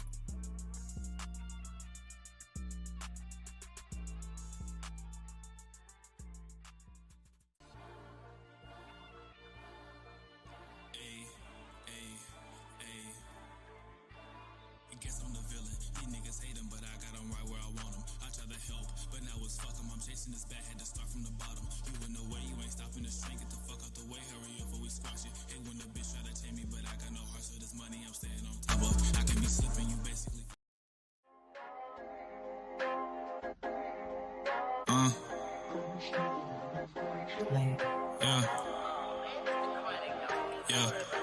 Smoking that Doja, nigga freezing, no polar. It got me high like the solar. Pass me the Joe. She all up on me, she want me. I'm playing ass like controller hoe. I'ma go far, I'm off the planet past Mars. So hard that I blend with the stars. I'm testing these cars. Being decisive with money, these foreign whips, I want them all. Fuck the shit, I'ma spit what I get. Foreign bitch, foreign whip. Niggas fake, they counterfeit. All type of shit. I make it back, I count the shit. I count it quick. Take a hit, make sure it's lit. Puffing on some clouds of shit. Now I'm on the ground and shit. All these hoes in the spot being loud and So shit. we only got 2 votes on the bingo. Making money with my niggas all kinda lit. Yeah, we put out the smoke and more fire shit. I be watching my cash, now I'm kinda rich. I can be kinda good, but you kinda bitch. And you know that I'm him cause you eyeing this. I'm the pros on the con, who you siding with. I been know it's my turn and I'm timing this. No rewinding this. I bought me a 2-door coupe. Then I went I got a German whip for a loose. Then I went I got another all black too. Fast forward to the future coupe. No roof, upgrading to the Audi. Good as new. Do a nigga want the supercharger too. I can sell it for the V8, it get loose. I can buy it all cash cause I'm that dude.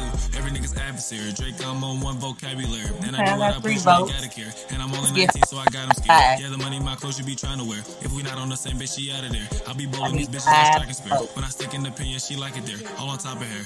Smoking that Doja, nigga freezing, no polar. It got me high like the solar. Pass me the Joe. She all up on me, she want me. I'm playing ass like controller hoe. I'ma go far, I'm off the planet past Mars. So hard that I blend with the stars. I'm testing these cars. Being decisive with money, these foreign whips, I want them all. I don't hate no. Y'all don't see the poll that I put up. Good weed, terrifying, switch it sweet. I ain't lying, bad bitch, co-pilot, acid bros, they know about it. Life's good, never done it. But it's no other way to go about it. Wake up, check my balance, and you know I'm smelling. You would think I'm the cannon, the way I be wildin'. Now I grew up in the north, but I'm claiming the south. I pass out on my queen, you pass out on the couch. If you doing some talking, we solid. I was rolling that draw, I got some in my mouth. Just explaining my life, I don't run for the car. I got sisters and brothers, I gotta look out. If you touching 1, 2, 3, my nigga, you out, no cap. I might come off as rude, just don't take it personal. I don't give a fuck. What kind of dog bingo? Like, what would we put on? Not behind your back. I'ma Like say it stuff. towards you. Last package orange. I don't know. Smoking purple. Disrespect the game. They gon' come over you. I don't gotta move. They gon' do it for me. Smoke the chocolate pack. I just call it Hershey. Working hard for this GTR. When I box the whip, I need CPR. I get all respect like a demigod. When you look at me, you can see the stars. I be painting life like a millionaire. Typing with the game like a leotard. I just win in life. It ain't really hard. And my heart is frozen. Got that chili card. Smoking that Doja. Nigga freezing, no polar. It got me high like the solar. Pass me the Joe. She all up on me. She want me. I'm playing ass like controller hoe. I'ma go far. I'm off the planet past Mars. So hard that I blend with the stars. I'm testing these cars. Being decisive with money. These foreign whips. I want them all. Smoking that Doja. Nigga freezing, no polar. It got me high like the solar. Pass me the Joe. She all up on me. She want me. I'm playing ass like controller hoe. I'ma go far. I'm off the planet past Mars. So hard that I blend with the stars. I'm testing these cars. Being decisive with money. These foreign whips. I want them all. And don't forget that we are doing Vlogmas. Me and the kids, where we upload video 25 days of December, doing different things. And here's our old intro because we haven't made the new one yet. And so I have like 3 uploads to do. I have to edit the Christmas tree one, and then I made brownies yesterday and I recorded, so I have to upload that one, and we have to get caught up. But we gonna get caught up. And so without further ado, let y'all hear this intro, and then we out here. And y'all can hit the cash up if you want.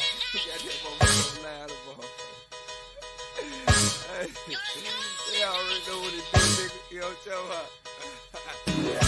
I'm the one that's supposed to do it. Feel free to hit the cash app or the super chat or the PayPal.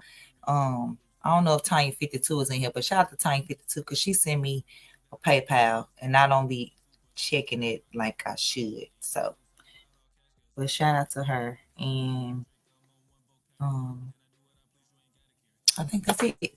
So here's the intro.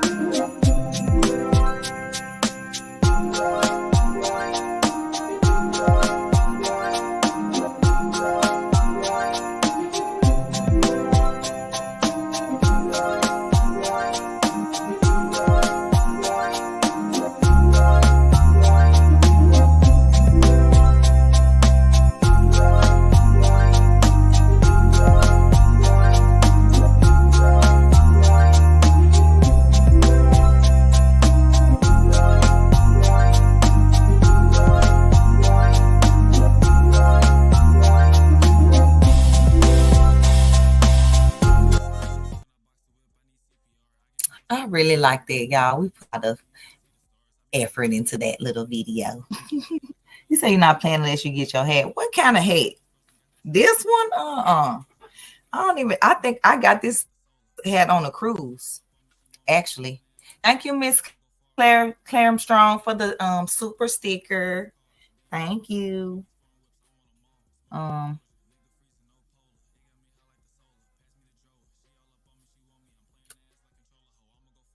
Yes, tell a love lace. Thank you.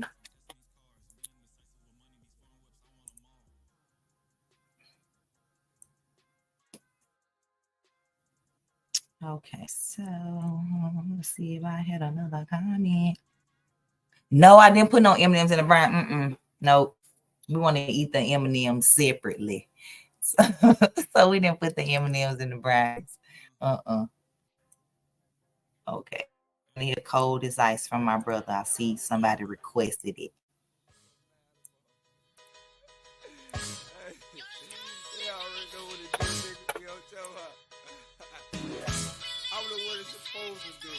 That's why you niggas ain't got on. You feel me? I'm here, nigga. Oh, some real nigga shit. I'm a OG. That's all it is to it. Your whole little clique, I run straight through it. The money you got, I already blew it. And when you trying to get to, I'm already to it. Yeah, young ski ass. This is face off. This shit free, but the next gon' cost. Yeah, this year free, but the next I floss. Man, when you this hard, you don't need no salt. Bring the hook back. Y'all know what the fuck it is. Nigga, you know what I'm saying? Get out the fucking way, nigga. Yeah.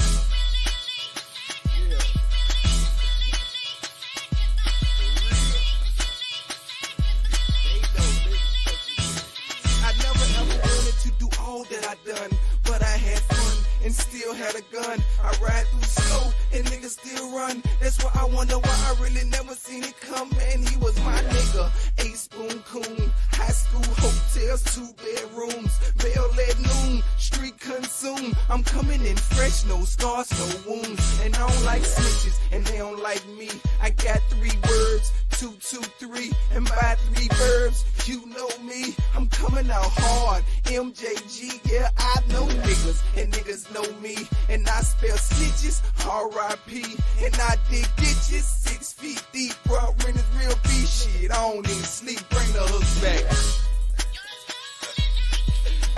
Alright, nigga, get him up, bang, bang. Y'all know what this shit do, nigga. Nigga, nigga, sacrifice the shit, nigga. Give it all up, nigga.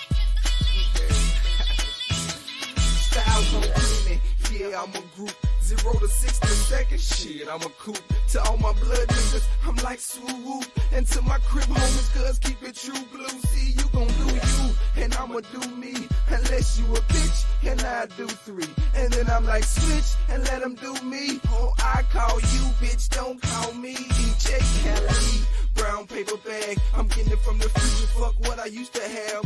Renegotiate, fuck what I used to grab. I need it from the dock, all white blocks. I be like, stop, and me go like, go. I like to make it rain, he like to make it snow. I just wanna drink, he'll take a hit or blow. And when I be like, I'm through, he be like, one more, bring the hooks back. Yeah. I told you I get it in. Fuck you in. Look cool, I see you, baby. They know what it is, man. They know what it is, man. Think ain't how the motherfucker forever, man. I'm serious with this shit down, man. Get the fuck out the way, man.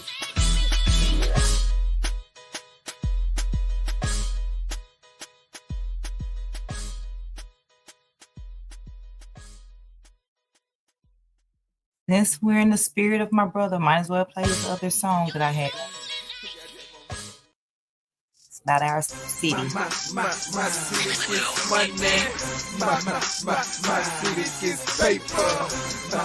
My city's no hater. If anything, motherfucker, innovation, nigga. My city gets money. My city gets paper. My city's no hater. If anything, motherfucker, innovation, nigga. Yeah. I'm back home, and guess what the fuck strapped on me? Last chance in it, you can call me Bennett. I'm all up in it, bro, strictly by my business. Protect my shit like a lamb hole Indian. If you ain't got this, man, I strongly recommend it. Neck on tennis, wrist on tennis. Black Jesus beach with black dreadlocks in it. I came here to win it, I need playing time. You can't stop me, just found me and send me to the line. It's young May Izzle, Hancock Dizzle, and I don't give a fuck about none of you niggas. I gun at you niggas, this ain't time for play. I'm almost off parole and I'll be smoking every day. Approaching with a K, smoking on a J. I go anywhere, I don't give a fuck where you stay, nigga. My city gets money. My city gets paper. My city's no hater. If anything, motherfucker, innovation, nigga. My city gets money. My city gets paper. My city's no hater. If anything, motherfucker, innovation, nigga. Old black Chevy, yeah, that's me. A triple and a motherfucking double OG, nigga. You don't know me, you gotta be drinking. I'm known for cutting heads and leave a nigga sinking. I leave a nigga blinking just for all that playing. You think the Huck Green will call me the Orange Man? Cause when I get at ya, I really get at ya. I'm like Vin Diesel, bro, I keep a vendetta. It's always about cheddar. It's never cause you let her, cause I don't wanna anyway. See, I can do better. See, I can do stellar. She love the way I groove. She like the way I cut the stack and still make it move. I'm nothing like that dude. Yeah, I'm something special. I'm known for getting money, so I ain't gotta address you, but not to disrespect you. If you touch my nephew, my niece, or my daughter, or my son, I'm coming at you, nigga. My city gets money. My city gets paper. My city's no hater. If anything, motherfucker, innovation, nigga. My city gets money. My city gets paper. My city's no hater. If anything, motherfucker, innovation, nigga. Tenant key shit, nigga. Nintendo Wii shit, nigga. The game on you niggas. Let it cane on you niggas. We'll bang on you niggas. Let it rain on you niggas. I'm ashamed of you niggas. And you know I know triggers. You know I know figures. Been in it since a youngin'. Wild out dungeon. Young Paul Bunyan. I came in running. Ain't going out dungeon. I always had something. I don't owe you nothing, nigga. My city gets money. My city gets paper. My city's no hater. If anything, motherfucker, innovation, nigga. My city gets money. My city gets paper. My city's no hater. If anything, motherfucker, innovation, nigga.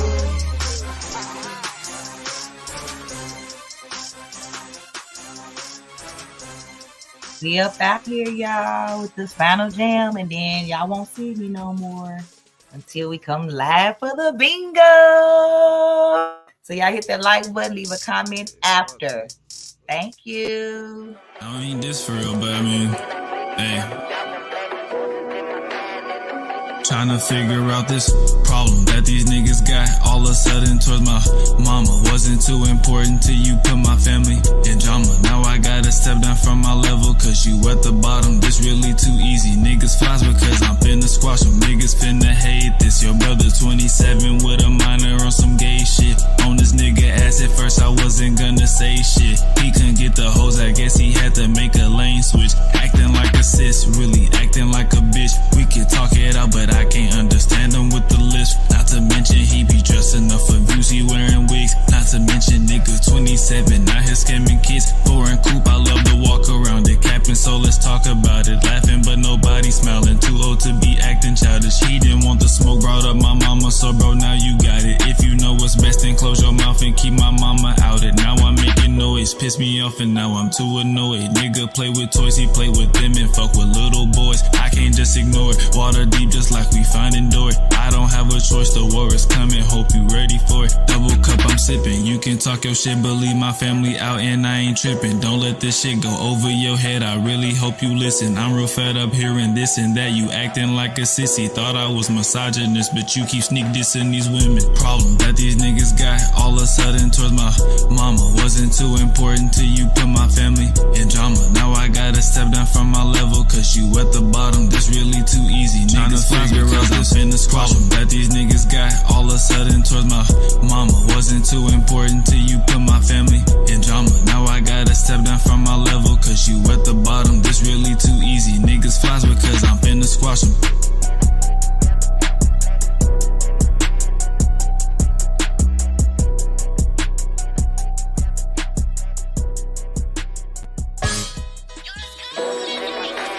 This shit crazy. I don't mean this for real, but I mean, hey. Tryna figure out this problem that these niggas got all of a sudden towards my mama. Wasn't too important to you, put my family in drama. Now I gotta step down from my level, cause you at the bottom, this really too easy. Niggas flies because I'm finna squash them. Niggas finna hate this. Your brother 27 with a minor on some gay shit. On this nigga ass at first I wasn't gonna say shit. He couldn't get the hoes, I guess he had to make a lane switch. Acting like a sis, really acting like a bitch. We could talk it out, but I can't understand him with the list. Not to mention he be dressing up for views, he wearing wigs. Not to mention nigga 27, out here scamming kids. Foreign coupe, I love to walk around it, capping, so let's talk about it. Laughing, but nobody smiling. Too old to be acting childish. He didn't want the smoke, brought up my mama, so bro, now you got it. If you know what's best, then close your mouth and keep my mama out it. Now I'm making noise, piss me off and now I'm too annoyed. Nigga play with toys, he play with them and fuck with little boys. I can't just ignore it. Water deep just like we finding Dory. I don't have a choice, the war is coming, hope you ready for it. Double cup I'm sipping, you can talk your shit, but leave my family out and I ain't tripping. Don't let this shit go over your head, I really hope you listen. I'm real fed up hearing this and that, you acting like a sissy. Thought I was misogynist, but you keep sneak dissing these women. Problem that these niggas got all of a sudden towards my mama. Wasn't too important to you, put my family in drama. Now I gotta step down from my level, cause you at the bottom, this really too easy. Niggas figure out this in this problem that these niggas got all of a sudden towards my mama. Wasn't too important to you, put my family in drama. Now I gotta step down from my level, cause you at the bottom, this really too easy. Niggas flies because I'm finna squash them.